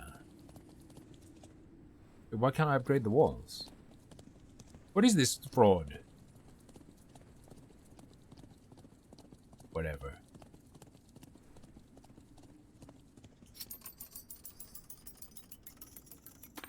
I want the damage up anyway. It's good. I'm going to be doing a little bit less damage to the boss, but not the end of the world.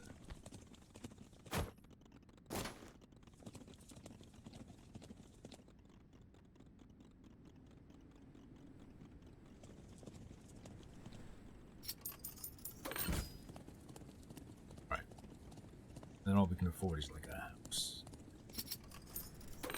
Oh man, all I can afford is a house. Right. Bring these guys separately. Lock them down here. What is this game? This is Thronefall, and it's very sick. It's like if Kingdoms... Or Kingdom? Is it Kingdom or Kingdoms? If Kingdom were tower defense.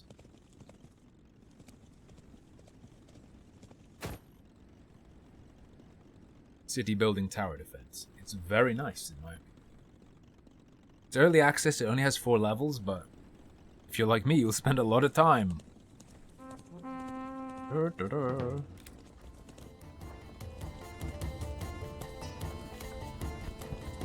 Stay here.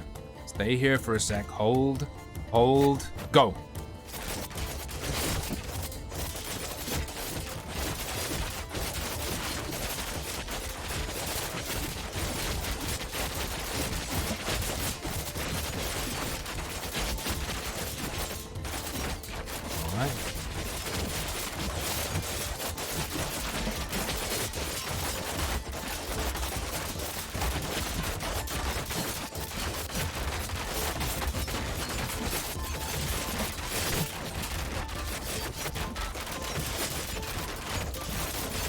I could have just put them behind the wall. To be fair.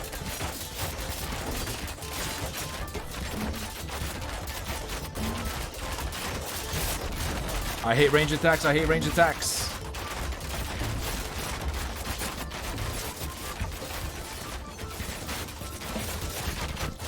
You can turn my death ray from my cold dead hands, is what I'd say if I had a death ray.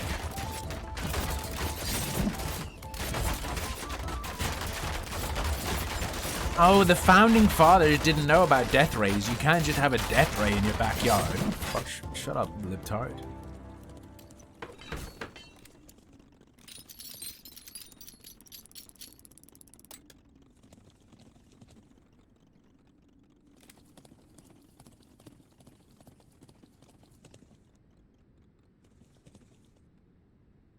Bunch of dudes are coming, including flyers.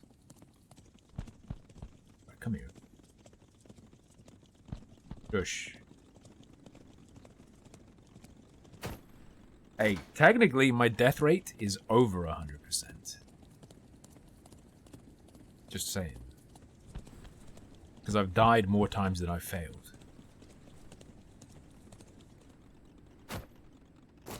These guys will stay here just to be anti-fishery saboteurs.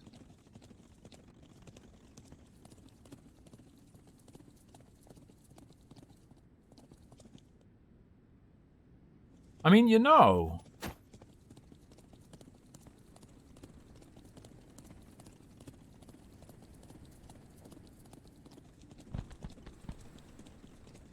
Doesn't have to be that way.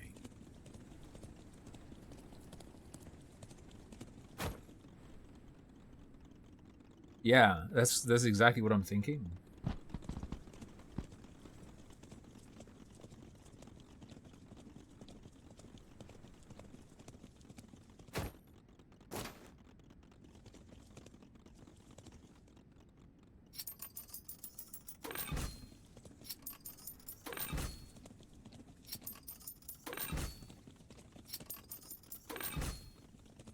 I'm gonna say that's worth it. I'm gonna say this is worth it.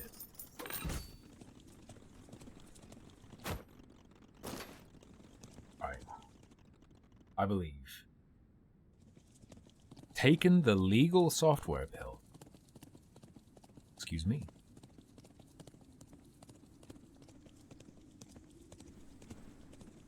Houses are no longer worth it.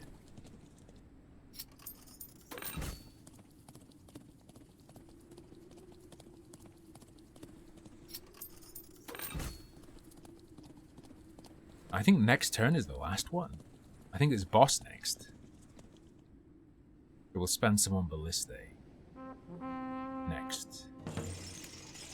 Oh no, it's not. We're only on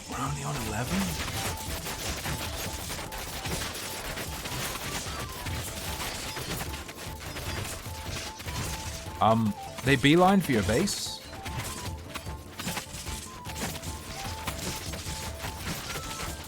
Bros, they beeline for your base.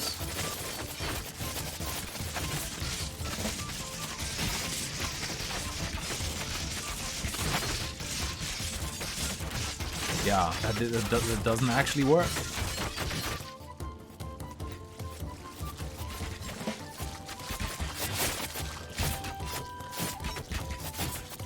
I mean, it works on these guys. Now the suicide bombers rush, but so do the other little guys. I didn't realize the other little guys did too.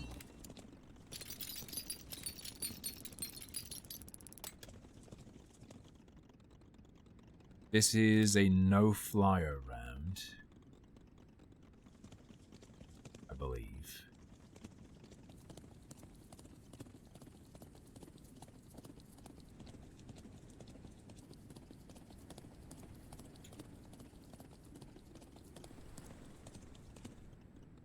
Here's the thing.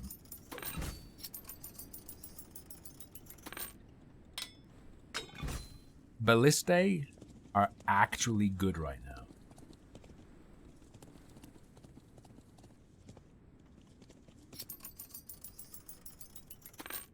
Year-old meme the NASCAR guy got suspended over? I did not.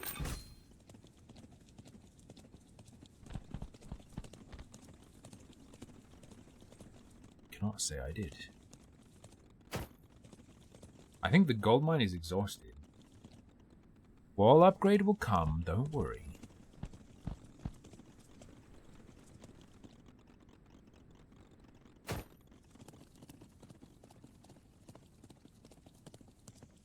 You guys.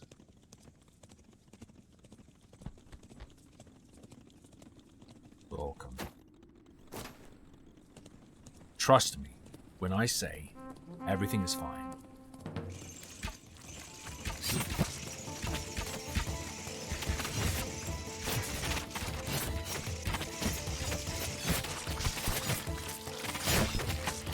Okay, that's all good. Oh, we actually split them the fuck up. Okay, that's really curious. So this little outpost does a lot of crazy work. Interesting.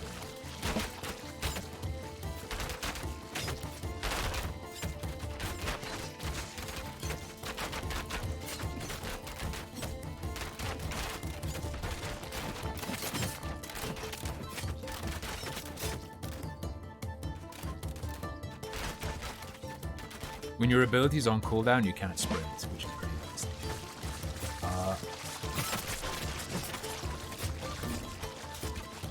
Yeah, I think the kids are gonna be alright. I think the kids are gonna be alright. Come with me, if you want to live.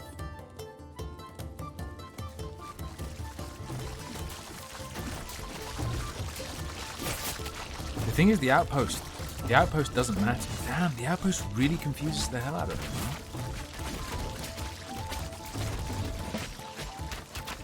Well, you know what?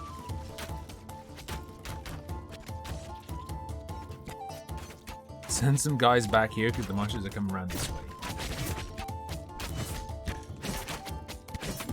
The circle strafed on? Fucking moron.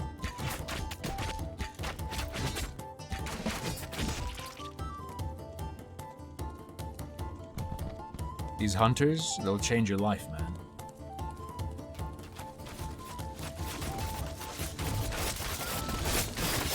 This crossbow's for monsters. What's the other one for? The other one is also for monsters.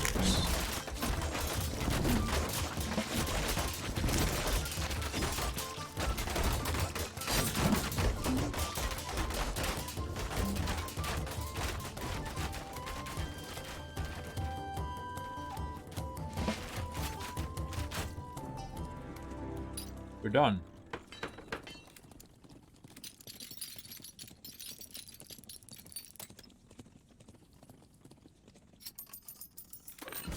Wall upgrade mandatory.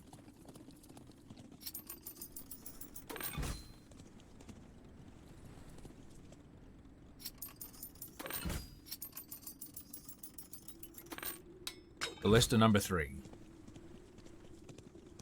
I think 3 ballistae is the way to go.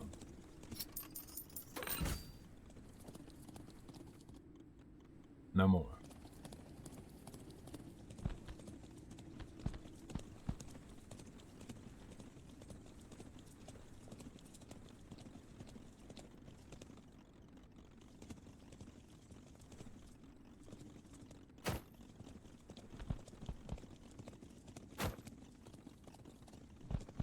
Monster hunters assemble. You guys live in there. All by the mine. I don't think... Does he puke down here? Maybe. Yeah, that mine is empty. 5 coins. What do you spend 5 coins on? Fuck it.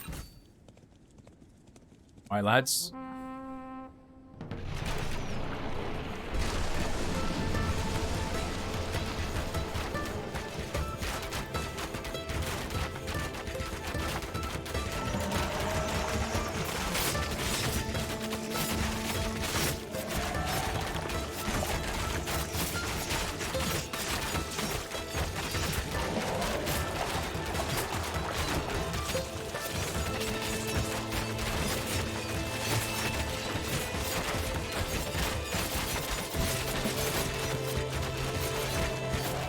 Relax.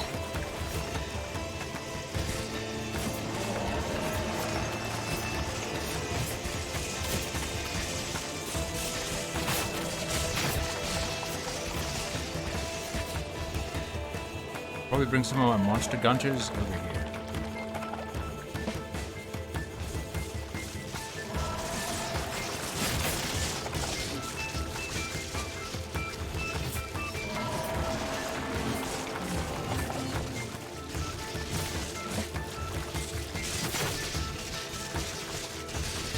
Oh, this will kill. Okay.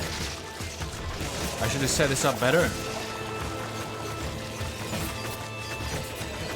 Oh, read him.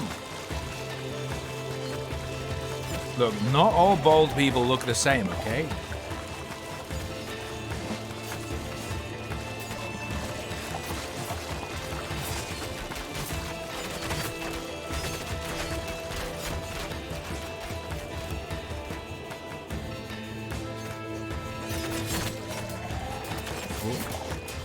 Look at yourself in despair. Who is the other clone? That's me in like 50 years, okay? That's not me now.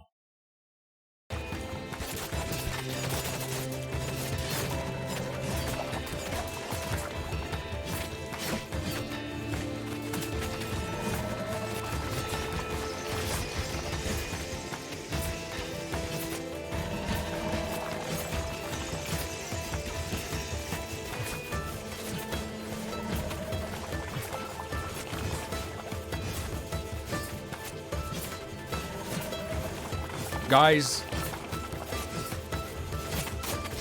without the tower upgrade perk, the ballista can't reach the boss.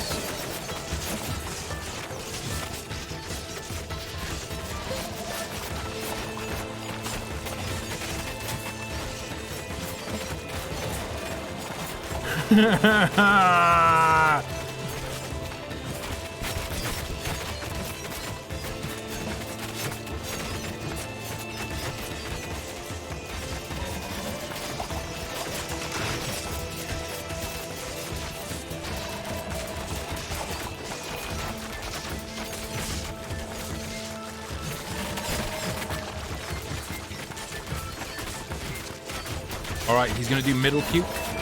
Any second now, he's gonna start doing middle puke.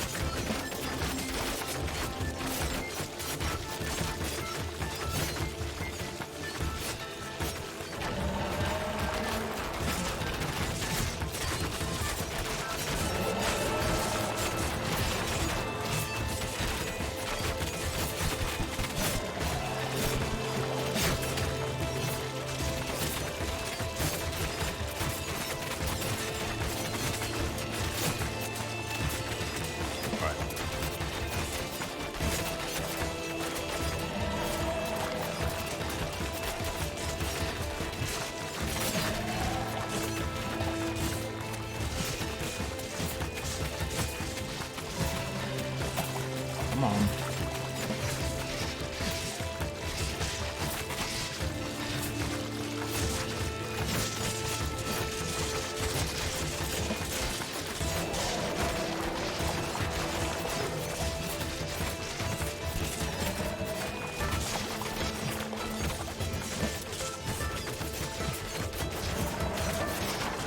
Look upon the middle puke and despair.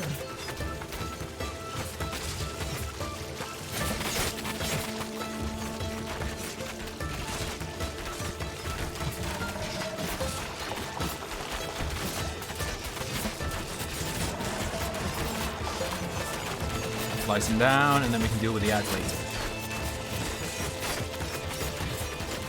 Alright.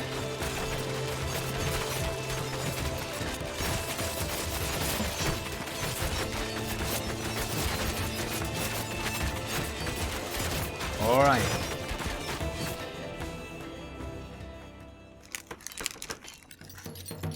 Let's go! Oh.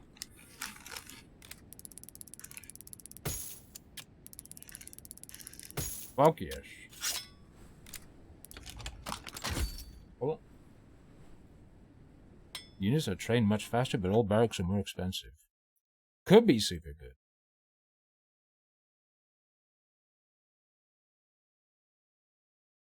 Believers, enjoy your feast.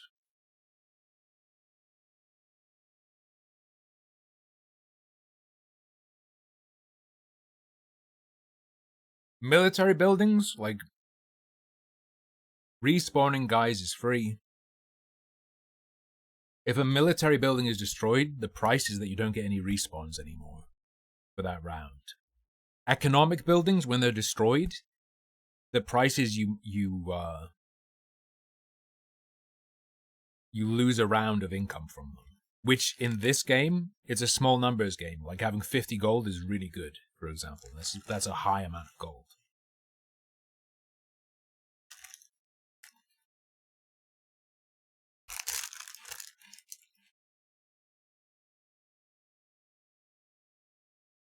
Alright, I finished my fish.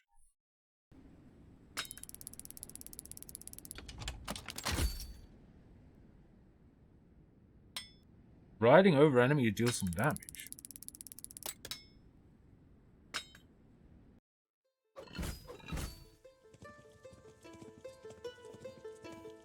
Okay, those are the 4 levels that are in early access. However, you'll notice above this there's a filled-in crown.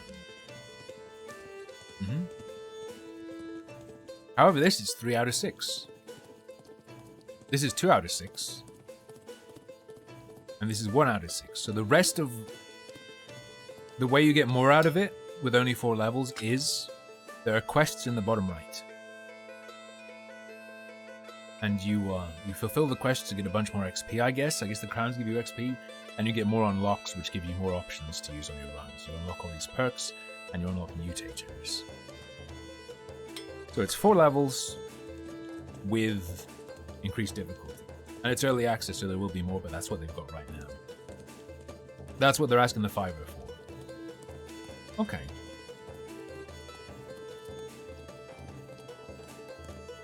Seems solid. I don't feel bad about spending £5 on that.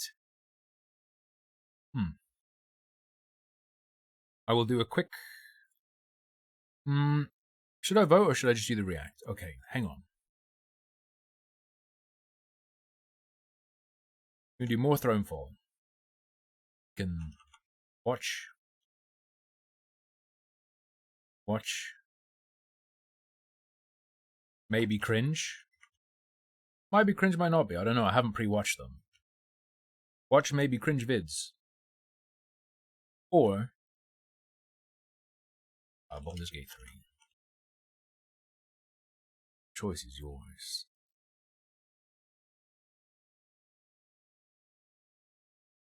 I am, even though I took a pee break, I am going to take my actual break. For realsies, because I'm going to grab... I had a snack, so I'll grab like another snack. I'll be back in a second. Sorry, guys. And I'll see what you voted. If you can't see the vote, press F5 and it should be on your screen. It doesn't work for mobile, though. I also need to pee again, because I've been hammering water.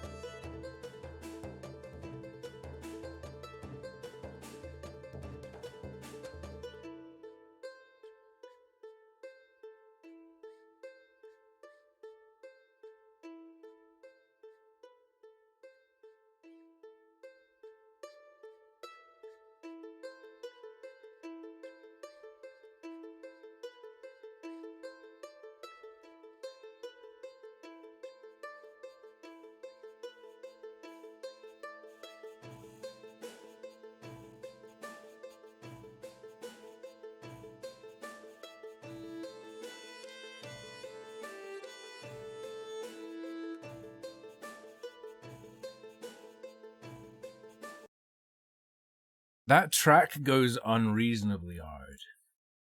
Alright, what we got? Watch some maybe cringe videos? Sounds good to me. I realized as I did that,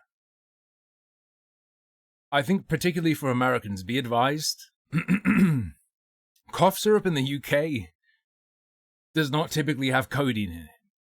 Just so you know, I wasn't just like, yo guys, I'm gonna get fucked up on lean. No, that's just glycerol. Cough syrup. What's for dinner? I ate a bag of goldfish, and downstairs I pounded down Belvita like granola bar. Because I forgot to do my rice. They put codeine in cough syrup. Hex, that's what lean is in the US. Lean is fucking cough syrup and Sprite. The drink they make. It's cough syrup and Sprite because it's fucking codeine. And that's why in some countries there are all the young guys just fucking zombified on the street, slugging down cough syrup.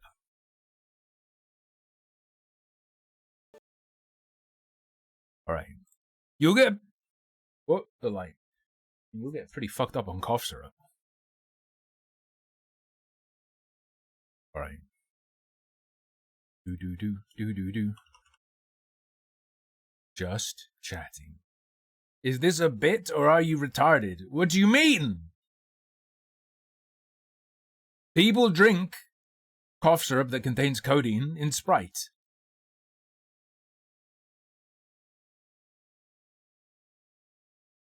Alright.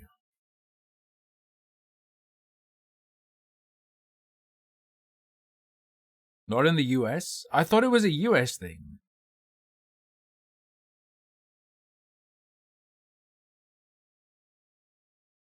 I mean, I said unlike in the US, most UK cough syrup. No, wait. Did I say? Whatever. Yeah, in the US, everyone's just getting high on NyQuil. Okay. I thought you could get it over the counter. I thought the whole thing in the US was that you had a huge problem for a while of people getting it just over the counter. Not anymore. Okay. Look, I'm a real American. I fight for the rights of every man. Not women, though. Whoop.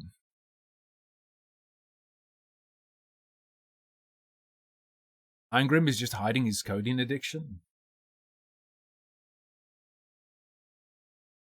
We're going to learn about the safety tools that are used in Critical Role. With Baldur's Gate 3 being out, I think, much like Critical Role, it will spur some interest in D&D, some extra interest, not that there isn't tons already. And it's important that we all know how to be safe around a table pretending to be elves. So I've kindly been supplied with a guide. If this is boring as fuck and there's like nothing to talk about in response to it, we also have a guy who made a video entitled? Titled.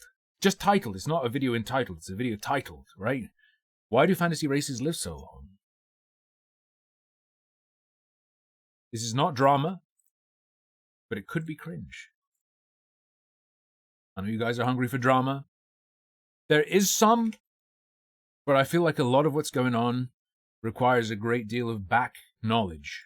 So instead, we're doing this tonight.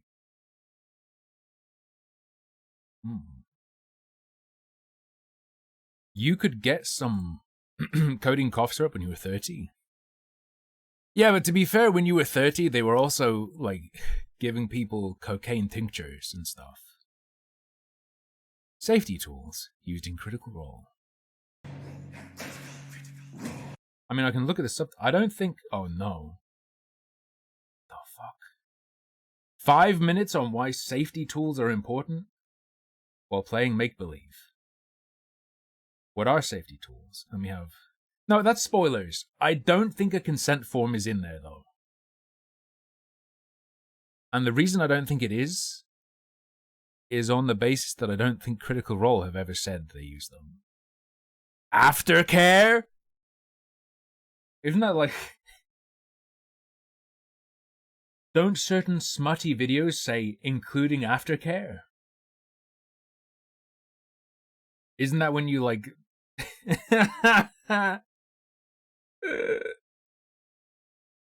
Okay, let's go. I think it's pretty clear this video is going to be good. Okay. If you enjoy Critical Role, then you, like me, love watching these nerdy-ass voice actors roleplay their hearts out. Play Dungeons But and during Dragons! emotional, intense, or intimate scenes, you may have wondered, or even worried, about how the cast look after each other around the table. Stop. Wait. Because of the way these people are, perhaps you'd wonder how do they look after each other around the table, because you know they're all Care Bear types, right? There's no fucking way anyone watches Critical Role and goes, man, I'm really worried about how these people look after themselves playing this game. Worried? You might wonder what they do or if they do anything. Worry? I'm worried about the safety of these people. That was a TPK. I think they're going to end it all. No. Full disclosure. I mean, I didn't like season 3. I stopped watching it because it just bored me. I like Critical Role. Particularly season 2. I enjoyed season 2 very much. Just gonna, full disclosure. I've been running games as a GM for a little while now, and I'd love to outline some of the ways I see the cast caring for each other on and off the table, and maybe introduce you to some safety tools you can use at your next game. Remember, how's the volume, by the way? Before I carry on, how's the volume? You hear this all right? Sometimes it's hard to tell, for me to tell how it comes across on the other end. Bit low. Chill.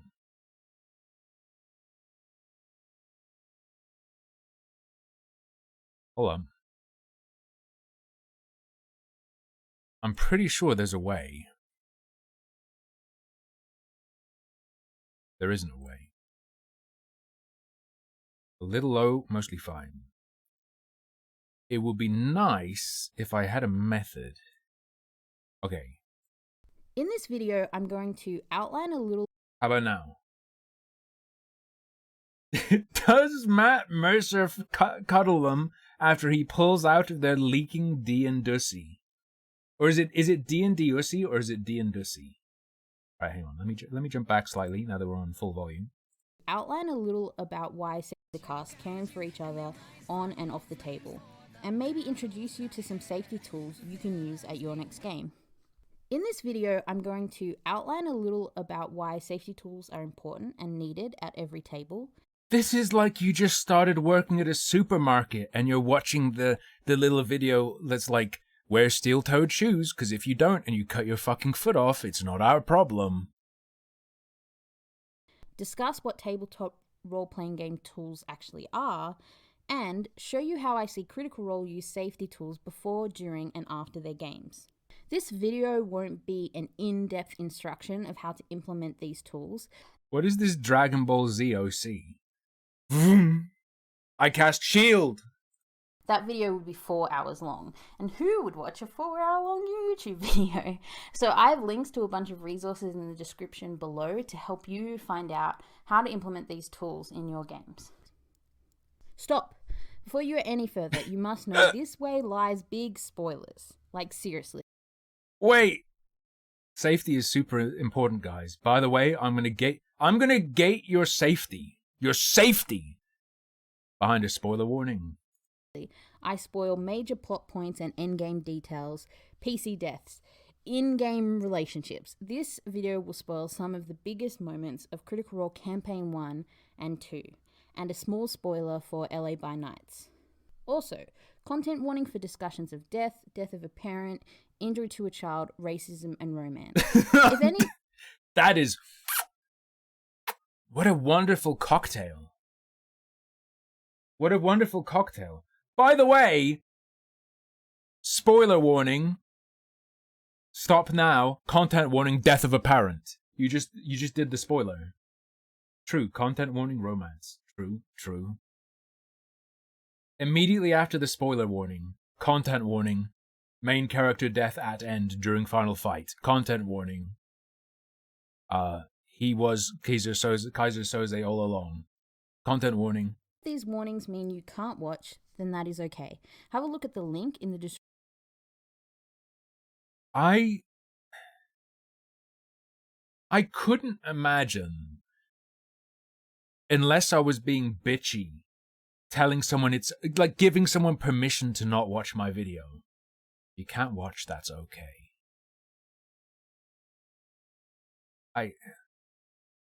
Description below for resources on the topic of tabletop role-playing game safety tools, and have a great day. So, why do we need safety tools? It is because even if you are playing a character, it is always you. No matter Even if you're playing a character, it is always you. Literally true in that you're always there. But I have a feeling she means something else. I have a strong feeling she means the character is like an avatar of you. Like, even when you're making a puppet do things, it's always you. Yeah, but if you stab the puppet, that's not the same as me getting stabbed. It's me controlling. It's always you controlling it. You're always there, but where are you going to go with this? how deep your role play. Here's Brennan with a great metaphor. In improv, we talk about this all the time, which is that when you're playing a character, even something like, really different from yourself, right? It's still always you. My favorite metaphor. Yeah, you don't literally become another person. But they're gonna go way too far with this. I can almost smell it. I can always smell Brennan Lee Mulligan. For character playing has always been that characters are translucent and not opaque, where they're like stained glass, right? And in this metaphor, it's sort of like you, the person, are the light behind the stained glass. And what the character is it's always still you, but the colors and shapes and the way things are arranged changes and the light shines through differently. Yeah. No.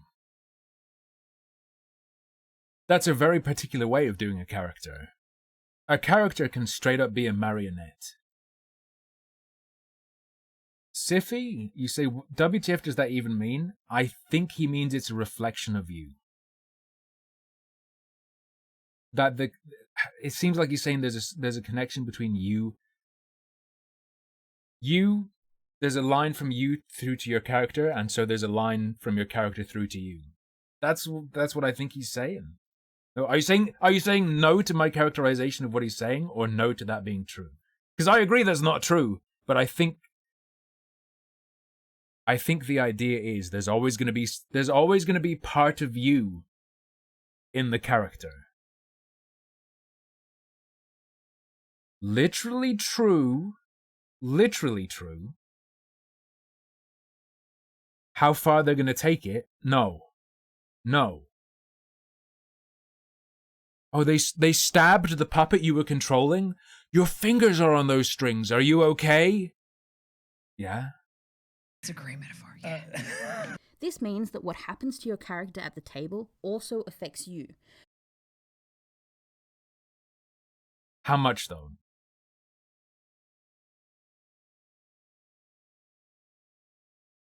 That's bonkers. Unless, yeah, the character I like is dead and out of the campaign. Oh man, that's a bummer. That far, that's like about as far as I think it goes. That's about as far as I think it goes. Unless, now let me take a little guess. If you are someone who does self-insert characters and cannot conceive of doing it in any other way, then maybe this is true for you. You can even experience what is known as character bleed, where you struggle to detangle your feelings from that of your character. There were a few. This is illness. This is a disease. Anyone who says I experienced this, it's a disease. Literally diseased. Literally need medical care, mental health care. games that I would leave from, and I would kind of have a little bit of this like anger and frustration, and it was like pissing me off, like it inhabiting her. Inhabiting her. Maybe like in the same way, in the same way that you can be emotionally moved by a movie or a book, you could be moved by the events because it's like a generative story. It's a story you're collectively generating. You can have an emotional reaction to that around a table with people. Sure. That doesn't mean like you're morphing into your character and you feel it because you're connected to them and stuff. No, it's you experiencing a drama. That's not the way they're presenting this. Makes me think they don't mean that. I mean, it's what they're saying. They literally mean it's a tether to your character and your character's feelings bleed into you. I don't think that's it. Ability to affect our inner self means that D&D can act almost like and actually be therapy. Jesus Christ. Sorry, lady, but I don't think therapy is supposed to give you schizophrenia. D&D for me is a great cathartic release for me and acts kind of like therapy. Is it the same for you? And if so, this is the guy Critical Role deleted hundreds of their videos on their channel for because he was in them and they wanted to wipe all trace of him because apparently he was physically and verbally abusive to one of the cast members in a relationship and divorced her. So they wiped him from their channel because he's a monster, allegedly. Just so you know, that's this guy. This is the guy who is their example of D&D acting as therapy is the guy who they're actively trying to wipe out now because apparently he's physically and verbally abusive and off his rocker. So, yeah, maybe it did function as therapy for him. Look what it does. Just saying. So, does it help your mental health? It's called a bonus illness. Ah. You forgot, I still have a bonus illness to use. Yeah. I look forward to this game before it was a show and when it was a show every week. It just let me kind of get my demons out. Because there is a... That example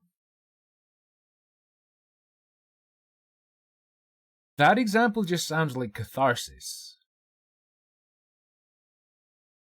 That is not the same as, like, literally being therapy.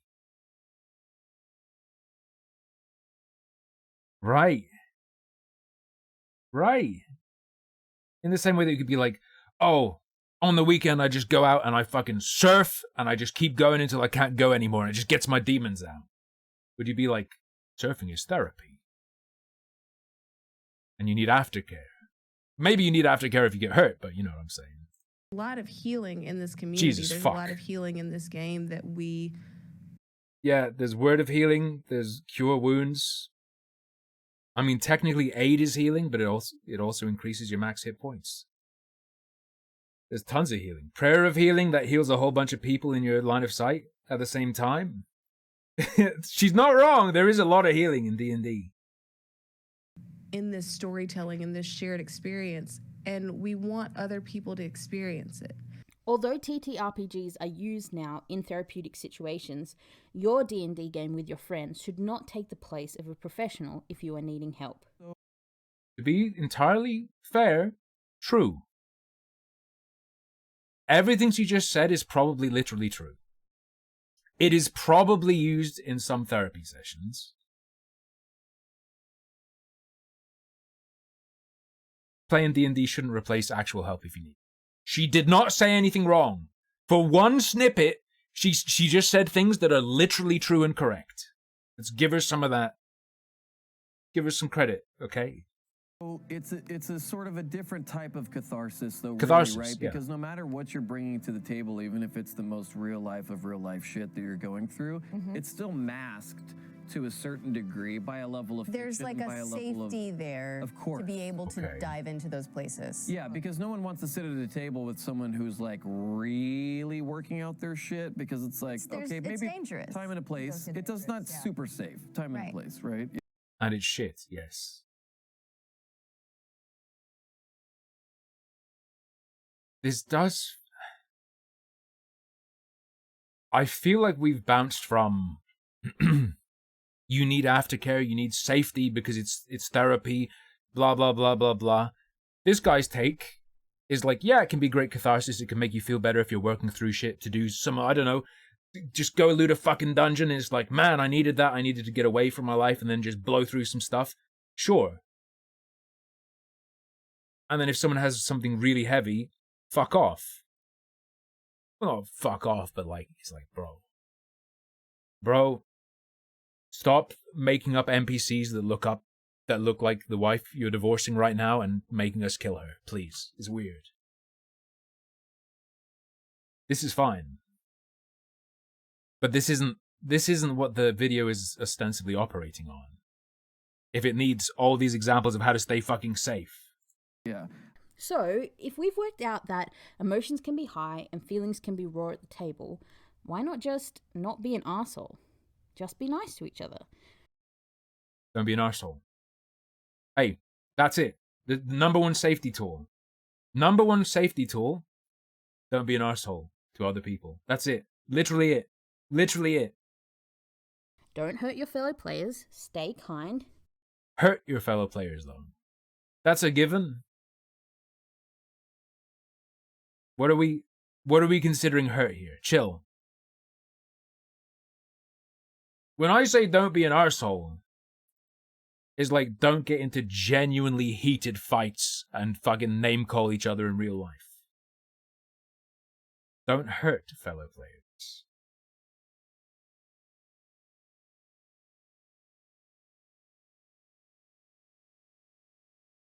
She doesn't mean violence. Done. Well, it's because you don't know what somebody else's line is. Oh no. You don't know what they have dealt with. Oh no. Racism, sexism, homophobia, ableism, phobias, and also PTSD triggers are all things that may not affect you, but could affect a player to the level that they don't return to your table. Me bringing fireworks to the Vietnam veteran roleplay evening.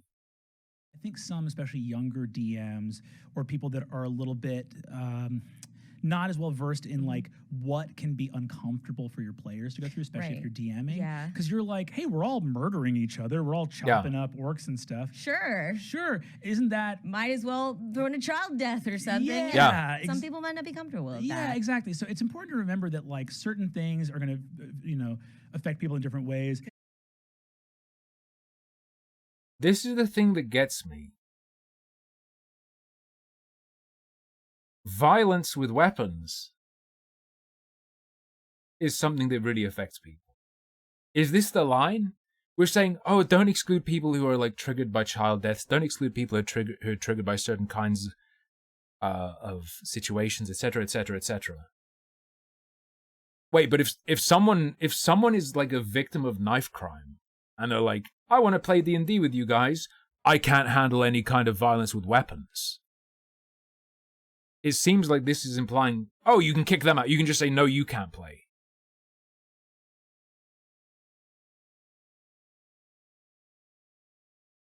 For me personally, D&D is the only way that I really get to escape the BS that's happening in the world, And like D&D is that thing where I just want to problem solve and enjoy my time. But when You should check out Zachtronics. You'll love it.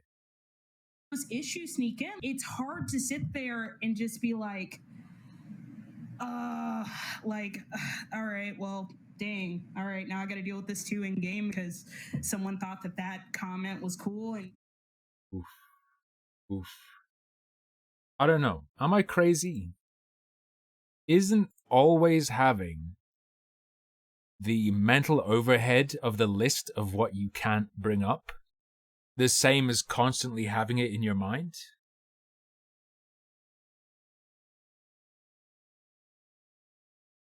Could you beat this?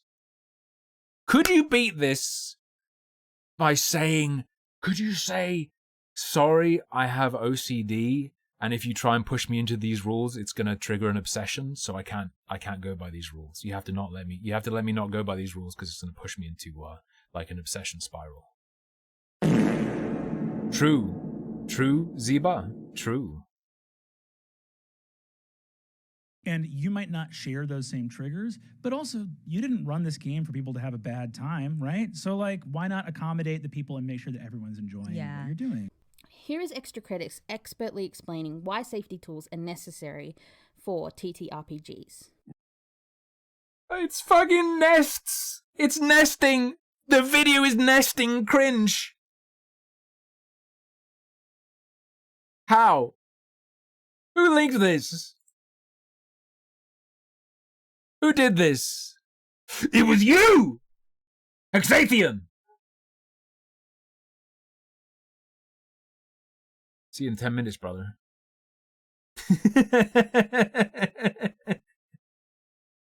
Roller coasters. Most people think of roller coasters as fun. But if you described the experience to, I don't know, say your friendly neighborhood space alien, riding a roller coaster is about hurtling down a very high railroad track at top speed in an open train as you're thrown in a variety of directions. Which, if you think about it, doesn't sound like fun so much as sheer terror. And during the ride, there's a part of you that intellectually understands you'll be fine. But there's another part of you that's a little worried you might die. Playing a game that pushes your personal boundaries can feel the same. Well, maybe not the part about possibly dying, but it can be scary to dredge up the darker parts of your psyche and bring them out for everyone to see. Are we going to move on to how, because the roller coaster might not be fun, that experience might be very upsetting for someone. When they're going to get on the roller coaster, everyone on the roller coaster has to experience the roller coaster at 2 miles per hour. Just slowly creeping over the edge. Sorry guys, someone on here was in a car crash and they think moving fast on a roller coaster is going to really upset them, so this roller coaster ride goes at 2 miles per hour. And sometimes it can be cathartic to play through that kind of scenario, or even just be. Who did this? Hexathion donated £1. Tim, I need to be able to vent my reactions and chatter, I'll explode. Good. A little evil in a game. Because that purging of fear, terror, or self-loathing that comes from being in a simulated environment that feels dangerous or stressful is really quite safe. And that's the key factor. Safety. Roller coaster. Yeah, you're a dumb fuck if you think you're in danger. At the table. What do you mean? The key factor is safety? If you're saying the key factor is safety, as opposed to the belief that you're safe, then you lose. Have thick belts and heavy metal bars that remind us at all times that we're securely strapped in for the ride. Tabletop RPGs need to have the emotional equivalent of safety belts during gameplay, so that players can get the most out of their catharsis without the experience inadvertently plunging over the edge and harming others. Without safety tools, you and your friends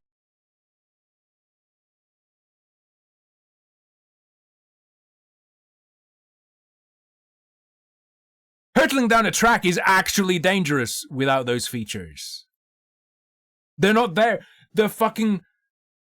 The restraints that keep you in aren't there to make you feel safe. They might make you feel safe. They're there to make you actually not in danger in a situation that without them you would be in danger. Holy fuck. Obviously he didn't literally mean a seatbelt. But I think the analogy breaks when you consider you're not in danger around the table. Unless, to be fair, if you're playing Dungeons and Dragons and there is a man who shows up to play with you and he's swinging a knife, yeah, probably a safety rule, don't swing the knife. friends, no matter how close you are ticking down to a moment where someone gets hurt.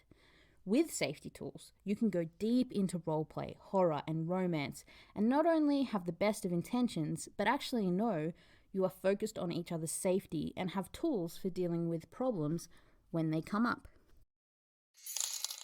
I'm 31 years old. 77,777 donated £1. Fuck your triggers, you weak ass pussy. Yo, am I just leeching money out of Hex so he can react? I'm 31 years old. We can just talk. We are adults playing make-believe. We don't need special tools. If you can't just talk, you need like a group therapy or like to go live in a group home or something. I don't know, man. Hold up, I'm making sure I have my alert skip ready. So let's talk about what TTRPG safety tools actually are. Tabletop role-playing game safety tools are basically a set of communication strategies. Christ almighty, this image. Hexathion You can't just donated drop £1. that on me.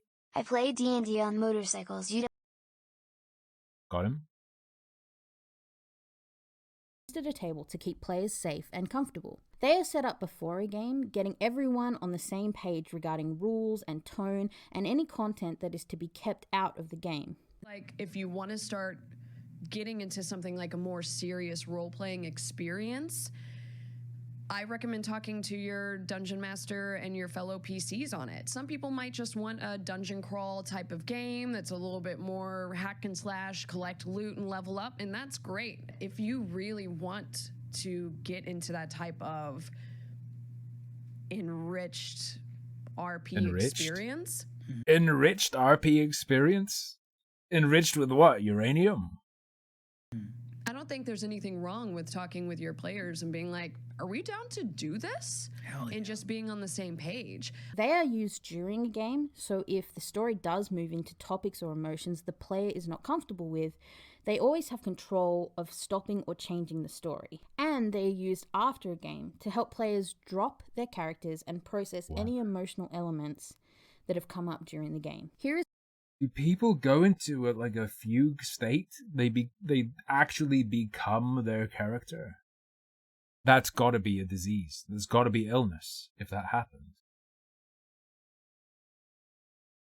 You've got to help them extricate themselves from the character they've been portraying or even just projecting.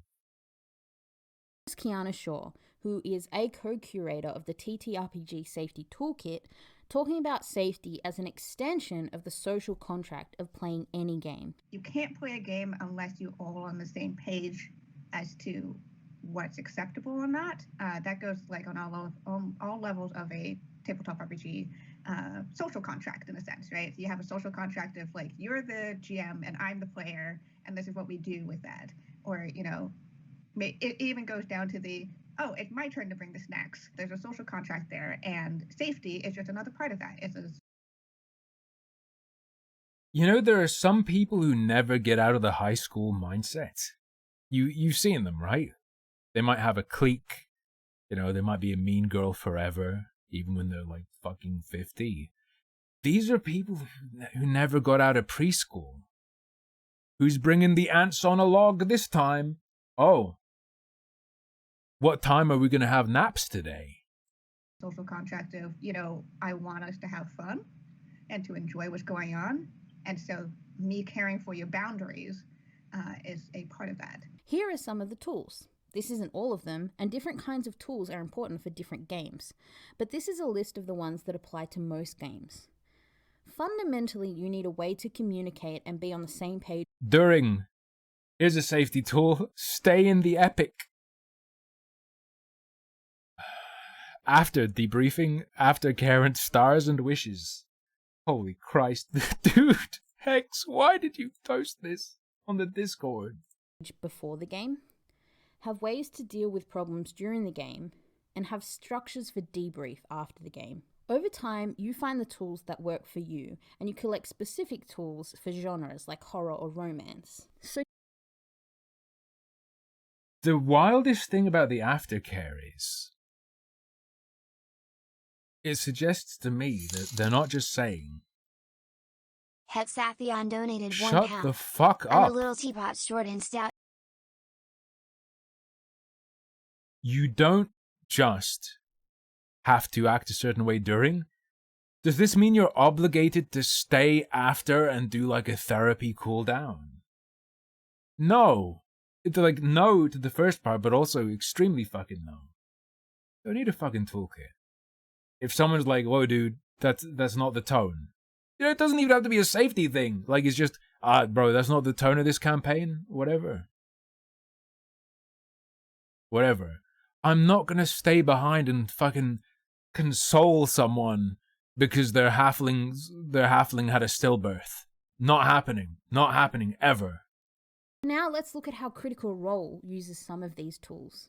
Before the game, all these tools start with a central agreement, trust. We are going to share an experience, improv, role. Kind of wild that she doesn't have a trigger warning for these demented freaks that are gonna haunt my nightmares for months. These little art designs, these little characters.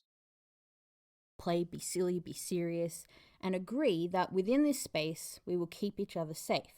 Trust is first. Because as a dungeon master, you could just plop a red dragon down onto a group of first level characters. There's nothing in the rules saying you can't do that. Fundamentally, D&D is a trust exercise. Role-playing by itself takes a certain amount of bravery. Yeah, and then every layer of it takes... I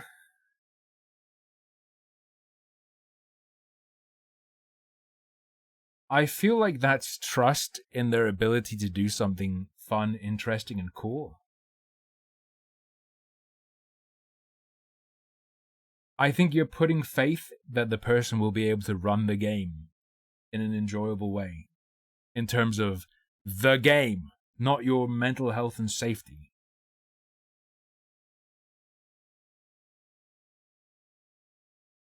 I wouldn't feel like... Put it this way.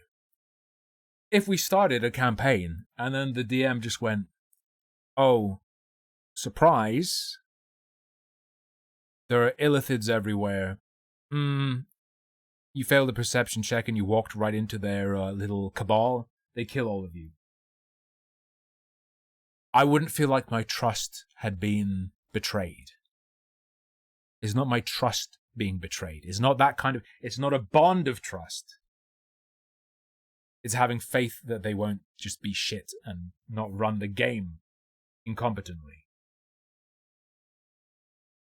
More bravery and trust and more experience and whatever, you know, to get you... And it's about who you're sitting at the table with. Yeah, you know? absolutely. The whole thing is a trust fall. A little bit of an example of this that I love is when everyone in Critical Role joins in when Scanlan starts to sing a song. Sam is not going to be out there alone. As soon as the cast figure out what the song is, they're going to join in. Well, then I saw her mace, now I'm a believer, without a... They're all entertainers and voice actors, and they're doing a stream. So they're doing the more fun thing. Hexathion donated 1 pound. Time me out again. A trace of blood in her hair. I don't think... Well, actually, no. You're saying he's not putting himself out there. He is. Constantly, because it's a stream. He's not putting himself out there any more than he already was. I don't... Wait, they are all theater kids. Or most of them are literally theater kids, like, from the past. They have that history to them, right? I don't think this illustrates anything. I'm in love. Ooh, I'm a believer. Take your D10. I'll take my D10 and use it later. In regards to a session 0, we don't really... Do you think the woman speaking in this video would join in with me singing my classic piece, Gonna Rail That Retard Pussy? Do you think she'd have my back? know what safety tools Critical Role applied before Campaign 1 or 2. In the Critical Role history book, we learn that Match schedules a 2 to 3 hour lunch with guests before any appearance to talk about character creation. Yes. Holy fuck. If she says that this is to make sure they're going to feel safe and accepted, it's a broadcast show. If she doesn't mention that, yes, of course, someone who's broadcasting a show in which there's role-playing is going to spend a lot of time with someone before they're brought onto the show to make sure it's all going to work. This is their career. The show is their main product to get eyes on their stuff and to get people to, donate, sub, buy their merch, whatever.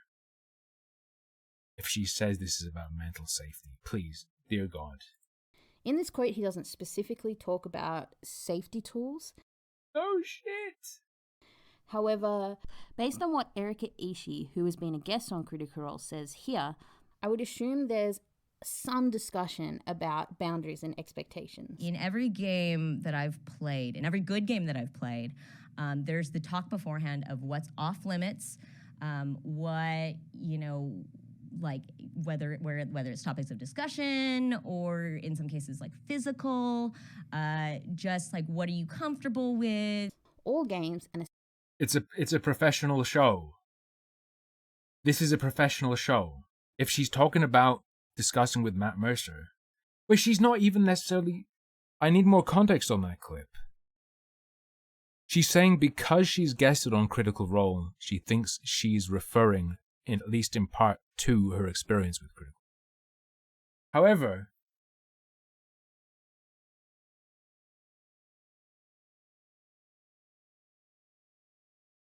for Critical Role, it's a goddamn show.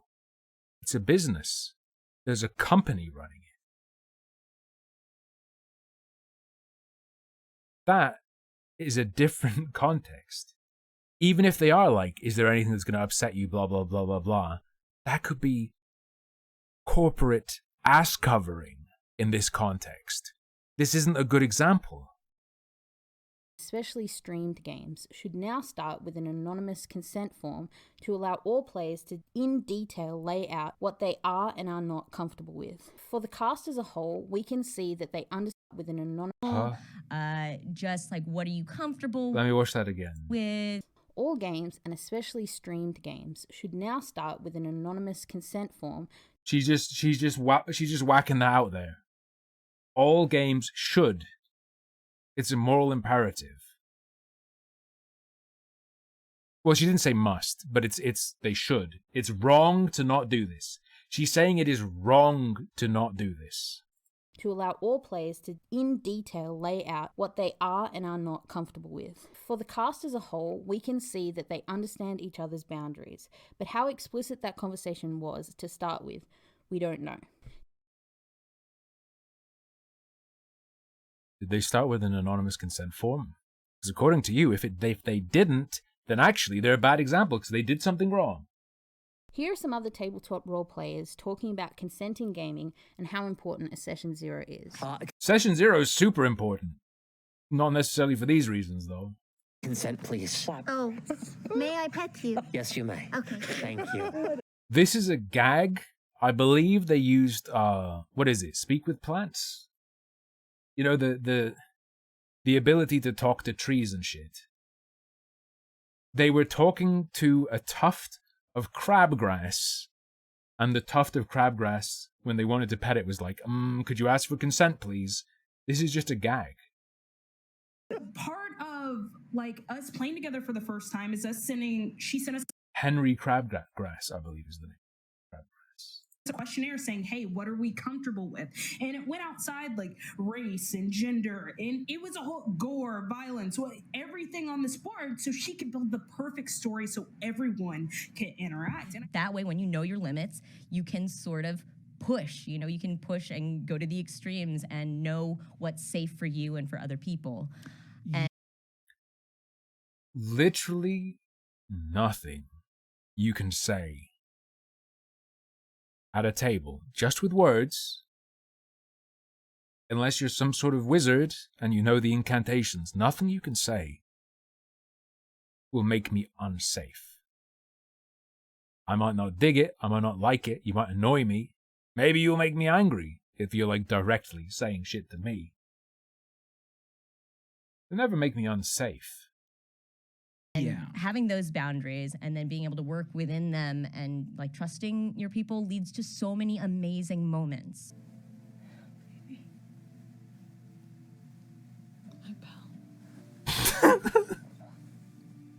Bro.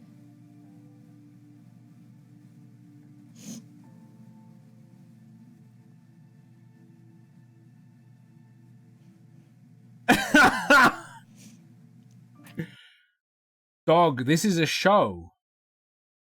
This is shown to an audience. Do you understand? Do you understand that this is very different? Also, what a weird... Hey, if you do all this, she might let you kiss her. If you follow all these rules, you might get a kiss. From communication when you start, before you start playing too. Sometimes if people aren't clear about what kind of game it's going to be when you get into it, you start discovering till it's too late that everyone had different ideas and expectations of it. Let's talk about during the game. One safety tool that usually gets set up before a game and used during a game is lines and veils. Lines being things you don't want in a game, and veils being things you're okay to have in the game, but behind a curtain and not described. You won't really see the cast cross a line during the game. Maybe harm to animals is almost a line because we have Matt saying this. It's a game you play for fun, and it's not necessarily fun if part of being caught up in the story and the adventure is having to worry about every single moment they do something cool, they're going to kill their pet. And earlier... Sure. I don't think that falls under... emotional safety, though, even. Retro, you say what? So, throughout Campaign 2, I think there were various pets, where they'd have, like, a pet in a bag, or on their cloak or something. I think there was a weasel, or some sort of fantasy weasel. And this is about, like, oh, you do something crazy, and it's like, ooh, sorry. You took half damage from that fireball, but your pet exploded. I think he's talking about how you just flub over the pet. You just ignore that the pet's in their backpack or whatever, and just go whatever. He said it's like it wouldn't be super fun to have to worry about your pet. Like, it's cool to have the pet. It wouldn't be super fun to have to worry about the pet whenever you're fighting. Just the pet's fine or whatever, dude. I don't think this was like a mental health thing. It's like a stylistic thing and toned thing. On in the game, you can see for Travis that role-playing romantic relationships was a line for him, and the cast respected that. I was not about romance in D&D. Where in the characters that I am playing, I don't like it. It's too complicated. I'm not looking for it. For Travis... Right. I have a critical role knowledge. Chat, are you aware of the relationship between these people? The man, second from left in the top, who is facing towards the woman next to him in this image. Him and Laura Bailey are married, and he opened up to romance because his wife wanted to encourage him to do romance. If I remember correctly.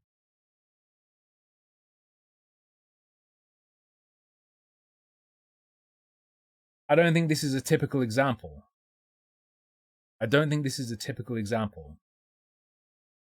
Travis, that line turned into a veil during the game as he felt more comfortable role-playing romance in D&D with his wife.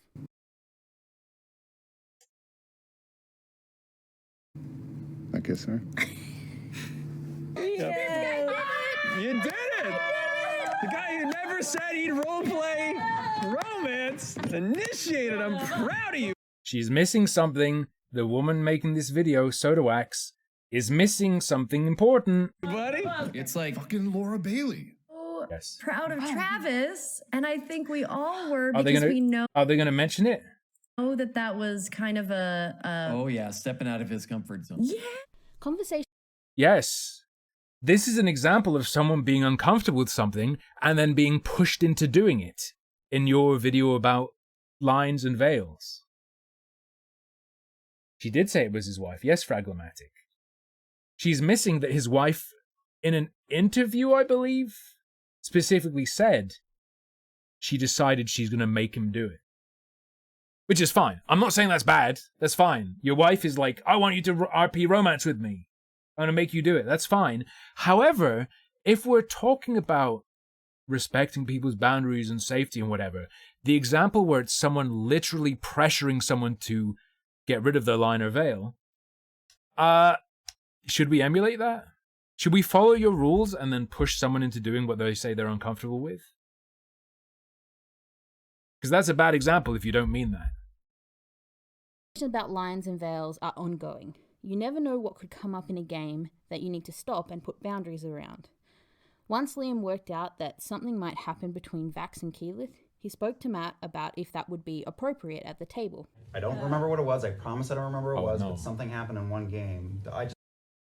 Bro, this is cuck shit. Do you want? Let me rewatch this. About if that would be appropriate. You never know what could come up in a game that you need to stop and put boundaries around. Once Liam worked out that something might happen between Vax and Keyleth. Vax is guy number 3. So space 3 on the couch from the left is the guy who plays Vax. Space 2 on the couch is the girl who plays Keyleth. What's her name? I don't remember her name. Her real name. I remember her character names. Marisha. Marisha is in Space 2. Guys, I'm really sorry. What's the Vax player's name? Liam. Okay. Marisha's position 2. Liam position 3. Liam felt like something was going to happen between his character and Marisha's character. So he asked Matt, her husband, if that was all right. He spoke to Matt about if that would be appropriate at the table. I don't remember what it was. I promise I don't remember what it was, but something happened in one game. I just remember thinking about it after the show and then talking to Matt in the next day or two, going like, what? Can you do this in Dungeons & Dragons? Like, would this be okay? Would you be okay with it? I'm not going to go anywhere with it, but would that be okay? Would you be okay if I pretended to fuck your wife? Oh. A graph paper or D&D relationship should never be a complete surprise to a player, and every person at the table should be clear about their boundaries regarding relationships. For example, once relationships did start happening in Critical Role, you can see there's a moment when a veil is drawn. I tackle her into a bit of a hug into the bed. Oh! Whoa! We're already on the bed. Oh!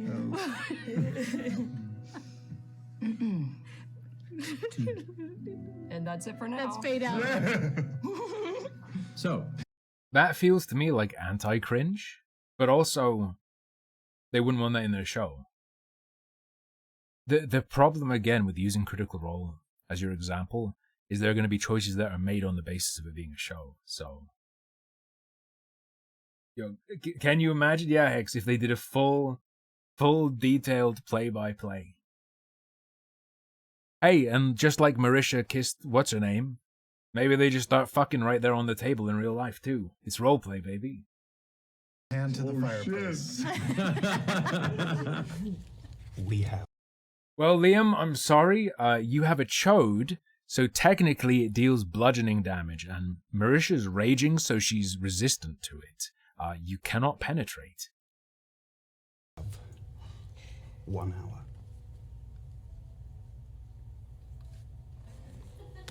Fate feathers.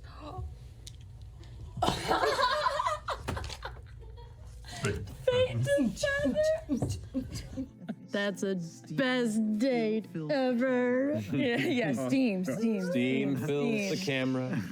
One safety. Like, what do you think it's just personal boundaries? Does she think it's just personal? Does she think this represents personal boundaries and is a good example? I don't know whether they do it like this privately or not, but I can say damn sure they're not gonna do like a full-on degen sex roleplay on Twitch. Tool Critical Role uses a lot is an open table policy, which means I think you literally can't. I think that would probably break TOS. I'm not sure.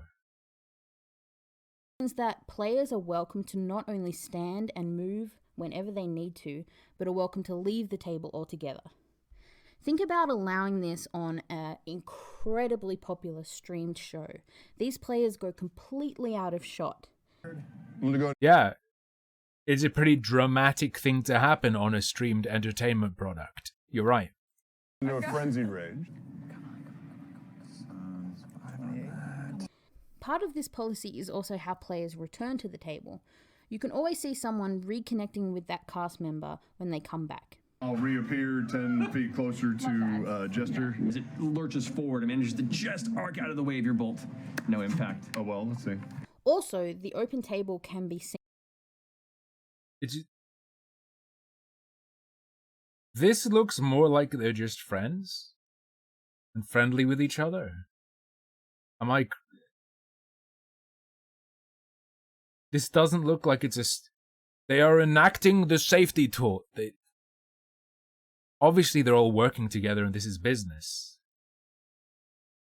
But this thing, I think, is them just being buddies who work together. Having a friendly... I don't think this is... in the fact that Critical Role has a break baked in. A moment for the cast to take a physical and mental break from the game. And pee. And pee. And pee. It's very rare you'll see them take a break. I think the only time I can remember when there were obvious bathroom breaks that were not in the break was when Laura was pregnant, which is an obvious exception. I'm pretty sure it's so they can pee, take cough syrup or whatever they use for their throat, drink some Gollum juice, I don't know. Just chill for a sec. Guys, I take 3 breaks every stream because it's really emotionally taxing to do this. No, it's because I need to fucking pee, get a glass of water, shake out a bit. Don't forget, they're sitting down. They're sitting down that whole time. Gives them a chance to stand up, shake out, while still presenting, the correct image to the audience for extended periods of time. A break is necessary to let you stretch out and stuff, get a drink, go pee, whatever you need. A quick snack that you don't want to have on stream. Maybe it's too crunchy. Fuck you guys, I'll eat my crunchy shit like I did with my fish, but some people don't do that. Sometimes this break is just in the middle of the game, but sometimes it's used to help the cast process a particularly emotional chunk of roleplay, or when they need a break for any other reason. Actually, yeah, as you guys are heading, as you head your way through the atmosphere, two regular owls and 1 light blue one. We're gonna go to break. We're gonna take a break. You also have to consider, here's another thing where it's not considering that it's a show. They like to keep things slick and smooth and moving because it's a show. You know what another good reason for taking a sudden break is? Having your break at a weird time? Matt has to run this shit. What if he runs into something and he's like, he gets DM's block and he's like, fuck, I need a sec. That's a good reason to take a break, right? Because they don't want to be sitting there going, maybe a full break for a minute or two. However long their breaks are, I don't remember. Normally I watch the VOD and skip the break. Gives you a minute to, take the pressure off and think more easily. We'll be back here in a few minutes, guys. Dude, Just there's pop it back shit in. cracking. There's something popped. You gotta put that back in like And you turn and lean away from it. Yeah. I was trying to defend the table. You gotta lethal weapon that shit. gonna take some Advil. Yeah, you go do that. Yeah, okay? good break. Good I'm break. gonna go take care of my wife here in a minute. If you are in a real life role playing game, you're around the table with people, and you feel like you can't get up to get a sip and take a painkiller or something, or you can't get up to go to the toilet, that's a horrible situation. Literally just leave and don't come back. The reason it feels like there's so much emphasis on it being leaving, like a major moment or whatever, not necessarily major, but significant moment, is because they're performing a show. If you're in someone's house or in a venue and you feel like it's like you have to consider leaving or not to go to the bathroom, and you're like, is this going to be okay? That's horrific. That's horrendous. That doesn't require safety rules. That requires getting the hell out. You know I'm in love with you, right? When I kiss her. Oh!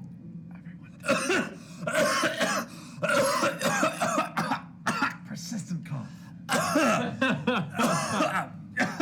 And on that note, we're going to go ahead and take a quick little break. Which leads us.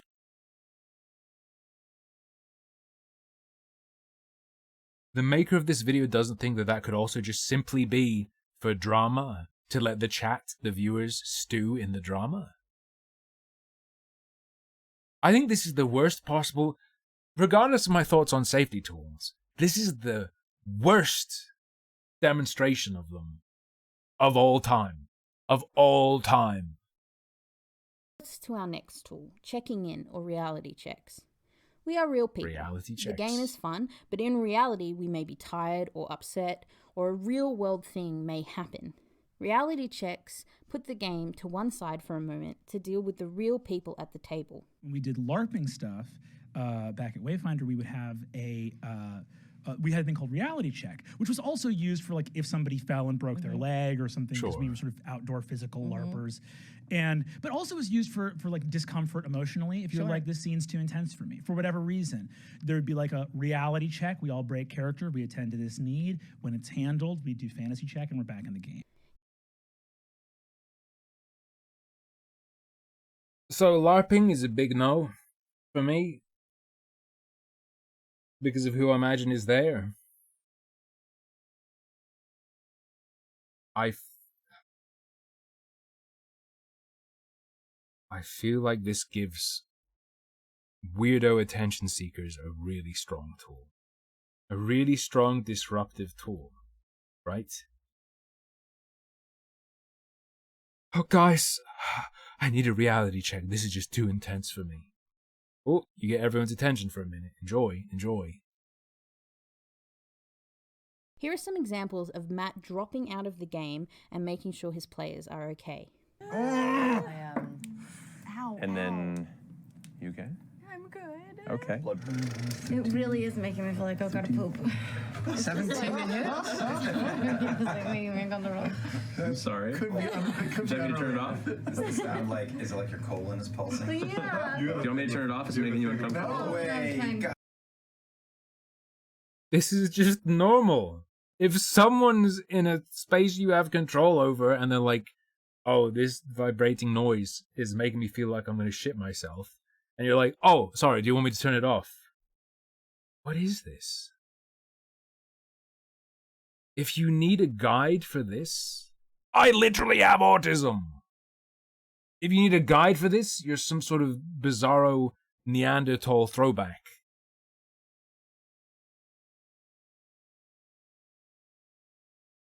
What if someone's like, oh, my throat's really dry? Like, oh, yeah, do you want me to grab you a glass of water or something? Wow. You guys are really good with your safety tools. Shut the fuck up. Have to leave it. No, you gotta leave it on. It's supposed to make us uncomfortable. Oh my god. All right, so you okay? I just saw everything reset, and it was like it was being like slapped in the face. My favorite example of Matt checking in on a player happens when Yasha is mind controlled. Taking away a player's autonomy with a control mechanic is a potentially very triggering thing to do. Taking away a player's autonomy. I would not phrase it like that. It's not autonomy. It's control over their character. It's not autonomy. What would the word be? What would the prefix be for your character?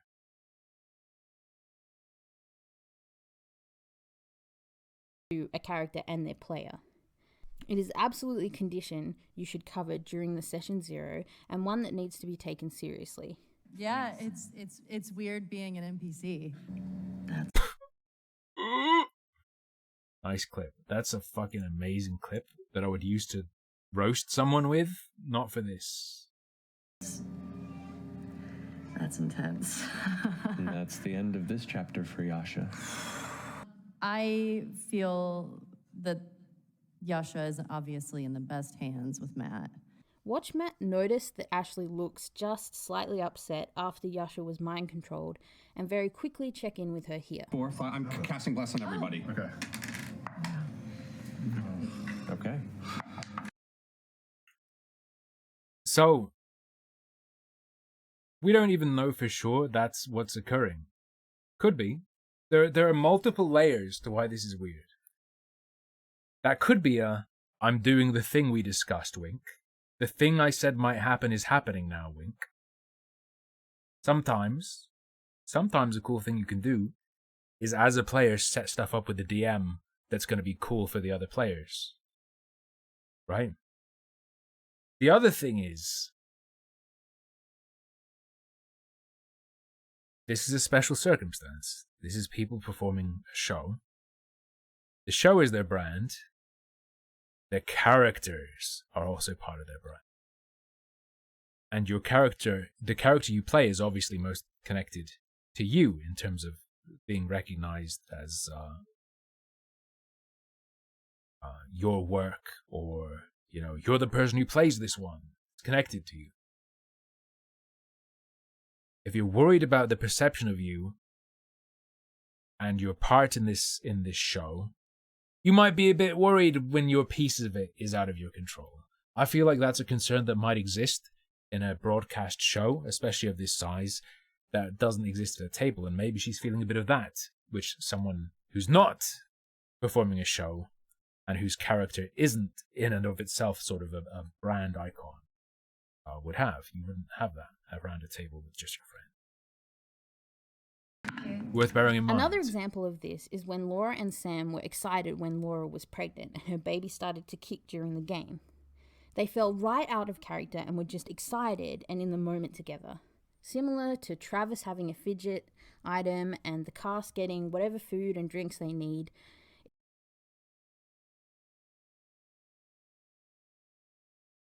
What's the... I'm sorry, I'm just thinking, what's the alternative? Are there people who play D&D and they're pregnant and they become their character and suddenly they're like, there's a mind flayer and there's like a fucking, I'm becoming a mind flayer. I can feel the tentacle. I have to stab it out. Is this safety tool remembering you're actually pregnant and not killing the beast inside of you? What the fuck is this about? Are you crazy? What do you mean? Wow. Despite role-playing, she still could tell she was Laura Bailey and pregnant, and that was a baby inside her. Whoa! What's going on? Why does everyone suddenly have autism? I don't get it. I don't get why this is worth mentioning. It's just a recognition that we're playing in the real world and there's real things happening.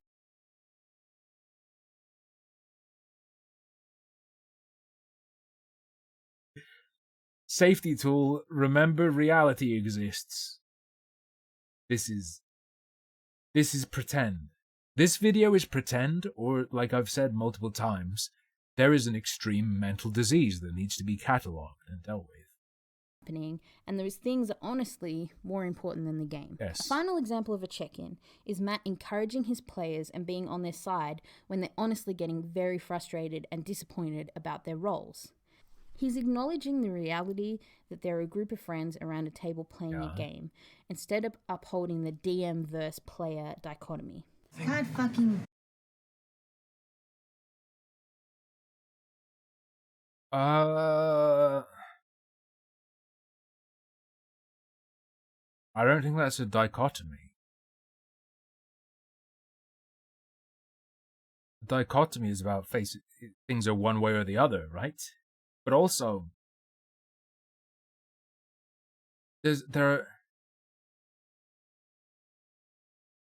I'm losing my mind. There are so many layers to this. It's crazy to think it's a challenge to do that, but also, DM versus player. You can have a game like that that's fine. If it's like a pure like fucking number crunch meat grinder dungeon crawl where the DM's like, okay, I've got this balanced. It's all balanced. I've balanced it as much as I can, or I'm using like a pre-written thing that's supposed to be balanced. I'm gonna try and fucking kill you guys with what exists in this dungeon. You can do that, and that can be cool and fun. But I feel like the typical relationship is the DM's trying to make a fun experience for the players, as if he is the computer running a video game. And while he'll be fighting against you by controlling monsters. So...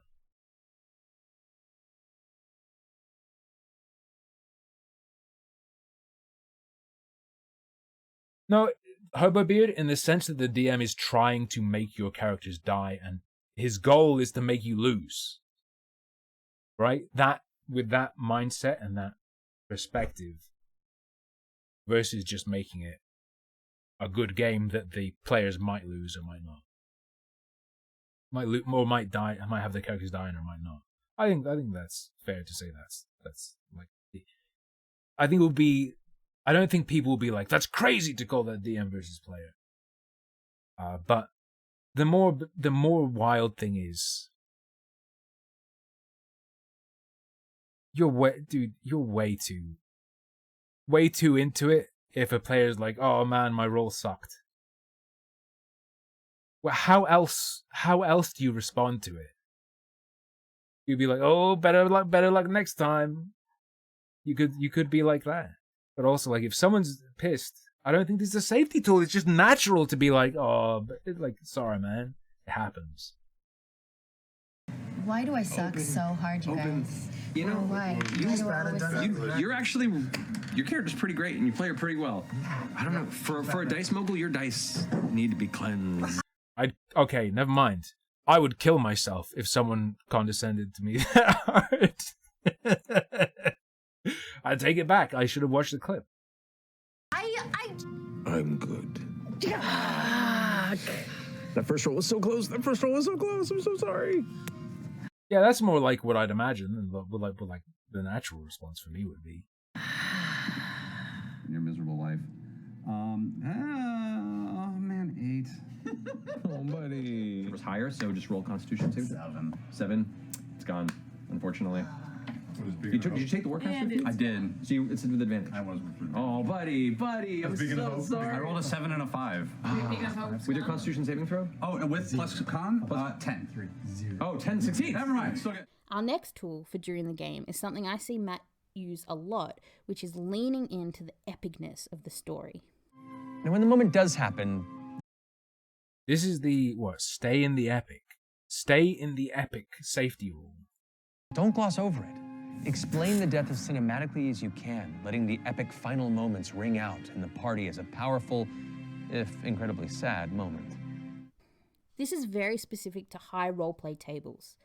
If a moment is hard, or scary, or upsetting, with big emotions, one way he helps the players in that... Ausrad, forget the creek. The chair Bunny gifted me is shipped. It's going to be here any day now. Moment is staying in the epicness of the story with them. Like with...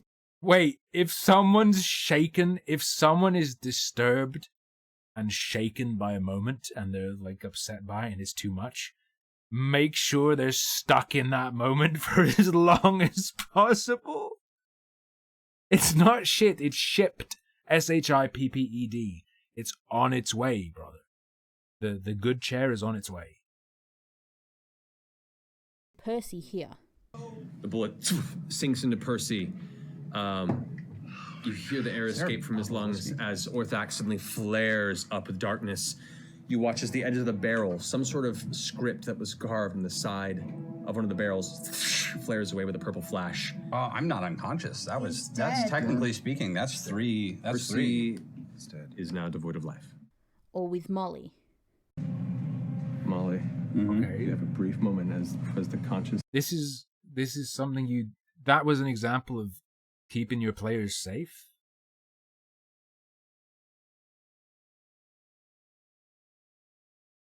That just sounds like adding a bit of fluff, a bit of sauce to what's happening. And I don't know, what are you talking about? What is this lady talking about? Business and life leaves you. What are your last words? With blood. Oh, God. As it kind of slams into his face. This is encouraging drama. This is encouraging drama, which can be fun around a table with people, and is also really good for their show because it helps make sure people are doing things that are fun for an audience to watch. Which around a table you do have a small audience. It is very different, obviously, but the audience is the other people there, and you can do something fun or cool for them, or something that they can step in on too. And respect, and then twists the blade. The life leaves Molly. Eyes never shut. Or when it looked very much like Jester would not make it out of this situation alive here. Strikes both towards you. You like there's that moment of quiet where your eyes close and you're waiting for the imminent moment, and you hear this voice creep in your head and go, "Don't worry, I'm watching." And your arm, without even noticing, you feel like a hand push your wrist, and the shield goes up and deflects the impact. The teeth streak across it and cling to it and begin to try and pull the shield away, and you just instinctually muscle it away. As you do, you watch two teeth shatter and fall to the ground in front. Just that moment of strength billowing up from inside a pretty strong cleric. In each one, he leant into telling an incredibly epic story for his players' characters, respecting them and the moment by staying in it. If the moment is hard with big emotions, but all the players are in it and want to stay in it, the best thing that you can do is lean into the epicness of the story. What do you mean? This is insane. This is like an aliens talking. This is just like, do you want to have hype moments? Do it. How? Like someone else in chat was saying, I don't understand how this relates to their conception of safety. The cooler the story, the more worth the big emotions feel. Yeah, but what if you make the emotion huge and then they're like, I didn't like that, you've damaged me, and then you get fired from your D&D stream. I don't know, man. I don't. This doesn't fit into the hyper safe space mode rest of the video. I don't understand. The cooler the story, the more worth the big emotions feel. One complex example of really leaning into the story is Matt and Liam telling the story of Vax and the Raven Queen. Our game. And death hurts. Oh, death is awful, but death is also very important. And I think, in a weird way, as is a lot of D&D and role-playing games are, there is catharsis and there is therapy kind of that comes from us grieving and dealing with even a fictional character in a fictional world's death. I know, Vax's story, the last campaign, that whole crazy arc had its own experience for a lot of us. This story was almost a line for Liam because it was touching on things that were happening in his real life. And in like the last weeks that my mom was still with us, and knowing that, it wasn't going to be much longer, the story took a turn it took. And I remember it was the point in the story. You can't watch this video on their stuff anymore, by the way, because the guy on the right allegedly abused the fuck out of Ashley Johnson, and they don't want him on their stuff anymore. Just saying. Where it was the Tomb episode, and then I was gonna go home. Does that bring you below zero? Yeah. Vex's body falls and hits the stonework. I pulled my sister in close And I say, take me instead, you raven bitch. Breath fills. Why is this suddenly just most epic Critical Role moments that I love? This isn't safety tools anymore. We've been duped. Vex's lungs. Vex, how are you feeling?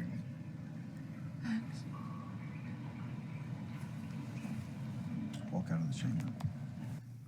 Yeah, not knowing if it would just be a visit and I'd come back. I ended up seeing my mom to the end on that visit. But I remember we all met for something. We had a meeting, the group got together like a week later, and I was not happy about how that went down. Mad. I wasn't I wasn't interested in the armor. I didn't want the armor. With everything going on for me, I was like, this is so heavy on top of my heavy. Hey, Vex, do you want any, ale or anything? The history of her penance for ascending and taking the throne of another entity that was supplanted.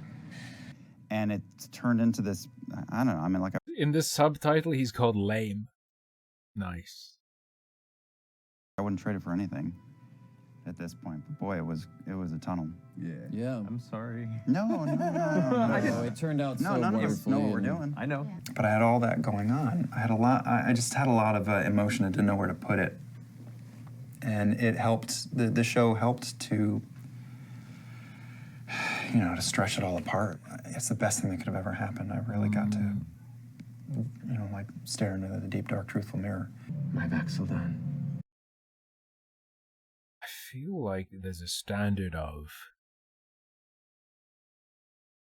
if make-believe is what you end up having to lean on to get you through something like that. Great if it works, but that's some castles built on sand shit. No, that's not good. It is time. Matt and Liam were partners in leaning into the roleplay and epic story. This helped Liam, and together they wove an interesting and complex story for Vax and the rest of the party. Fate touched. Always going to be a thing, or do you think that just sprang out of that moment? This is you, my champion. You are fate touched. To be perfectly honest, I decided on the fate touch thing because I know you were going through some hard stuff and I wanted to give some little kind of special light to you. Wow. Oh, Matt. Wow. That is a friend thing. That doesn't exist within the D&D.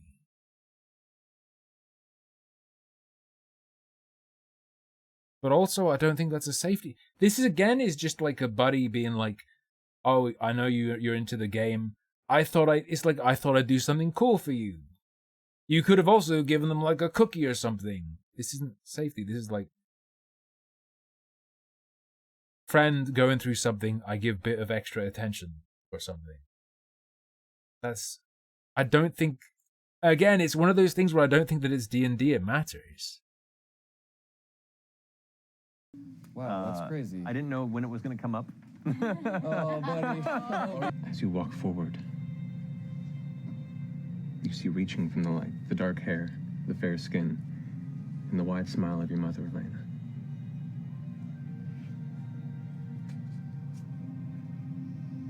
As she greets you, she says, "I'm so proud."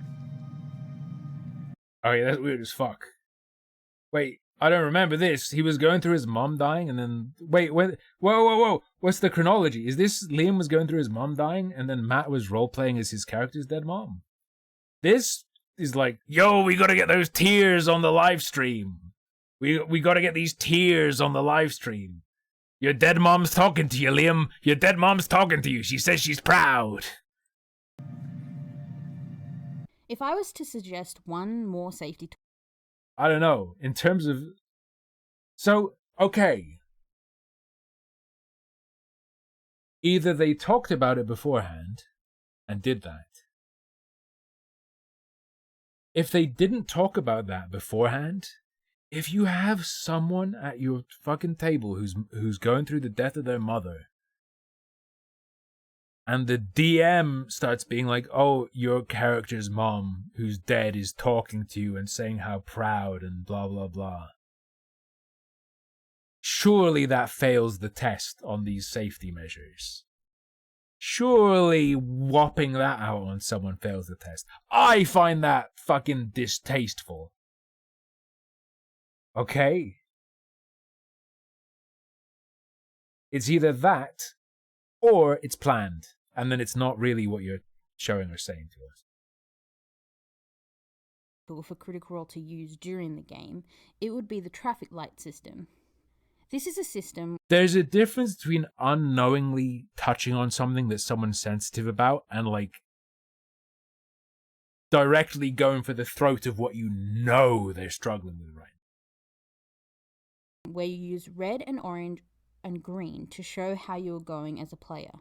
Liam goes so deep into character, it is sometimes very hard to tell if he is upset or if it is just his character, and he is actually just fine.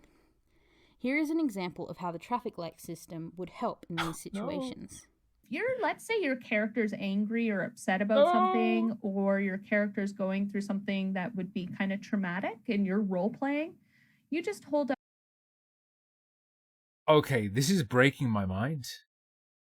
This is breaking my mind. Okay, so a line is something where you don't cross the line, you don't have it in at all. A veil is something where it can be alluded to, but you don't include it. How do you allude to gaslighting without including it in roleplay? Do you just literally say, and then he gaslighted her? Into believing what? Or just generically making her doubt herself? But then if you say she's doubting herself, doubting her sanity, then you haven't just veiled the gaslighting. Is it the act of gaslighting itself occurring that would be veiled? I don't know, dude. Up green to let everyone know you yourself are okay. You're just role playing and you are having a grand old time, even though your character seems up. It's the most dangerous spell in early D&D. It's called Cloud Gaslight. If you're caught in the circumference, roll the save or instantly go insane. Upset or what have you. After the game.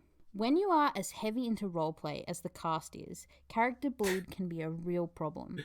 A real problem. Dude, can you imagine you oh my god. You leave the local game store and you just knife a little person of color because you were just fighting Duergar in the Underdark and you couldn't get out of your character's mindset. That's a real problem. Emotions, stress, and character conflict can bleed over into your emotions and your life.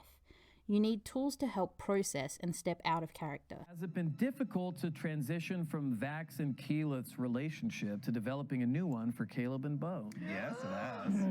Oh, that's a fun question. Yes, it has been. Oh, I hate you so much. Has it been difficult? Same players, different characters. I could imagine that being tricky, especially because something that happens between them a lot is they'll refer to each other, not a lot, but has happened a few times, is they'll refer to each other with old characters' names. This feels like an actual skill issue question. I wonder if they'll say it's an emotional challenge. That's so fun. We've had some disputes. Onset, offset. Oh, wait, what? Okay. Yep. I wouldn't say disputes. What word would you use to categorize our discussions about what went down in the house? Clarifications. Clarifications. Okay, got it.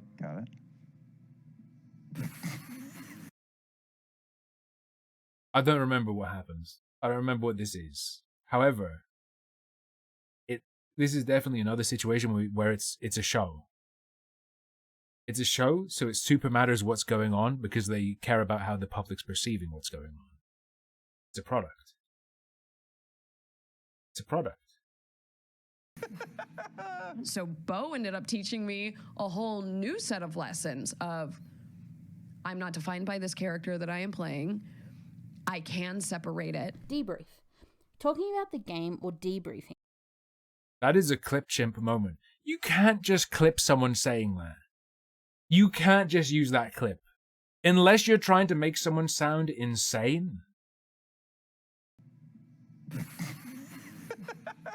So Bo ended up teaching me a whole new set of lessons of I'm not defined by this character that I am playing.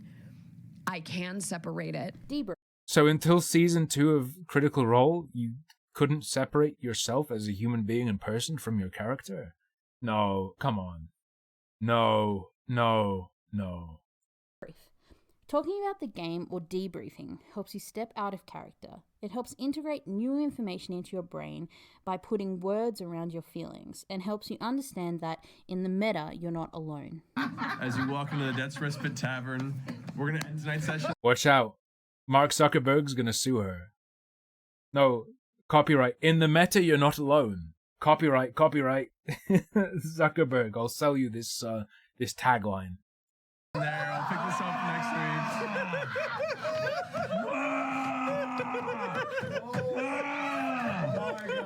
What if they thought that shit up to make it more serious for the viewers? True. I'm sure there's an element of that. I mean, how many artsy people do stuff like that? I was just absorbed. My entire being was creating this song. But they go really far and make it literal, like the only thing in my brain. I couldn't eat, I couldn't sleep, I couldn't drink. It creates lore that makes your product more special than other things. You break our hearts and pull that asshole! How dare you! Dude, unbelievable. Oh, it's beautiful. It's beautiful. I'm so angry at you. I would have started a war again. Bo was about to just walk away from everything. I had to go to the hospital because for a week all I ate was mistletoe. I thought I was casting Goodberry. No, made up my mind. Still the process. You sacrificed a cupcake. And that's where we're going to end the session for tonight. You sadistic motherfucker, you got it right there? Oh, it was okay till right there.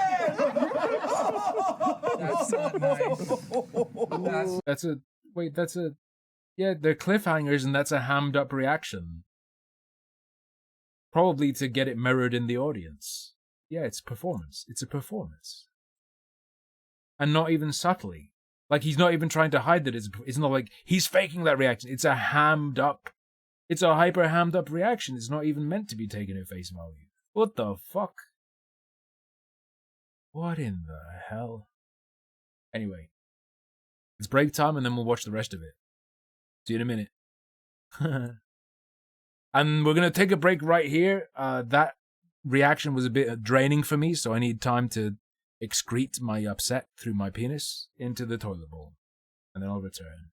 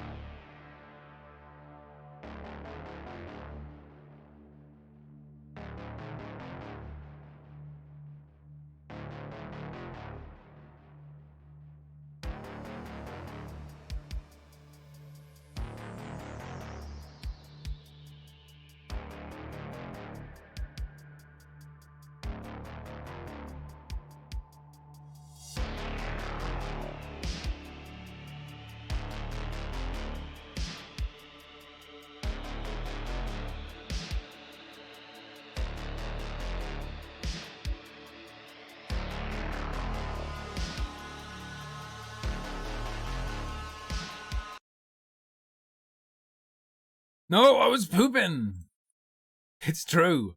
Hello, hello, Dreamkeepers. Hello, hello. How's yard going? I'm back.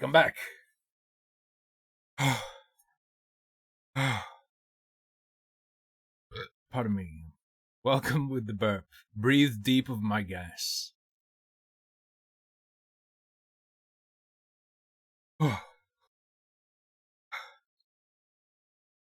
That stair run took it out of me. What were you up to? What were you up to on this fine day? Disgraceful. Nipples protruding, nose dripping. It's a disgrace. It's a disgrace. I'm sorry. We have guests. So everyone who just joined, please, you'll find a link to the anonymous consent form. You can tell me what you're comfortable with seeing on a stream. Until you do that, I can't continue.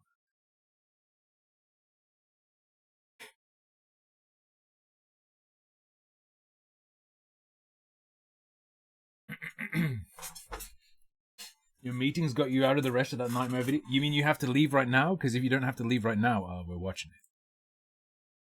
We're not quite done yet. We're learning how to stay safe while playing make-believe.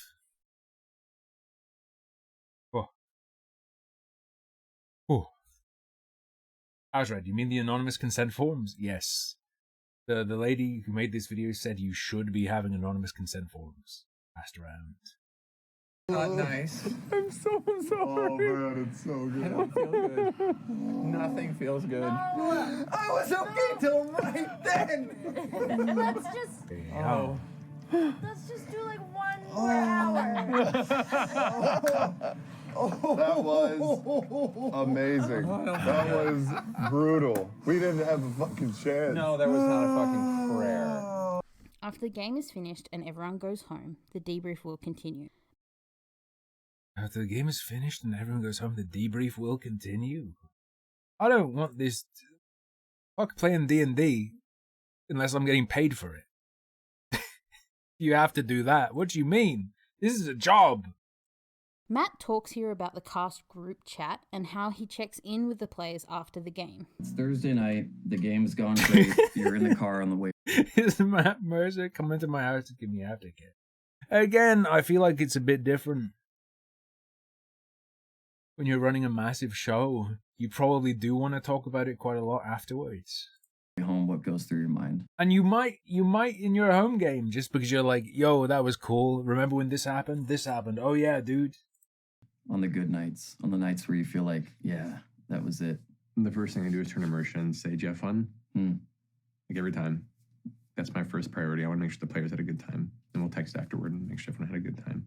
On the nights where maybe things don't go the way you wanted them to, or you feel like one of the players didn't enjoy it or had a bad experience, how different are those nights for you? What's going through your mind? Those moments happen, and they have happened in the past. The debriefing will continue until you consent.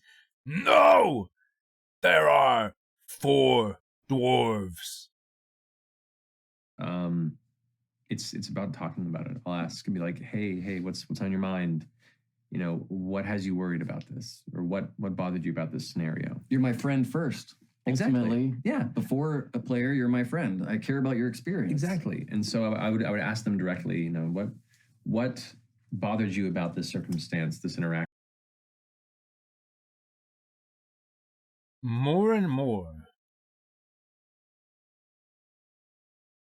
this feels like a person and group of people who are aware of what kind of person makes up a large proportion of their audience.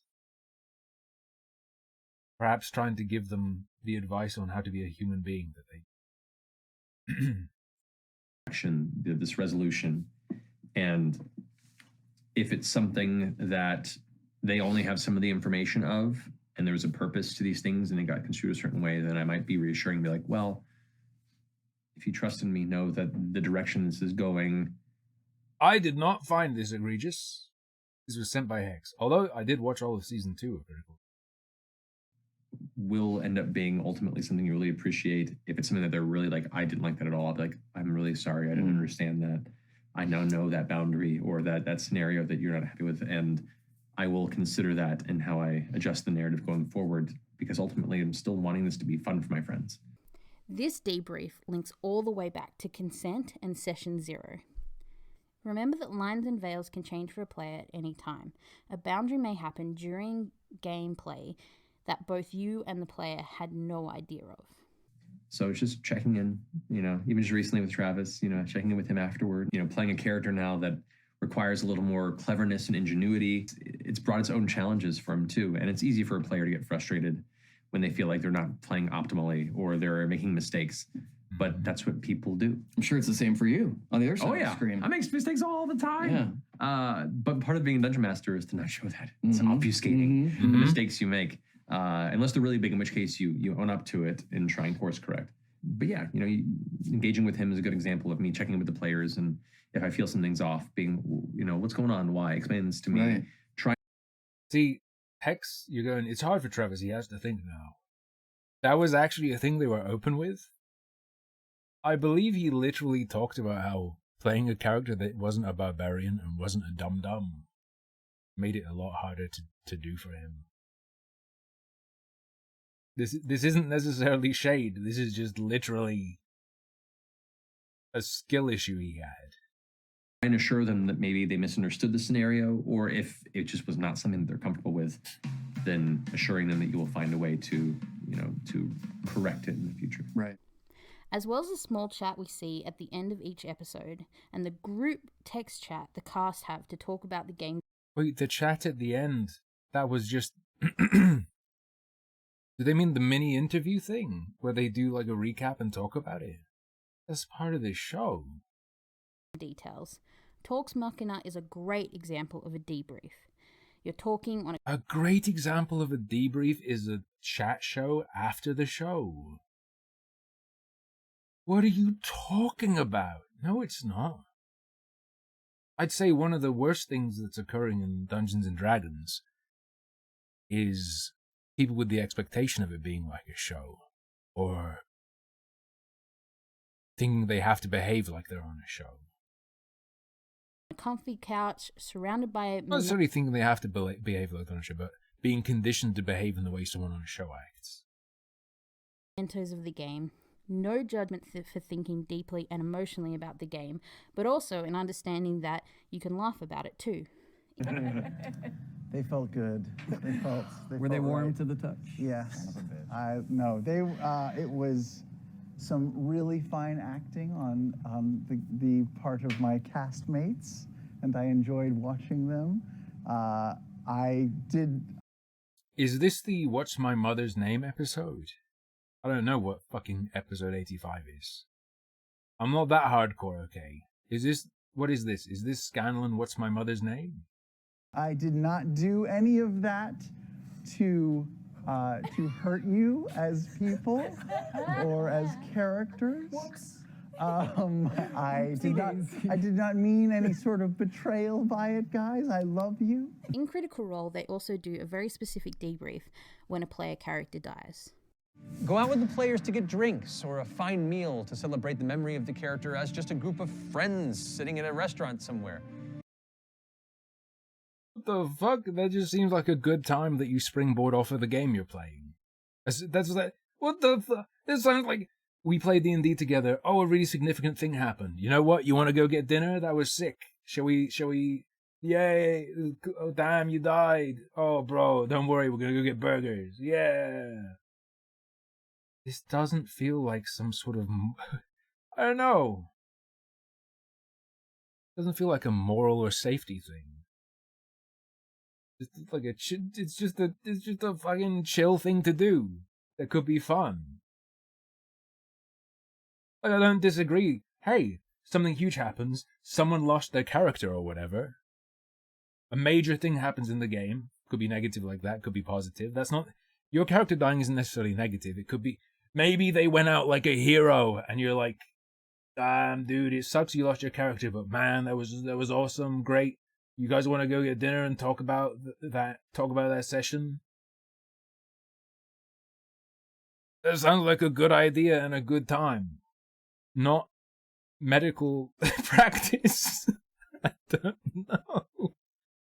Really also helps get rid of all the tension of the moment and let you guys remind yourself that it's just a game and you're all friends still having a good time, even when the sad moments happen. Your friends who are in this game that you trust enough, you should all also support each other when those dark moments happen outside of the game. Whenever we lose a character in the game, we have like a wake.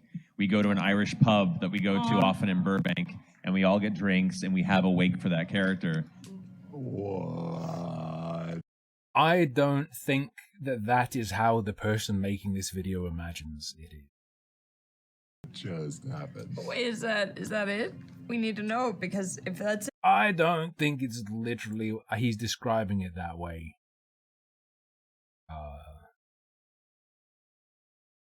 What would the phrase be? I want to say poetically.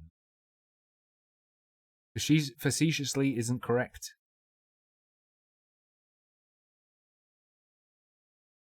But it's just a bit of a funny way to describe it. Then we gotta go get drinks. That was our promise. Well, and it's part of that process too, because it is a part of that. Even though it's imaginary, there's a part of that experience and journey that's come to an end, and that deserves its respect as well. And we all are there to help support the player, and you know, as a playing group, you know, be there for your friends who may be going through that. Okay, never mind this. Yeah, this is fucking cringe and weird.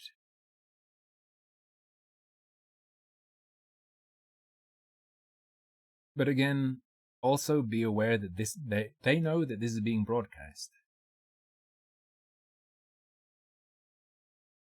And isn't that an interesting story? Isn't that interesting lore behind the game? Experience, because it is, even though it is make-believe and it is a game, that is still a loss. And that's not a bad thing either. Loss is an important thing to process, because life... Now he's being so deep. Okay, never comes mind. with loss.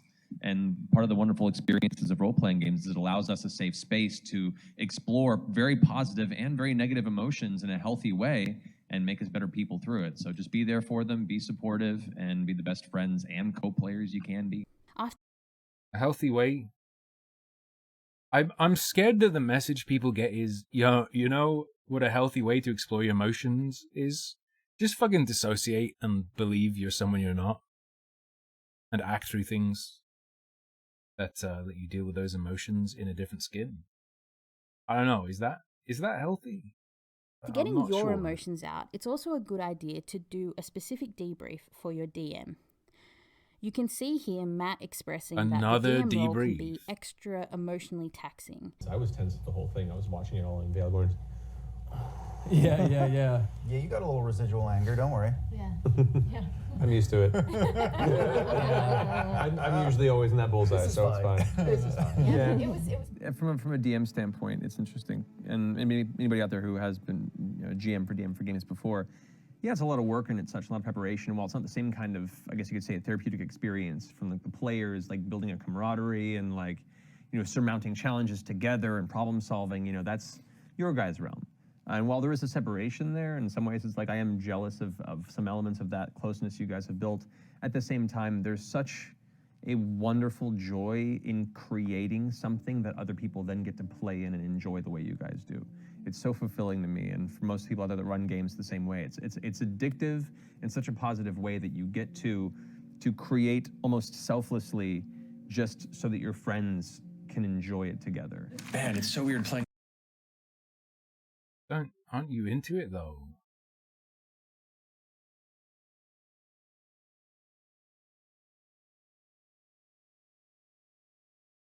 Aren't you into it though? Really? Yeah, the React content is dying down. How many minutes of straight playtime? Not many. If there's a single thought that's going, I'm gonna let it run before I interrupt. Your asshole dad. There are NPCs that are challenging and such, but like between your dad and Tarian's dad, those are two NPCs that have been like the grossest to step into for different reasons.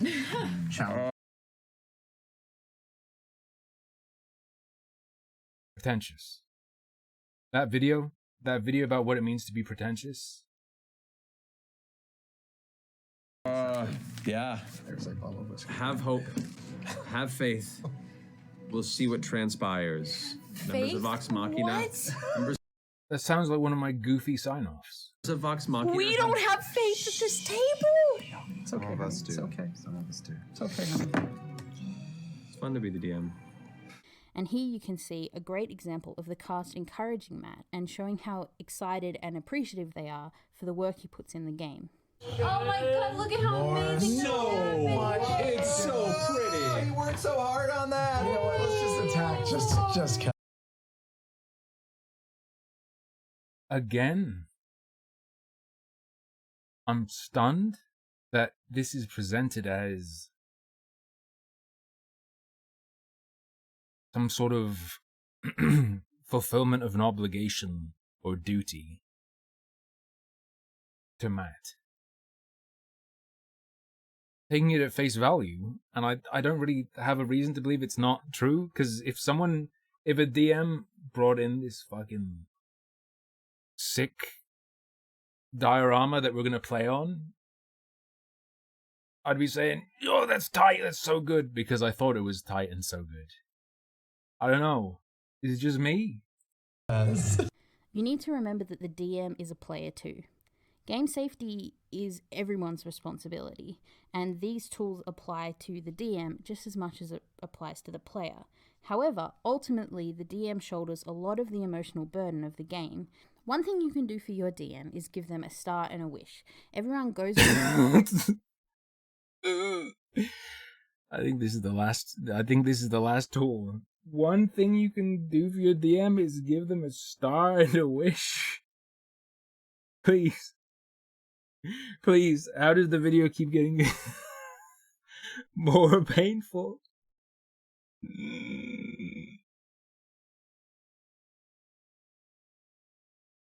I swear to God, if this is literally giving them a gold star, I'm gonna lose my shit. And this video's godlike because it's a prank. It's a joke.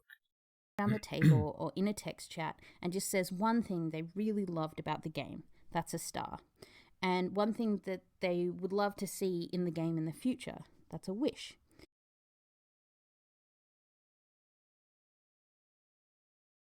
It's so fake. But also, yeah, Angram. This feels like a guide on how to manipulate your DM into working harder. Tell them what was great and then give them a job to do. What the fuck?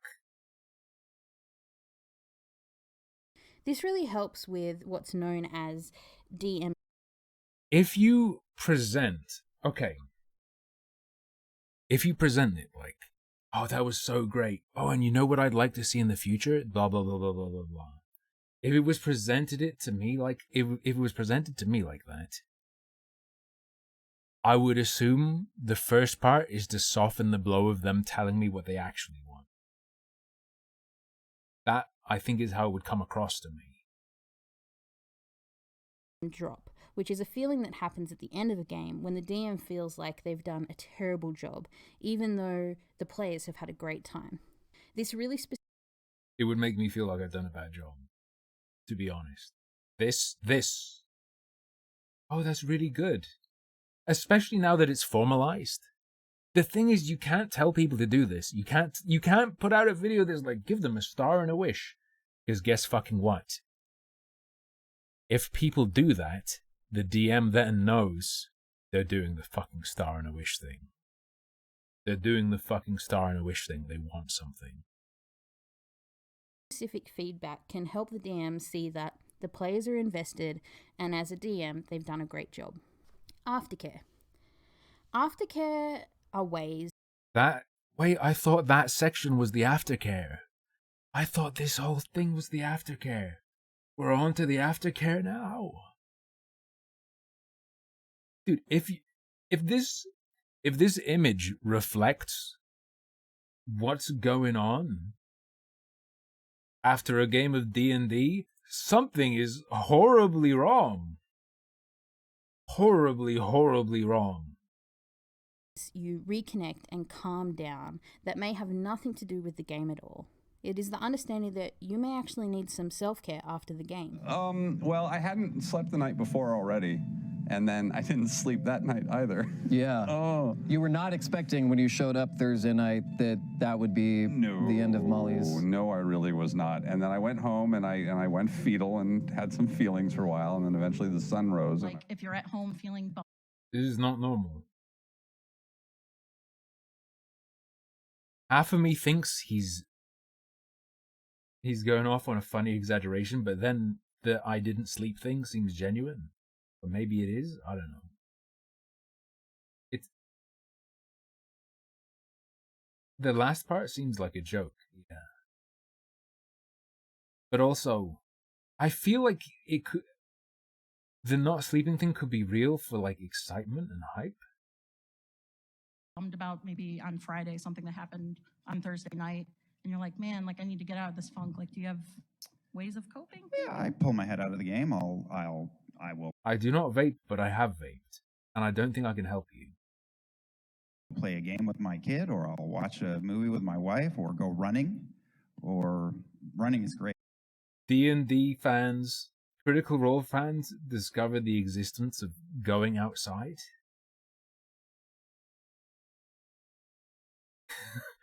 I don't know what else to take this as. Did you know there is more to life than rolling dice? I sleep in a big bed with my wife. What do you do when you're done playing D&D?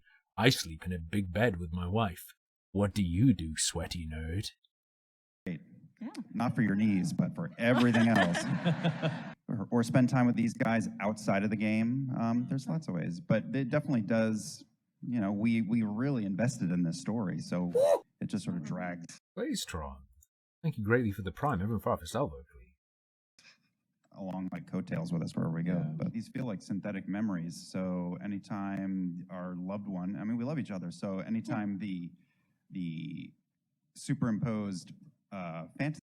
When you're receiving aftercare, come with me to the curry house after the stream. You have to figure out where it is, though. Friend gets killed or has to leave or whatever happens, like that shit, we carry it around. Aftercare is also about recognizing that you are all people first, and reconnecting as friends can help you process and move on from the game. Process and move on from the game. This sounds like people getting out of jail and being rehabilitated into society.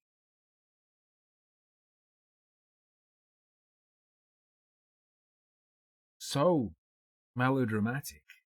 That's my job. Melodrama is my job, not yours. You guys had the car rides home. How do you deal with some of those more intense moments that somebody gets something, Matt, you may have killed a character or whatever? I push him out the window at the Taco Bell. Poof. Yeah. Yeah, no, seriously, like calm down Taco Bell is definitely a thing after intense session. Like driving, kind of scratch the knee. You want Taco Bell? Yes. Okay. As we do the same shit. But also, the way it's presented, I don't believe. But like, you can be hyped up and nervous because you've just had a huge show and get something to eat afterwards. I think you always have to bear in mind that these are people who are running a huge show.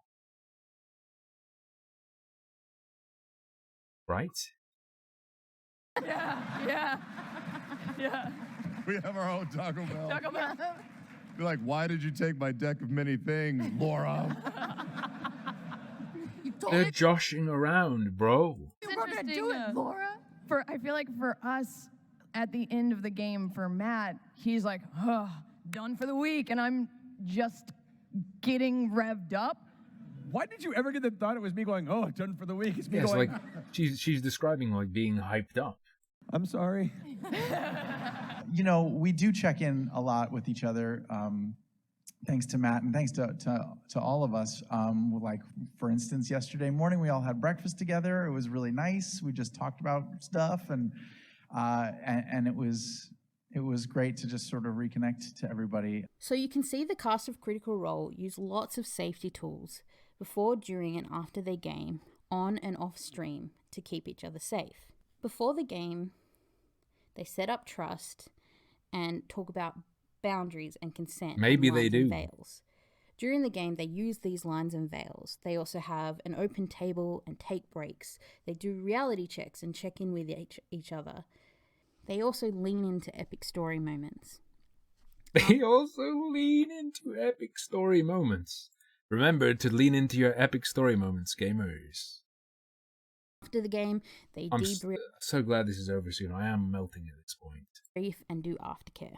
Let's look at a scene and see how many of these safety tools we can observe from just one moment of critical work. I'll pop this animation over any safety tools that I can see, and let me know if you see any others in the comments. Mom. It's an episode of fucking Dora the Explorer. Mama. Like leans up to the cage and puts his hand over the outside of the bar, like reaches out for you with the other hand. Checking in? Her reaching over and touching his arm? That doesn't feel like a safety tool. They're just like, oh, this moment. To your buddy you're playing a game with. Oh, it's hype. That's not a safety tool. Well, yeah, also, yeah, it's a show. There is a performance element to it. But if we pretend that they're not doing a performance, she's not performing a safety tool. Runs his fingers. Mama. You came? What a fucking good shot of Sam. Demented Goat Christ. New safety tool, looking at someone. I'm here. Mama's here. Don't like. That's a one. Sam! That's a relief to know. Open table. He's hamming up the annoyance at rolling a 1. What the fuck? This was the best. This was the best day.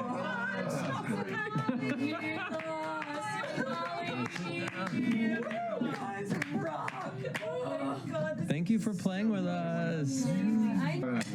I have so much murder in my eye right now. Like, it's so easy to get into with. Is this...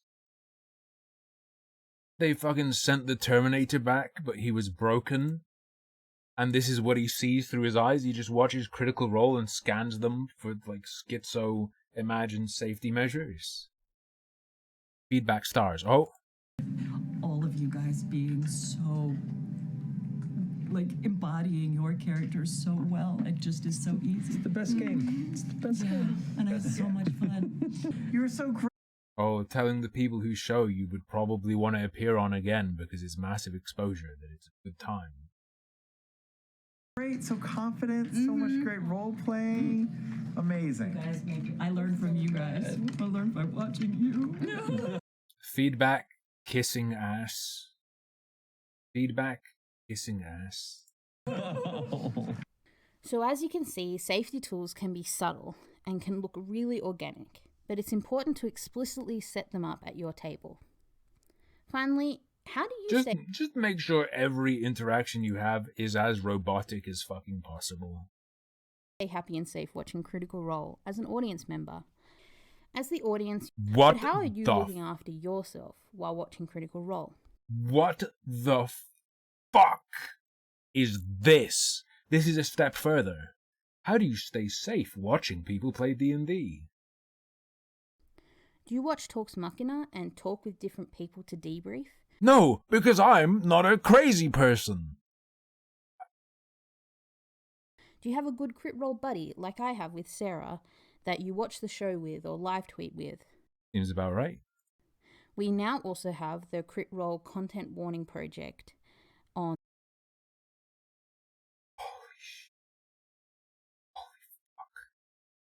the Critical Role Wiki and on Twitter. It is a great tool if there is specific content you would rather avoid. Thank you for watching my video, and let me know in the comments what you do to stay safe at your table. Please ask any questions you have about how to implement safety tools in your own. Everyone who plays at my table must have a gun. They must have a firearm. An armed table is a polite table. Games. As I said earlier, I've put heaps of links in the description box below to help you find TTRPG safety tool resources that'll work for you. So if you I just saw the X card. are playing with strangers at a game store or online, or even with your very closest friends, it is always best to be on that roleplay roller coaster with all the safety possible. Have fun. And is it Friday/Thursday yet? Thursdays are still very sacred. You know, no matter how busy the week is, no matter how messed up and on fire the world becomes. Thursday was the day they streamed in the past. To all of us, as soon as like 6:30 on Thursday rolls around, we all get to kind of shed all of that anxiety. We get to shed all of that for a few hours and just be us around the table, telling a story and supporting each other and having a great time. I can't work out what music to have in the credits. Just do this. Da da da. Oh, they're trying to get me DMCA. Help.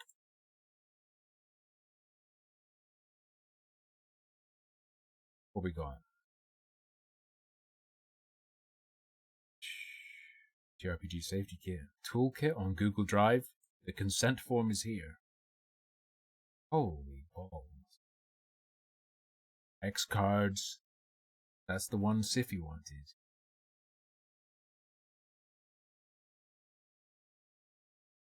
Five DM tips for handling sex and romance.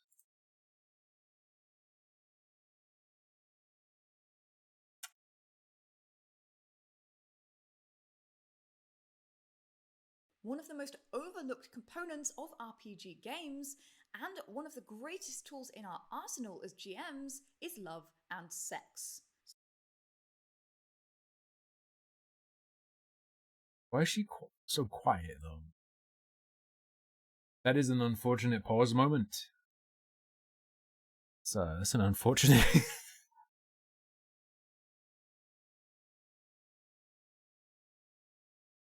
Fix the mic. It's late, so I've got to be a bit quiet.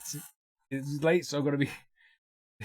say love and sex and literally morph into a sex doll. One of the most overlooked components of RPG games, and one of the greatest tools in our arsenal as GMs, is love and sex. So says the great GM, and he should know. These are... Oh my fucking god!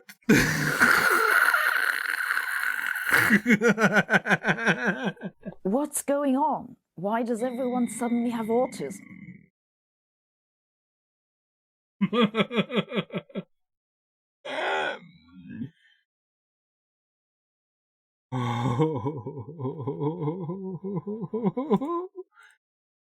How do I turn this shit up?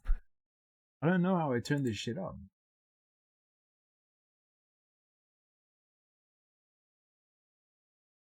Okay. Let me put this in the browser and I can crank it. We'll take a little peep at this. This is... I'm curious. I'm super duper curious. I have a way to do it. It just means we might get boned a little bit. By ads. It's fine. One of the most overlooked components... She works hard for her money. You deserve the ad revenue. Browser, advanced audio property. So what we do here is we do monitor only, mute output, and then I'm gonna crank her to like 300%.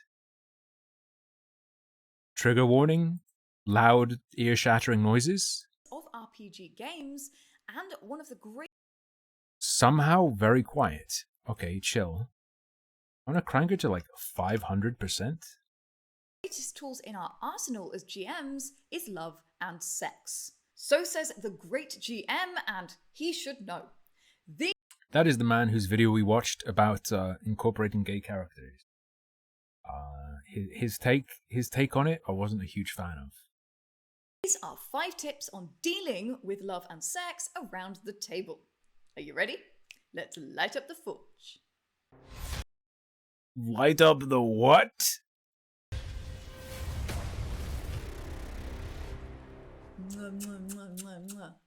Oh, sorry. Harmful beholder, harmful beholder. Greetings and salutations. I'm Janet from World Anvil, and today we are talking about love and sex, at least around the table. If you want Skinwalker. YouTuber Skinwalker. This is AI generated. This is an AI trained on top 10 videos. And independent, like, Xbox top 5 lists. even more information on these 5 tips, then check out the link in the description to our blog. And yeah, make sure you stick around for the challenge at the end so you can put these into practice. Tip number 1, check the sex is right for your campaign setting.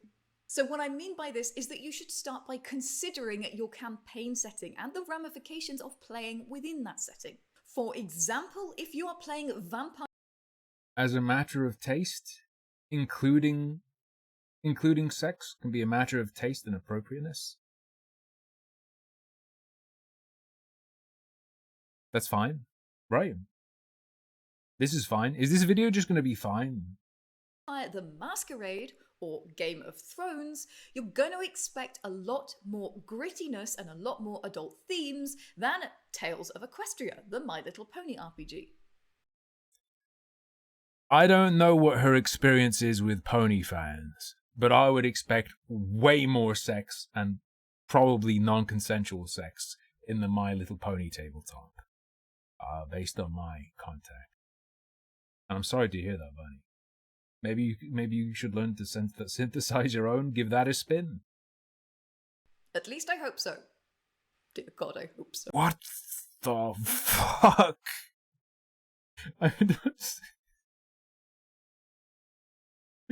I'm scared, So boys. have a think about what's appropriate in terms of romance and sex within your setting. If it's out of genre, an explicit encounter is going to feel really weird and it won't have the impact that you're hoping for. Again, True. She's correct. see My Little Pony. You can absolutely have romance in an RPG without sex, and you can have sex without romance. True. The thing is, she's just saying things that are correct. This video is fine so far. It's really all about genre expectations. Tip number 2 is consent, consent, consent. Uh-oh. So we talk a lot on this channel about how not everything is made for everybody. Not every book is made for every reader. Not every campaign is made for every player. This conversation should start in your session 0 as you discuss the campaign and what the players expect and what you expect to make sure that everybody is happy with what's going to happen and everybody has bought into the campaign and is excited to go forwards. If you're thinking about... You have to explain, How specific? How specific? You might start to run into the problem of... Like at session 0, you can be like, this is going to be super adult, sex is on the table, whatever. You have to be like, sex between these characters, sex between this NPC and this person, sex, like, NPC hitting on you, blah blah blah. Throwing in something that's a little risque, check again closer to the time, but not immediately before, so it's still a surprise, that your players are still happy and they're still comfortable. You might want to have this conversation. Uh-oh. That's an interesting message for... Get consent.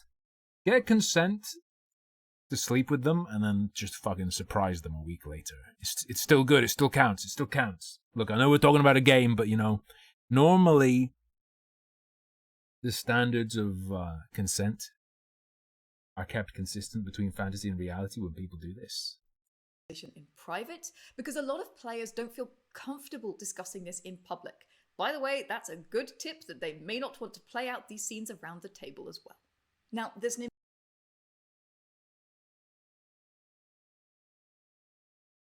I feel like approaching someone privately to discuss what sex roleplay they're comfortable with is very dangerous, especially if it's in text. That's a really good way to get some really sus screenshots out of someone.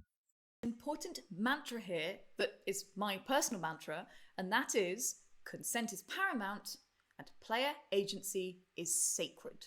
So your players should never be forced into doing something because that takes away their player agency. That takes... Yeah, don't force the player into doing something. Never force a player into doing something. Yeah. Like, don't Don't force a player at your table to take a blade to their gut, but their character, sure. Takes away their ability to make decisions, and after all, that's what they're at the table to do. As a GM, I think it's really important that we are on the side This is not. No group of people playing Dungeons and Dragons have ever looked like this. of the I'm players, sorry. and that we No should be offense. working towards telling a good story. So you can put them in a difficult situation, but they should always have an out if they want it. And Put them in a difficult situation, but have an out if they want it. Regarding sex? speaking of which, safety tools are wonderful. I highly suggest you check them out. So safety tools are things like X cards. These are cards that players can hold up if they are not comfortable with how things are going, not just for sex and romance, but for anything that might be happening. And they're a wonderful way for players to express that they are uncomfortable without having to explain why. For example, if I'm having a meltdown because the giant spider has just walked into the room and I cannot deal with it, I have a big phobia of spiders. Does she mean when she's having an LSD trip at the table? Are there people with arachnophobia who recoil at the imagination of spiders? I don't know, man. Then I can use an X card to say, I am not okay with this. Can we remove the spider? The spider instantly becomes something else. There's a little retcon, and everyone around the table is comfortable. I don't have to explain that my horrific fear of spiders comes from the time that a giant tarantula came here in my face when I was doing field work in Italy. No, I can just hold up the X card and we can move on. Really, really useful, and I've A giant tarantula came in your face? So we are still talking about sex. linked in the description a great article about safety tools if you want to learn more about them as well. It's an endless nest. It's an endless nest of links to each other. Tip number 3 for handling sex and romance as a GM Trauma networking. is that you don't have to roleplay it if you're not comfortable. So, flirty moments around the table can be anything from hilarious to moving to downright uncomfortable. Sure, if your player or your GM is your spouse, then that's one thing. But it can get really awkward around the table if you guys don't know each other very well, or if there's a weird dynamic going on. Don't. I feel like you just wouldn't do it then. Wouldn't you just not do it? Oh man, it can be really awkward if you just met someone, asked them if they wanted to play Dungeons and Dragons and said, cool, it's character creation time, roll for anal circumference. Don't worry about it. You don't have to roleplay it. That's what the mechanics are for. What I suggest is that you Sex mechanics? roll the mechanics according to the system. That might be charm, seduce, a will save, or whatever.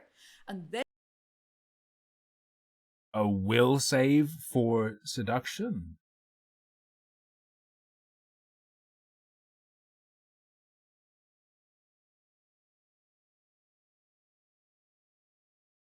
But additionally,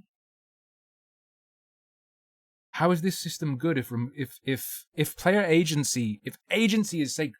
Wait, hold up. If agency is sacred, shouldn't you do away with all the dice? If it's truly just if player agency is absolute tip top. Oh, it's sacred. Their agency to have a chance at doing something. That doesn't sound like agency is sacred. describe what happens in the third person. That gives you a little bit more distance. So she says this, or she does this, or she stands back from the bar and folds her arms, or she gives you her room key. Absolutely fine. It's much easier to do that if you're feeling awkward than to inhabit the first person. So that's a little tip on that. That rolling shit is glossed over. Wait, we're talking about two players, characters, having a sexual encounter, and you roll for seduction. I feel like that's a pretty extreme kind of game. I think that's a pretty extreme scenario. By the way that you react as a GM, even out of character, is going to affect the way your players take what's going on as well.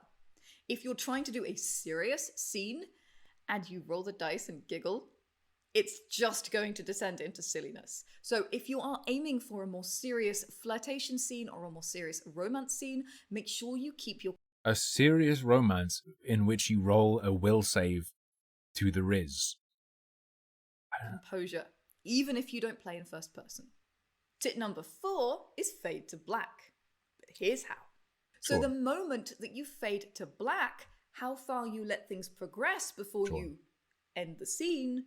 This is I guarantee this advice is going to be fine. This advice is going to be good. It's an anti-cringe device.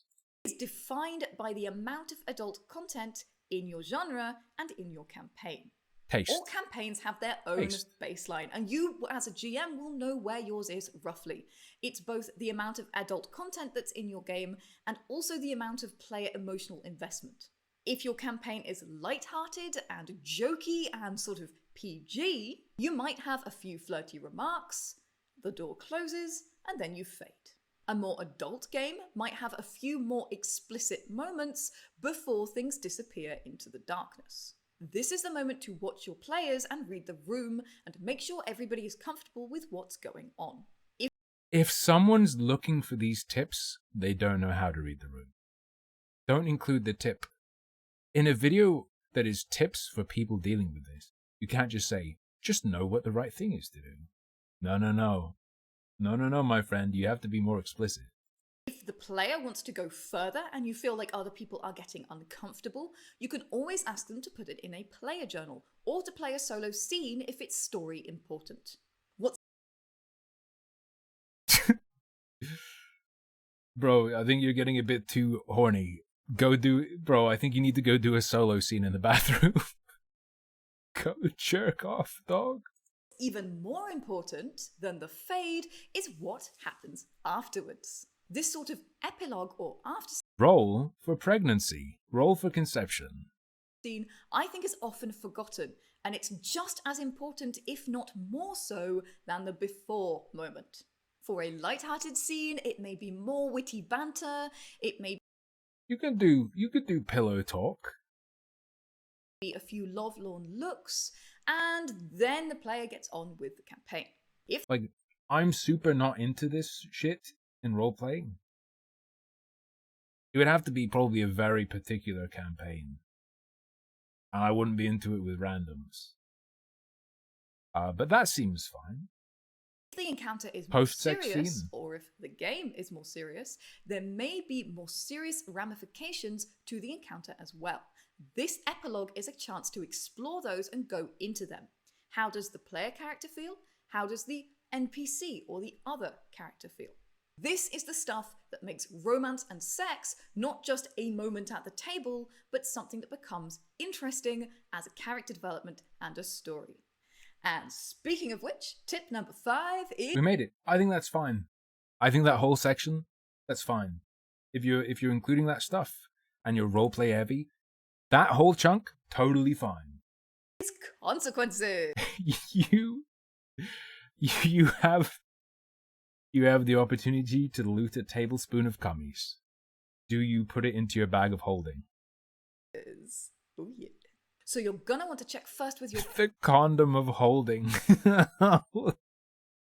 players for some of these, because some of them have major character changing consequences, and you're going to want to see that they are comfortable with them. But there are so many interesting consequences that you can create from sexual encounters, and they can make Yep. great storytelling fodder.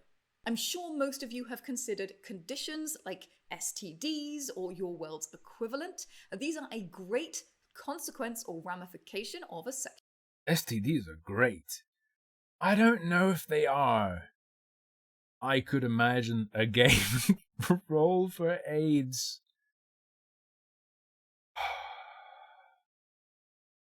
I feel like this is hot fire playing a role-playing game with other people, incorporating STD. I extremely feel like this could make everything go to shit very easily. sexual encounter. But how about more magical consequences and conditions? For example, sure, the PC disappeared off into a brothel, but one of that brothel is run by vampires. So Whoa! Yo, you know what would be... Here's a crazy one. I don't know if it would allow for this. I guess, well, I don't know if her standards would allow for this. Maybe you'd have to... How would you include in a session 0, without including spoilers, what if a consequence of sleeping with someone in a certain realm is that you're considered by that realm to be married? You know, like in the way that the Fey realm will be like, you're gonna keep your fucking promises. Like the realm itself is like, you make a promise, you're fucking keeping it. Type deal. If you like kiss or have sex in this realm, you're married by the rules of this realm. And you only find out after you do it. consequence of a sexual encounter is a pregnancy and a child on the way. Again, you may want to discuss this with the player in question. You know your table and you know your players best, so you'll know if that's necessary or not. Oh no. You roll the 1. You roll the 1 and your midwifery bonus is only 2. It's a stillbirth. Not, but this is a wonderful way to develop a character further. If they turn their back on the child, or if they choose to support them, there are so many things that will cause them to change their perspective on the world. Does this galvanize their need to make the world a better place? Does it bring up feelings from their own background, from the fact that they were orphaned, or their own tragic backstory? If your character is religious, particularly if there's somebody divine-powered, like a cleric or a paladin, then have a think about how this might affect their status within their community, the way other people look at them, and also their relationship with their deity. If they've done the naughty with somebody who is out of an opposite faith, has that had any impact? And if they keep doing it, is it going to cause them to lose some of their power? And my favorite... Yo! Oathbreaker Paladin commanding the undead. Whoa, what did you do? What did you do to break your oath? Oh man, I fucked a halfling. I'm not proud of it. Dude, she had huge tits and ass, dude. It was like one of those fleshlights that's just like a torso, tits and ass. It was worth it, dog. And now I control the undead. Favorite consequence is that the person that they had this sexual encounter with... Dwarfbreaker Paladin.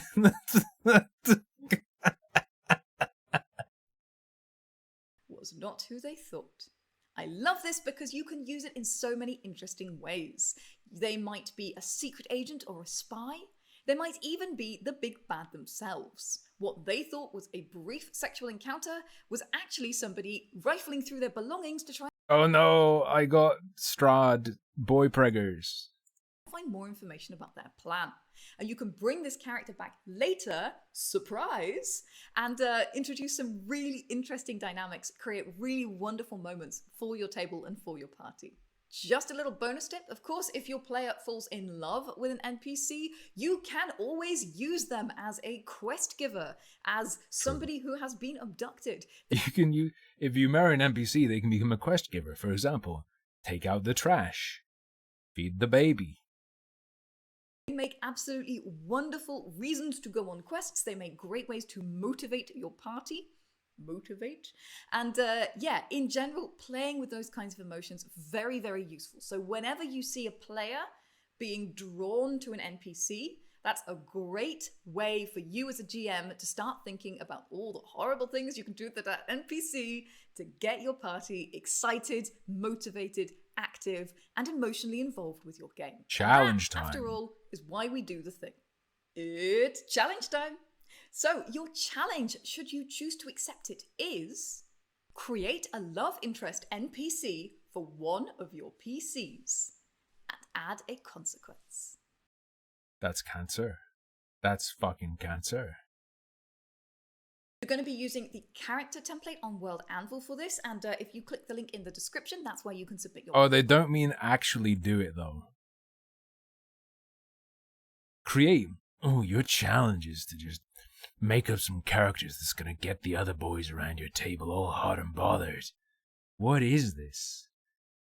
I feel like there's a word for what she might be that I can't say on Twitch, but it's 2 words, and the first one starts with F and the second one starts with H.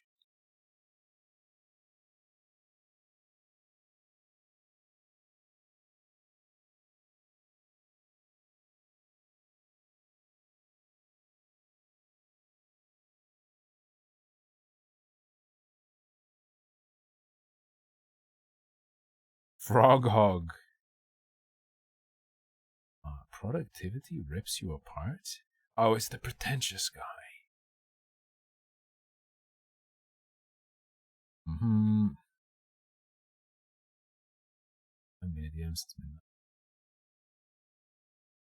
How to make it not awkward. No rape. Player or NPC.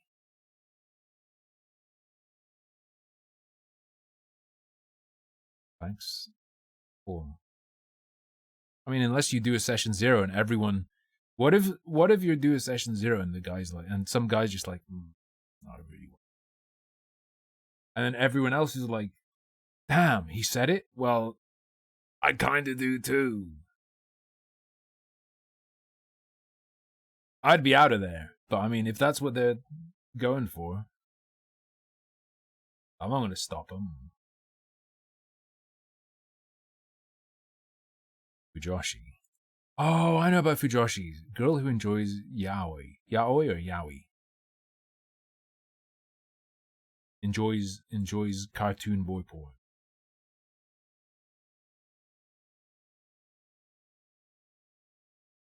Yaoi? Yaoi?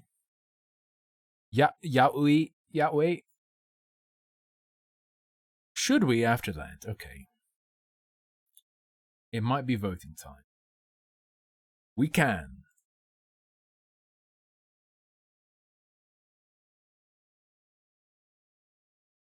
We can do a run of Thronefall.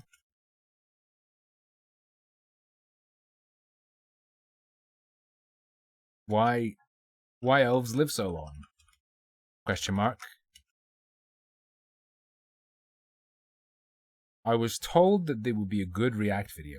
There's a video that's like, why do fantasy races live so long? It was suggested that it would be good to look at. If it isn't, I'll just cut it. I'll just say no. If it's trash, if it's not fun to watch, and there's nothing for me to say. Do that. An hour isn't really enough for Baldur's Gate.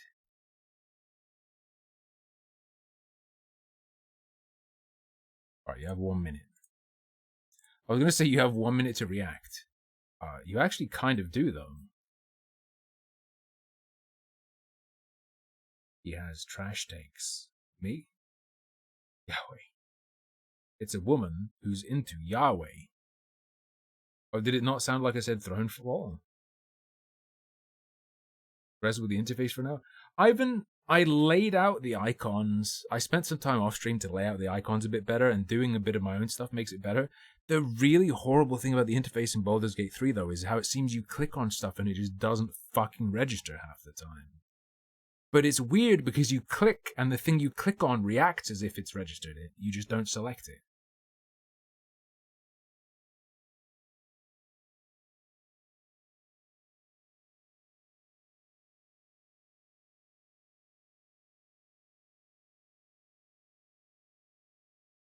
What did chat vote? Why elf live? Why do elves live longer than a minute?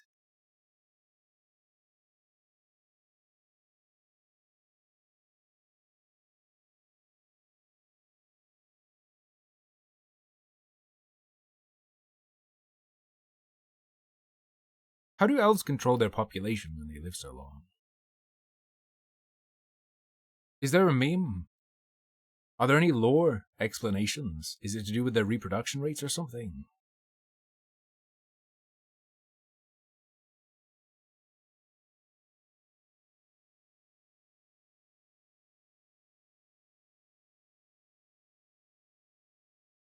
By not having sex? But do they not have sex? But like, do they deliberately not? Are they just less that way inclined? Do they have low fertility rates? Is their age of consent like 9,000 years old?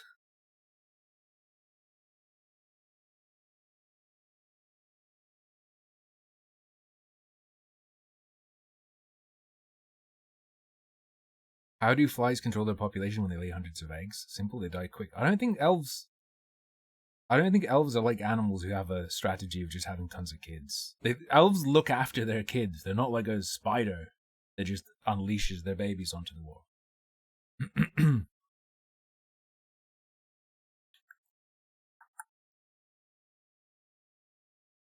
Has anyone done a world where it's just like, holy fuck, elves are everywhere, they live too fucking long and they have too many kids?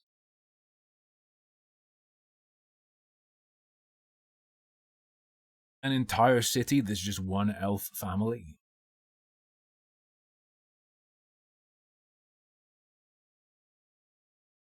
Oh, it is arcade. What the fuck? You know about arcade strategy? I know about it from looking at insects.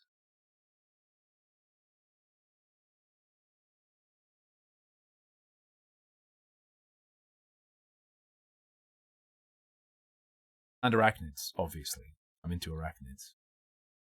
Right.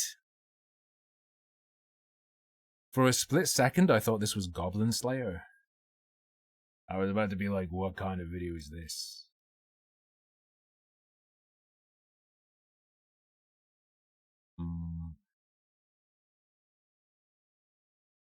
Today, let's talk about longevity and fantasy RPGs, its world-building implications, and the potential biology that could allow for such things. The perfect video. We need to talk about Goblin Slayer is not cool, Ben. Goblin Slayer is shit. I'm sorry, but it's true. Episode 1 of Goblin Slayer is fucking sick, and then it becomes like a reptile eating cheese. And going, cheese, yummy! Cheese, yummy! lived races in fantasy. Especially, actually, in fantasy RPGs, elves, dwarves, and gnomes are often treated as kind of regular people, just with a bit more elegance, stubbornness, or mechanical prowess. This is bad world building, and papers over massive cracks in the differences between species. Is this video gonna be intensely red-pilled? Is this D&D race realism? I see prowess. What did he say? Prowess. This is bad world building. Yeah, I've heard people say papers over massive cracks in the differences between species. So let's discuss two things today. 1. How can we justify I have a strong feeling he's going to appeal to canon. I'm getting in. I like to make bets. I have a strong feeling he's going to appeal heavily to canon because he talks about it's papering over cracks. If you make a world where they are just like that, then there are no cracks. some sentient species living 5 to 10 times longer naturally than others? And 2, what implications extreme longevity has in world building a fantasy setting?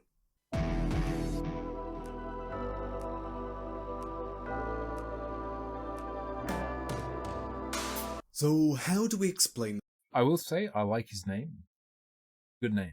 The fact that elves, especially, tend just to naturally live for much, much longer than their other fantasy counterparts. This is, of course, regarding life expectancy, not the expectation of a specific elf to live a specific amount of time. You don't need to specify, it's fine. Battles and all sorts of accidents can and do occur. But oh, he's trying to be funny. I'm talking about the natural, expected lifespan of a species. Why are elves so often 7 to... Oh my god. I'm sorry. The recommended bar. Why do Japanese games handle trans characters so differently?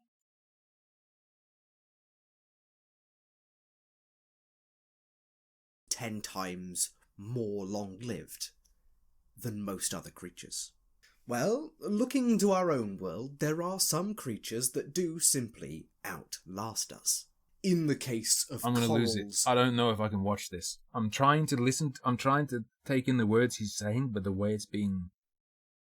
Oh my god. Okay, I'm gonna try. sponges and some jellyfish, these creatures manage it by barely existing in a sense that is understandable to us. They use deep-sea currents to deliver food directly to their stationary bodies. Or, in the case of the jellyfish, He's talking about Turritopsis nutricula. That's the jellyfish, right? Turritopsis nutricula. use the deep-sea currents to deliver their bodies straight to their food. In fact, almost all of the long-lived creatures live in the sea, where food can simply be swept your way. Looking at barely animate creatures is not terribly helpful in our quest, as most long-lived races in fantasy are presented as persons, active and engaged in the world around them in much the same way as humans, for example. I am not a scientist, nor trained in the sciences, so my terminology may be lacking in this discussion. But, as far as my diligence allows, this is as accurate as I can be in discussing this topic. It might be more helpful, then, to compare our elves, dwarves, and gnomes to sharks, whales, and tortoises.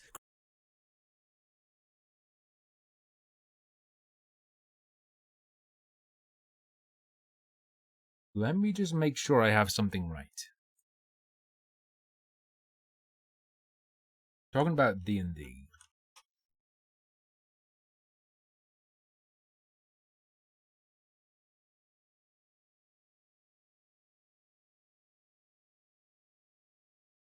Let me check something.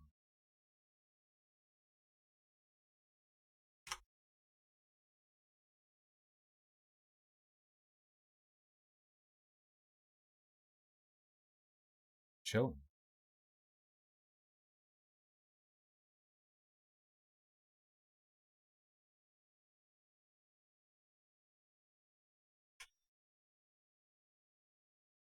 Yeah. Are elves in D&D literally descended from the Fae? Because we've got magic, dog. I'm appealing to the canon now. Well, I was gonna say, bro, it's not real. Magic though. Magic though, and in D&D, actually, magic though. Actually, just magic. Magic. Creatures who are known for living for hundreds of years. In these creatures, we have examples of carnivores and herbivores living quite remarkable amounts of time and continuing to grow throughout their lives. While tortoises are famous for moving around in a fairly languid fashion, sharks and whales are known for maintaining a pace of life that is roughly equivalent with other mammals and fish, making them perfect analogues for understanding how creatures that are properly active can nonetheless live for hundreds of years. Scientists have discovered genes in the bowhead whale to help it survive for long. In the real world, under our rules of nature, how things work, I don't think it's an analogy. I think he's looking for a direct explanation to how it could, in scientific terms, work. Time, especially in the area of cell regeneration. This essentially means that Do cells exist? Are cells canon in many fantasy worlds?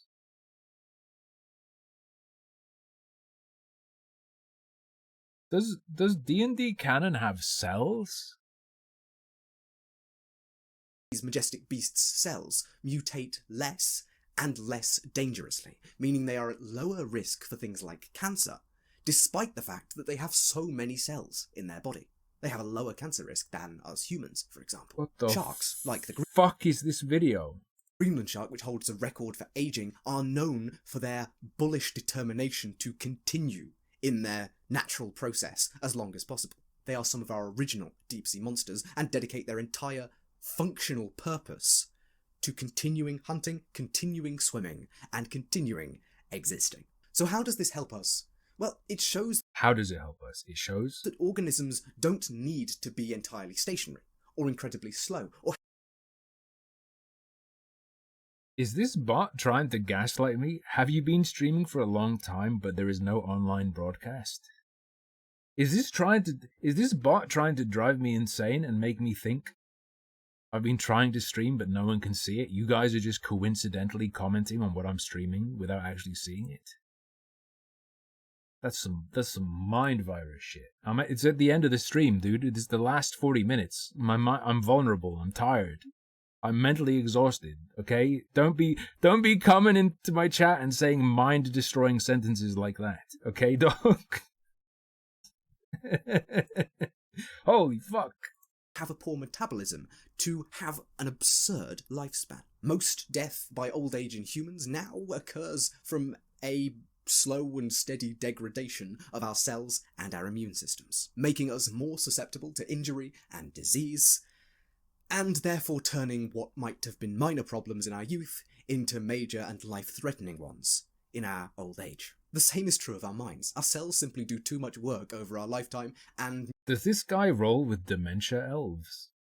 Mutations cascade into eventual critical failures. So it's likely that, biologically, when we talk of long-lived humanoid species, we're not discussing a lethargic lifestyle, a slow metabolism, or a stationary lifestyle like a sponge or a tortoise, but rather we're more in the region of these whales and sharks that can live for hundreds of years, either committing to a singular purpose, or by having cells which simply age better.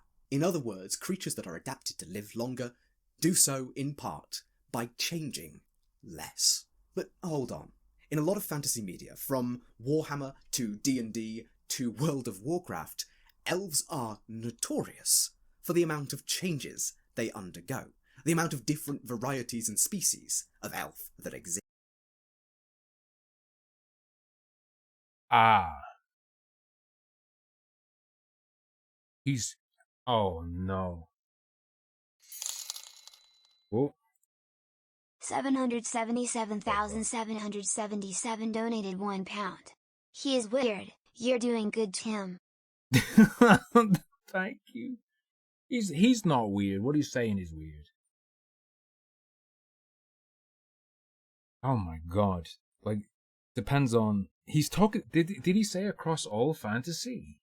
This is not drama at all. No. Elves are notorious for the amount of... To World of Warcraft, elves are notorious media. From Warhammer to D&D to World of Warcraft, elves are notorious for the amount of changes they undergo. He's talking about all fantasy media? I mean, in Elder Scrolls, most, if not all of it, is god shit. That's all connected to gods.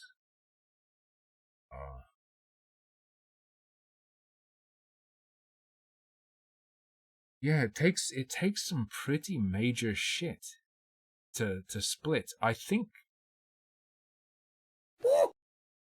Eggs are notorious for the amount of cringe they radiate. True. Thank you, Nyumba. Aren't the things that create two different kinds of elves in most fantasy, it's not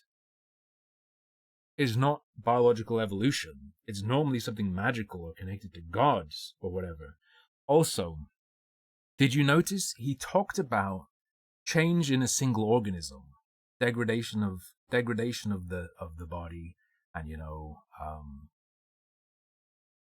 decrease in ability to recover from things and whatnot, and compares that to generational change, different kinds of creature emerging. Those are two different things. Yes? The speciation occurs, right, from frequency of alleles in a population changing. It's not happening to a single organism. They're two different things he's talking about. amount of different varieties and species of elf that exist. There are two key issues with this kind of world building. Firstly, if we adopt the understanding that their genetic code is simply less prone to random changes or mutations, we can expect, consequently, that species There don't need to be any mutations for that to occur. There don't even need to be mutations, do there? It could be just a change in frequency of the allele in the population. And then you end up with a different phenotype of a population. I think he's mixing up two different things. What happens to a single organism versus changing a population through breeding. There's also the assumption that there's these... Oh my god, he's saying, assume the genetics work like this. Bro, you're assuming there are genetics in this world. diversity would decrease, as there are fewer opportunities for bodies to randomly luck into adaptations that might naturally select for certain. Does this motherfucker believe in Lamarckian evolution? That's the competition to Darwin, where it's like, why do giraffes have long necks? Because there was a creature that stretched its neck for a long time, and then it had a kid, and that kid had a longer neck, and then that kid stretched its neck, and then it had a kid with a longer neck. Environments. When we add into that the fact that elves are usually portrayed as having rather slow breeding processes, adaptation through natural selection should also be equally and consequently slowed down. Depiction. Let me just clarify what he said. The fact that elves are usually portrayed as having rather slow breeding processes, adaptation through natural selection should also be equally and consequently slowed down. Yes. If there's a larger gap between generations, sure. If it works like that. Problem, does it work like that? And he's trying to argue that this is bad world building. But it seems like the standard for it being bad world building in a fantasy world is that it isn't close enough to our world. I don't think that's... Depictions of elves as pure, eternally unchanging beings in a long unbroken line makes an awful lot of sense in this regard. But the idea that there are multiple varieties of elf depending on all sorts of categories doesn't really make a lot of sense. D&D is particularly... This man would hate Elder Scrolls. This man would fucking hate Elder Scrolls, and the creation of orcs would drive him insane. The poop elves. Egregious with this. We have Shadar Kai, Eladrin, wood elves, sea elves, high elves, dark elves, and the list goes on. Dwarves tend to follow the former model slightly better. There are also fantasy properties where all the things called elves don't have a common ancestor. There is an assumption here that the types of the things that are called elves almost have a common ancestor, right? Not necessarily. For example, it could be a misnomer for a lot of them. They could not be elves at all, but be called elves. I don't find too many dwarven variations in fantasy media. This is partly because dwarves are often perceived as less cool in fantasy. I mean, in D&D alone, there are a few. Media than elves. They're not elegant, they are masons and craftsmen, not... He's probably right that there aren't as many, though, but... magic users and swordsmen. But my theory is that this is kind of an assumed knowledge, a background knowledge, if you will, among fantasy fans. Dwarves are sturdy and stable, often living underground and valuing structure and toughness. Their extended lifespans can probably be justified through the biological processes we've discussed earlier. A mixture of cells which degrade at a slower rate and mutate at a slower rate, and a single-minded force of purpose and will.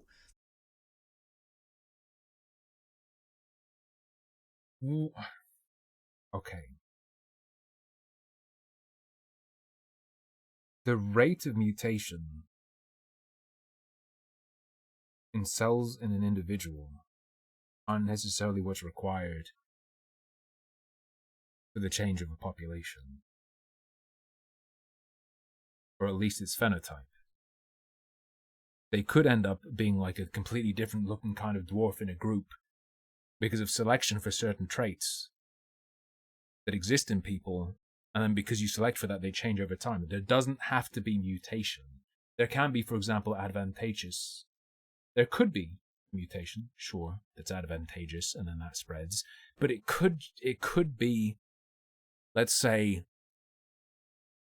it could be down to culture and taste, preferring certain traits in a partner. It could be that the environment changes rather than mutation, and it could be that traits that weren't as useful before now are, so the people with those traits are more successful when they pass on those genes, and then the population changes to all have it, because everyone who's having kids are the people with those genes, and therefore, because they're the people who have the expression of that gene, which benefits them. I don't think what he's saying.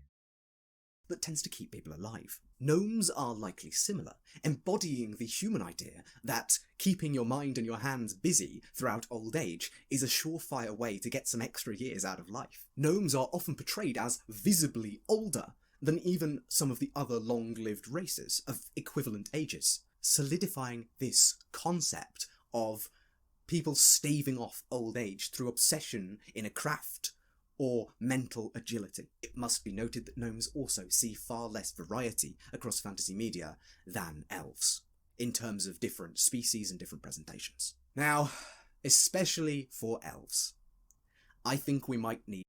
It's interesting that he mentioned the jellyfish. What's the process? Teratopsis nutricula, which is, I believe, is the jellyfish he's talking about, goes through a very, very interesting process. I cannot remember the name of this process.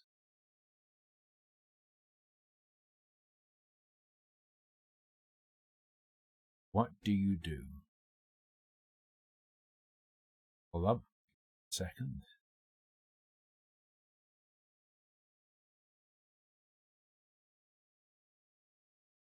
I'm pretty sure.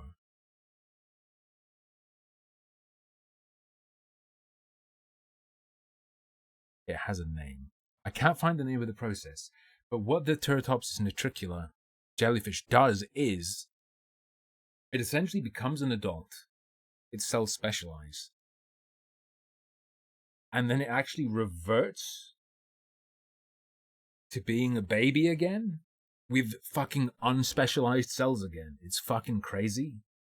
It's often described as being biologically immortal, because it's actually, I believe, from what I read about it, a perfect flip, a perfect revert back to being a baby again, and then it grows back and it flips back again, and it grows up and it flips back again. I think that would blow this guy's mind. Another explanation that is not backed up by biology or science. I know, elves getting special treatment again. And I fear it may be the explanation that makes all world-building nerds roll their eyes. They're just kind of magic, man. But seriously, yes. I know of no sensible manner in which a species that breeds at a simply glacial rate would be able to manage the extreme diversity we see among species of elves in terms of... Massive problem. Massive problem, by the way. He says this. However, counter. Let's say the fantasy worlds work like he says. Biological evolution is in play. Elves live a long time, they breed slowly. Aren't elves typically portrayed not just as being longer lived than the other races, but as having existed for longer than them? Guess what? That explains the slower generational rate, resulting in more variety. Takes them longer, but they had more time too. If it works like this, and we're looking at fantasy in general, normally elves are the race that's like, we're an old race who've been around longer. They had more time. However, what if I told you but their magic is actually fine?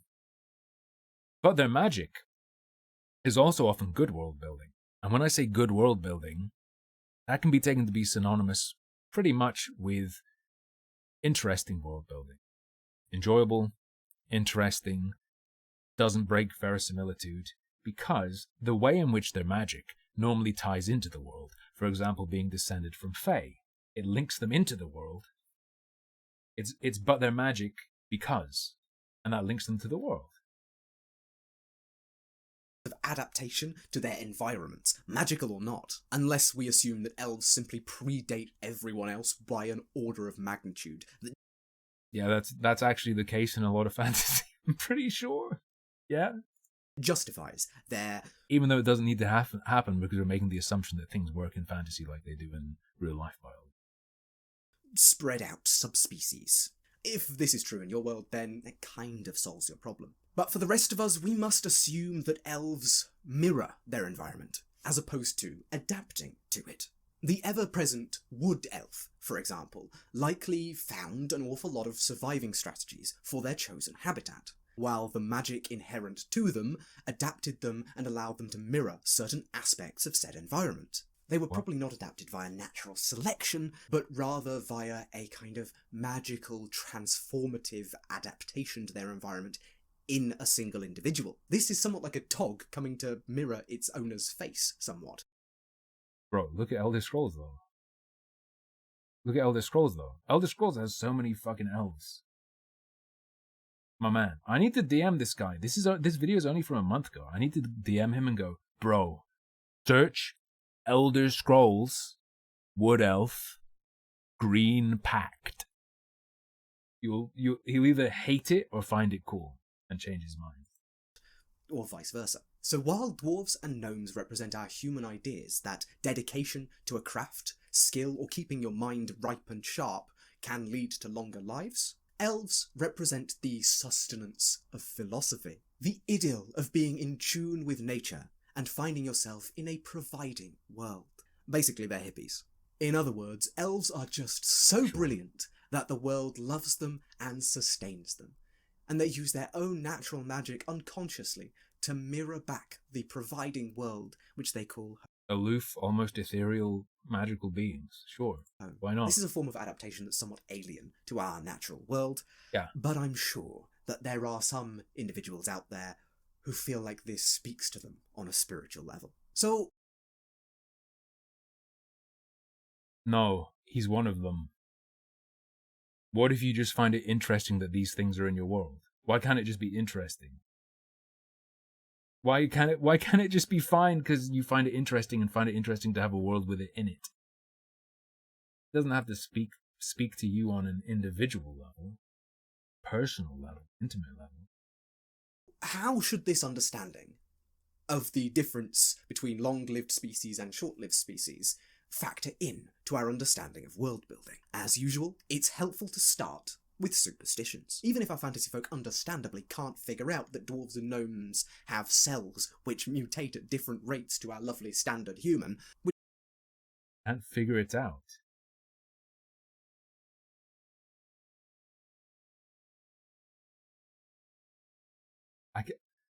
He's saying it like it's a fact that exists in a fantasy world.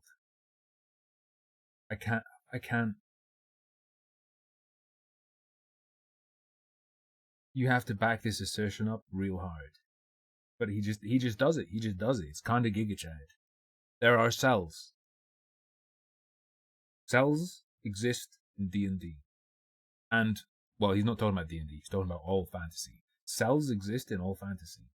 Which may actually account for the dwarf's legendary constitution, by the way. There are some clear differences. A dwarf dying at 60 years old would be treated very differently to a human dying at 60 years old, for instance. Superstitions may spring up that as long as a gnome's hand and mind are still working... Very differently. Maybe. But also I feel like we do that, don't we? I guess it depends at the age they reach maturity. It's more about, like, stages of maturity and how that is dealt with in the individual culture of them. Right? Because I think something that falls apart a little bit is he's thinking about them purely on a biological level as an animal. However, they're intelligent beings to the point of having culture. Their heart is convinced to keep up with the work. This could mean that gnomes are treated differently when imprisoned, and for fear that they may simply die if they don't have something to do. Rumours may spring up that gnomes actually mechanise certain parts of their body, allowing them to live for longer and longer through their own tinkering on themselves. Or it may be as simple as a superstition that gnomes simply don't take holidays. These may or may not be true in your world, but the outward presentation of an ever-wizened, ever-working group of short individuals will automatically build their own superstitions and stereotypes among folk who don't quite understand the nuance. Presumably folk who aren't around them. Right? This is weird because I feel like this is... If you have people who've never run into a particular race before, I feel like whenever that happens in fantasy, you do get shit like that. But then it's the people who've been around the certain races who don't hold such superstitions or assumptions because they know about them, they've been around them. It's just sort of normal. It's just sort of accepted because it is how it is, brother. It is how it is. What do you mean? Superstitions may exist about cuckoo elves, elves who are born adapted to the wrong environment, caused by some strange influence of perhaps another plane of existence, or... This is just shit you could do. This isn't a takedown of other world buildings. You could do this instead if you prefer. Or another realm encroaching in on the elves' territory. Perhaps an elven tribe forced to leave their ancestral homeland loses both a cultural and a physical identity. And there may be a superstition that displaced elves actually just wander sadly and morosely. 777 has just donated £5. Yo. Play my gift, Settlers, Umong. Umong. I will, Brian. I will. Don't worry. Don't worry. It's happening soon. I promise. I have it on my desktop. They keel over dead. Maybe elves are seen as... And thank you for the 5. Untrustworthy. We're coming... due to their... Sorry. We're coming to the end, my brothers. Settlers 2. Settlers 2. We only have like 10 minutes left, brothers. Ever-adapting mercurial... Of the stream. Maybe I'll play it tomorrow, who knows? Magical nature. Or perhaps their extended lifespan sees them stereotyped in almost all cases as great sages of history, even though perhaps their communities are incredibly insular and isolated. Yeah, Settlers 2. There is a common comparison in elf-human relations which posits that the humans are the dogs of this particular relationship. They live about 1/10 as long, they have about 1/10 of the life experience, and they live their lives quickly and free of responsibility. This is somewhat fair. All long-lived species will have... Did this guy get bullied by an elf? What the fuck is actually happening in this video? What? It feels like he's taking it personally. I don't think he means they're dogs in the sense of being a pet. Just in the way that we might look at a gnat and its incredibly short life compared to our trash. He just talked about, right, superstition or certain ways of looking at these other races because of how they're different from the human perspective. But wouldn't an elf viewing humans like that fit into his model of how these races should interact? Right? What's the thing? What's the joke? Saw an example of a joke to illustrate the difference between long-lived races earlier today, where it's you've got a dwarf that sells a shovel to a human, and the human's happy about getting it at a low price, but then the dwarf goes, "Man, I ripped that guy off. This shovel's only going to last one of his lifetimes." To grapple at some point with the fact that their shorter-lived companions live less long on average. A lot of media has explored this concept already, but I don't really want to get on that all your friends will die before you, leaving you alone as a monument to eternal unchanging perfection train. Fucking idiot human. This shovel's only got 200 years left in it. Dumbass. It's one, a little depressing, and two, there's plenty of other media that explores that. Much more interesting to me is how extreme imbalances in longevity may impact trade, diplomacy, and history itself. Firstly, any long-lived species that makes tools or clothing would massively understand the value of building things to last. Yeah, that's... Yo, David Ork, thank you very much for the prime. Everyone for Salvo, please. That's pretty standard in fantasy, right? That's pretty standard. That's a huge dwarf thing. Good shit that lasts forever is a huge dwarf meme. As humans, we already understand this as a valuable thing. Now think living 7 times as long and needing to buy 7 times as many pairs of shoes in your lifetime. Boots, mail, and even weapons crafted by dwarves or elves would simply last longer, be made of more durable materials, take a This chainmail is made from me. Longer to craft, and be probably a little more expensive. A good pair of dwarvish boots would probably last your average short-lived humanoid an entire lifetime. In addition to this, the pattern of labour over a long-lived creature's lifespan would look very, very different.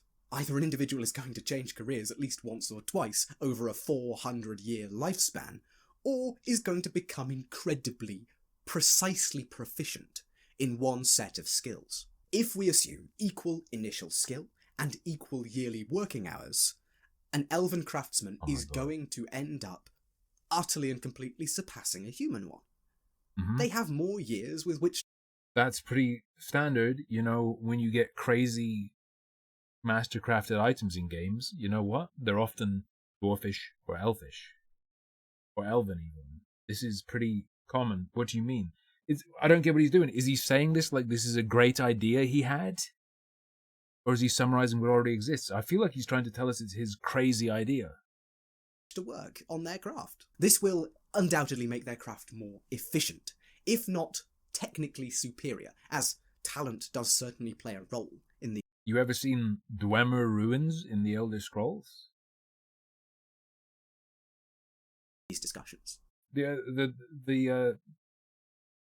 Dwemer, which kind of elf, they weren't actually dwarves. They weren't even actually short. They just seemed short compared to the giants who lived nearby. But anyway, the Dwemer in the Elder Scrolls, they were so good at making shit that they accidentally sort of deleted themselves with tech. But I would suggest that this would not be quite a fair comparison. Firstly, in our world, the craftsman that continues from his first apprenticeship until the moment of his death doing the same thing is quite rare, and they're the ones who become the most dedicated and proficient masters. Most modern people, at least, have retirement as something of a goal, a time where we can pursue personal projects. A simplified ideal of the working life has us in education for maybe a quarter of our life, work for a little over half, and the rest is spent in a kind of retirement, where personal projects can be pursued. Why the fuck did he just say retirement like he coined the fucking word? Is this just a high guy ranting? It's a kind of retirement, if you will. And we don't have the stress of work in our old age. Of course, this is congruent with a world after significant labour reforms, which we absolutely should not forget as being quite recent in our history. However, I would suggest that when your life expectancy can be over 500 years, reforms in how you do labour are likely to come about a lot sooner. Nobody really wants to be working for 300 to 400 years. Culture. Dwarves are also physically different, like you said. You're looking at them through human lens. In a row. Perhaps every 75 or so years, an elf gets a 25-year sabbatical from their labour. Or maybe they get the privilege of taking every 4th year off. It is likely, with such a long lifespan, that such rules may be put in place quite early to stave off the... If dwarves had real-life human culture, I'll give him this. If dwarves had real-life human culture and lived in the real world, yeah, stuff like he's saying might happen.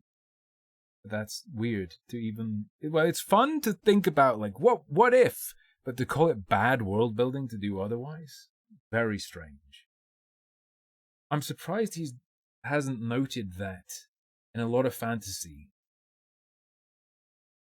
dwarves take on projects far beyond the scope of anything a human would. Groups of dwarves, civilizations of dwarves, the kind of immense feats of craftsmanship, gigantic homes carved out of the stone.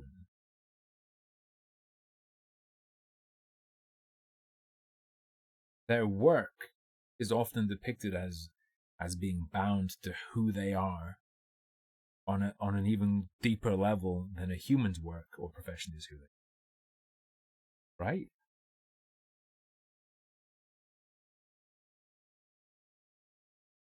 They're not being forced to do a 9-to-5 to pay their rent. I get the sense that it's a sort of duty that they feel within themselves. Of inanity. These labour laws may be so powerful that they mean that certain public services are shut off for years at a time, as the only person qualified to do it is taking a break. The 75-25 also has the extended... That's some Terry Pratchett shit. He's going for hyper-realism. Not hyper-realism. Realism.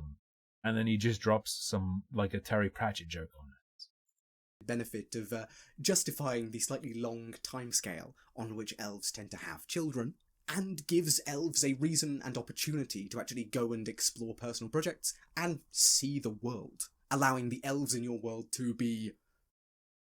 Sorry, I can't let you in. You need a ticket. Well, where can I get a ticket? You can't. Ticket seller's on break. Well, when does he get back? He's a dwarf, so I'd say in about 200 years. He's on his sabbatical. Somewhat up to date, at least 100 years wrong, potentially. Dwarves are often presented as workaholics, but I feel that labour reform in dwarven settings may actually also come a heck of a lot earlier. When your body has to last you for centuries, health and safety legitimately becomes quite paramount, especially among the deadly professions that dwarves often take up. So in Lord of the Rings, when the orcs say meat's back on the menu, he actually meant to say man meat's back on the menu. And menu is orcish slang. It's short for men you eat. He's saying humans are back on the list of men we eat. Humans back on the menu. Man meat is back on the menu eat. Man meat is back on the menu eat. Such as mining, True lore. Metallurgy, and smithing. As I mentioned earlier, a dwarf dying at 60 would be tragic, and if the same rate of workplace misadventures as in our history were to exist in a dwarven mine, well, I think it would be a simple eventuality that almost every single dwarf that is employed in a mine will eventually die there. On a long enough timescale, freak accidents become eventualities. Shift lengths would be strictly limited to avoid tiredness. Masses of bureaucracy and planning would go into dwarven excavations, and sometimes they do in fantasy world. Sometimes it's explained just that if that shit's gonna happen, it's gonna happen younger. But like you said, their extreme expertise comes in. Shift supervision would be an absolute necessity, with a military-style chain of command down in dwarven mines. I would also expect this guy might like Dwarf Fortress. He might like Dwarf Fortress. Stringent health checks and pretty well-trained medical officers to assess whether workers are capable of safely fulfilling their duties, be that through eyesight or physical issues. All of this needs to be within reasonably acceptable safety metrics. Dwarven products would fetch a premium, not just because of the intergenerational clans of master craftsmen who go to make them, but because of the simple cost of labour that is safe and responsible. Much like elves, dwarves are not famed for their rapid production of offspring. So protecting the group of dwarves that do exist would definitely be pretty darn important in a dwarven society. Why else would you carve fortified cities out of rock underground? It's not like that's the prime hunting place of great winged dragons or huge stumbling giants. Diplomats from long-lived cultures would be gold dust, especially if they become embedded in a shorter-lived culture. 3 generations of elves. Bro. There's a lot of fantasy where they literally sense shit through stone and feel a connection to stone. My brother. I think he'd fucking love Dwarf Fortress. I need to DM this guy and say, you need to play Dwarf Fortress. Elves, given a 750-year lifespan, could reasonably recount the entire history of London, from its Roman foundation up until right now, through eyewitness testimony. These 3 diplomats would likely have met every single king and queen of England, and one of them would have even witnessed the birth of English monarchy. Remember, that's just 3 people who can easily share a writing style, a shorthand, and a common goal. Any individual with so much knowledge of the history and legacy of every decision, and the insight to assess and... Although I feel like often long-lived people like that keep it under wraps for one reason or other, either because they're not meant to be long-lived, or because... Imagine some weird race that's alien to you, that's lived among your kind, and is like, hey, I know everything about your past. Believe everything I say. All of my stories are true because I was there. Nah. Reflect upon the lessons learned would be a godsend to any reasonable ruler. Having an unreasonably old advisor for any short-lived court would be amazing. And if they were brought on side and naturalised as citizens, this may lead to an unparalleled continuity of monarchic purpose throughout generations upon generations. You want to know what game I remember doing this? It was a visual novel. Do you remember the life and suffering of Sir Bronte and the blue people? The like elite aristocratic blue-skinned people? Weren't they super long-lived as well?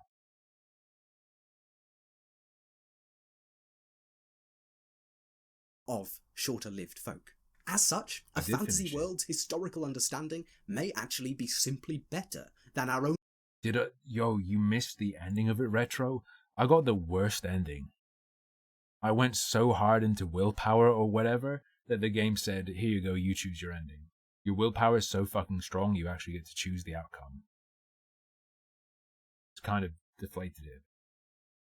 Understanding of our own history. Written records are all well and good, but being able to talk to 1 or 2 of the young administrators who were involved in, say, the dissolution of the monasteries would give a whole other... Didn't you fuck your sister in that book?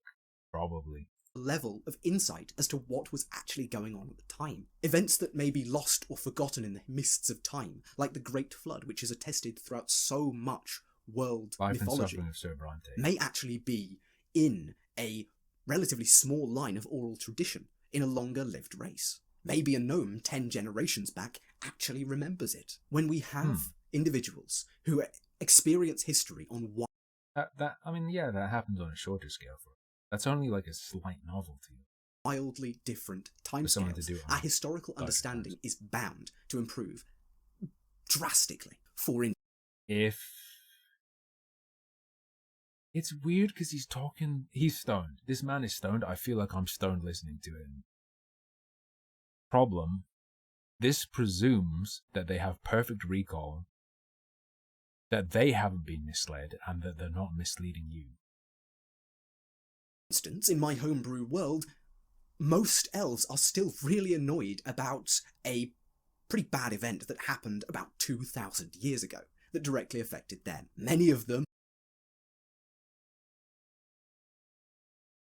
There's some stuff that was going on about 2,000 years ago that humans care about as well. Whoa, that's crazy, dude. Lost great... I mean, literally, in his case, I presume he means directly affected them. Grandparents in this event, And it's very difficult for the elves to get their head around how the halflings are so laissez-faire about the whole thing. To be fair, it is difficult to remain mad at something that happened so long ago as the birth of Jesus Christ, unless you and your ancestors all live for hundreds of years. That's the true impact of longevity. Not that your friends keep dying like pets, but that your family cares personally about things that have long since moved into myth.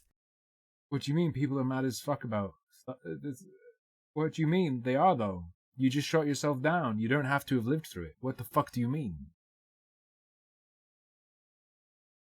And legend. After all, that mythological I'm gonna hero, die. who You now turned my merits brain his own off. constellation in the sky, was an absolute arsehole to your great-uncle. And your great-uncle always maintained that the guy didn't bathe. That may be the real reason why long-lived species seem to be isolates and live in their own communities far away from others. They simply can't relate. Anyway, ladies and gentlemen, thank you for joining me through that fever dream. Weirdly engaging. Weirdly engaging, but at the same time, I have no ill will towards him. I don't think he's a dickhead or anything, but that was a mess. That was an insane mess, and I genuinely suspect this man is involved in the Devil's Lettuce. Which is, I certainly didn't have a bad time watching it. I had a lot to say though, but that is going to be all for tonight. That is going to be all for tonight. I will be back tomorrow, however. So until then, I'm going to say thank you very much for your viewership, your companionship, and your incredible generosity. Good night. Sleep tight. Don't let the whale elf bite.